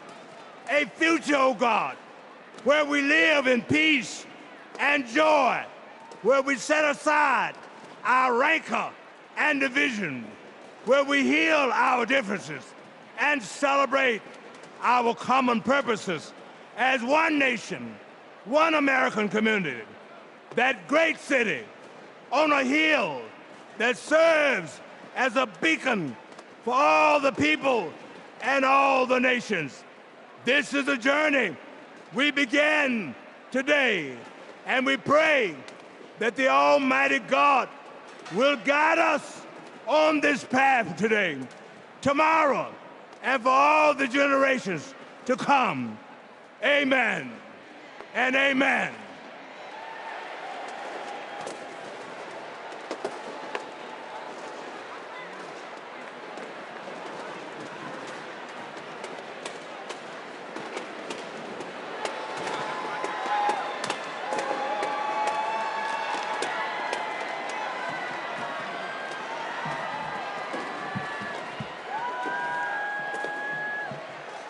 As we close, I want to thank each and every one of you for bringing your energy and your enthusiasm to the convention that will carry us through to victory in November.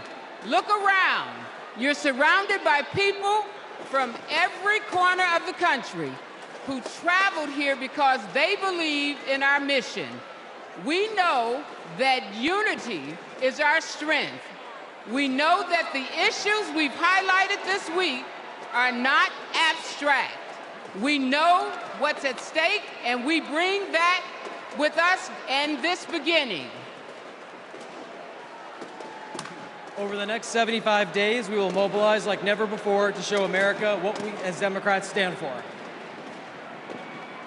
Together, we will fight for our rights, our freedom, and our democracy. Together, we will elect Democrats up and down the ballot. Together, we will win. Win that, as we know, we have to further business to come before the convention. I am now proud to adjourn the 49th Democratic National Convention. Thank you, Chicago.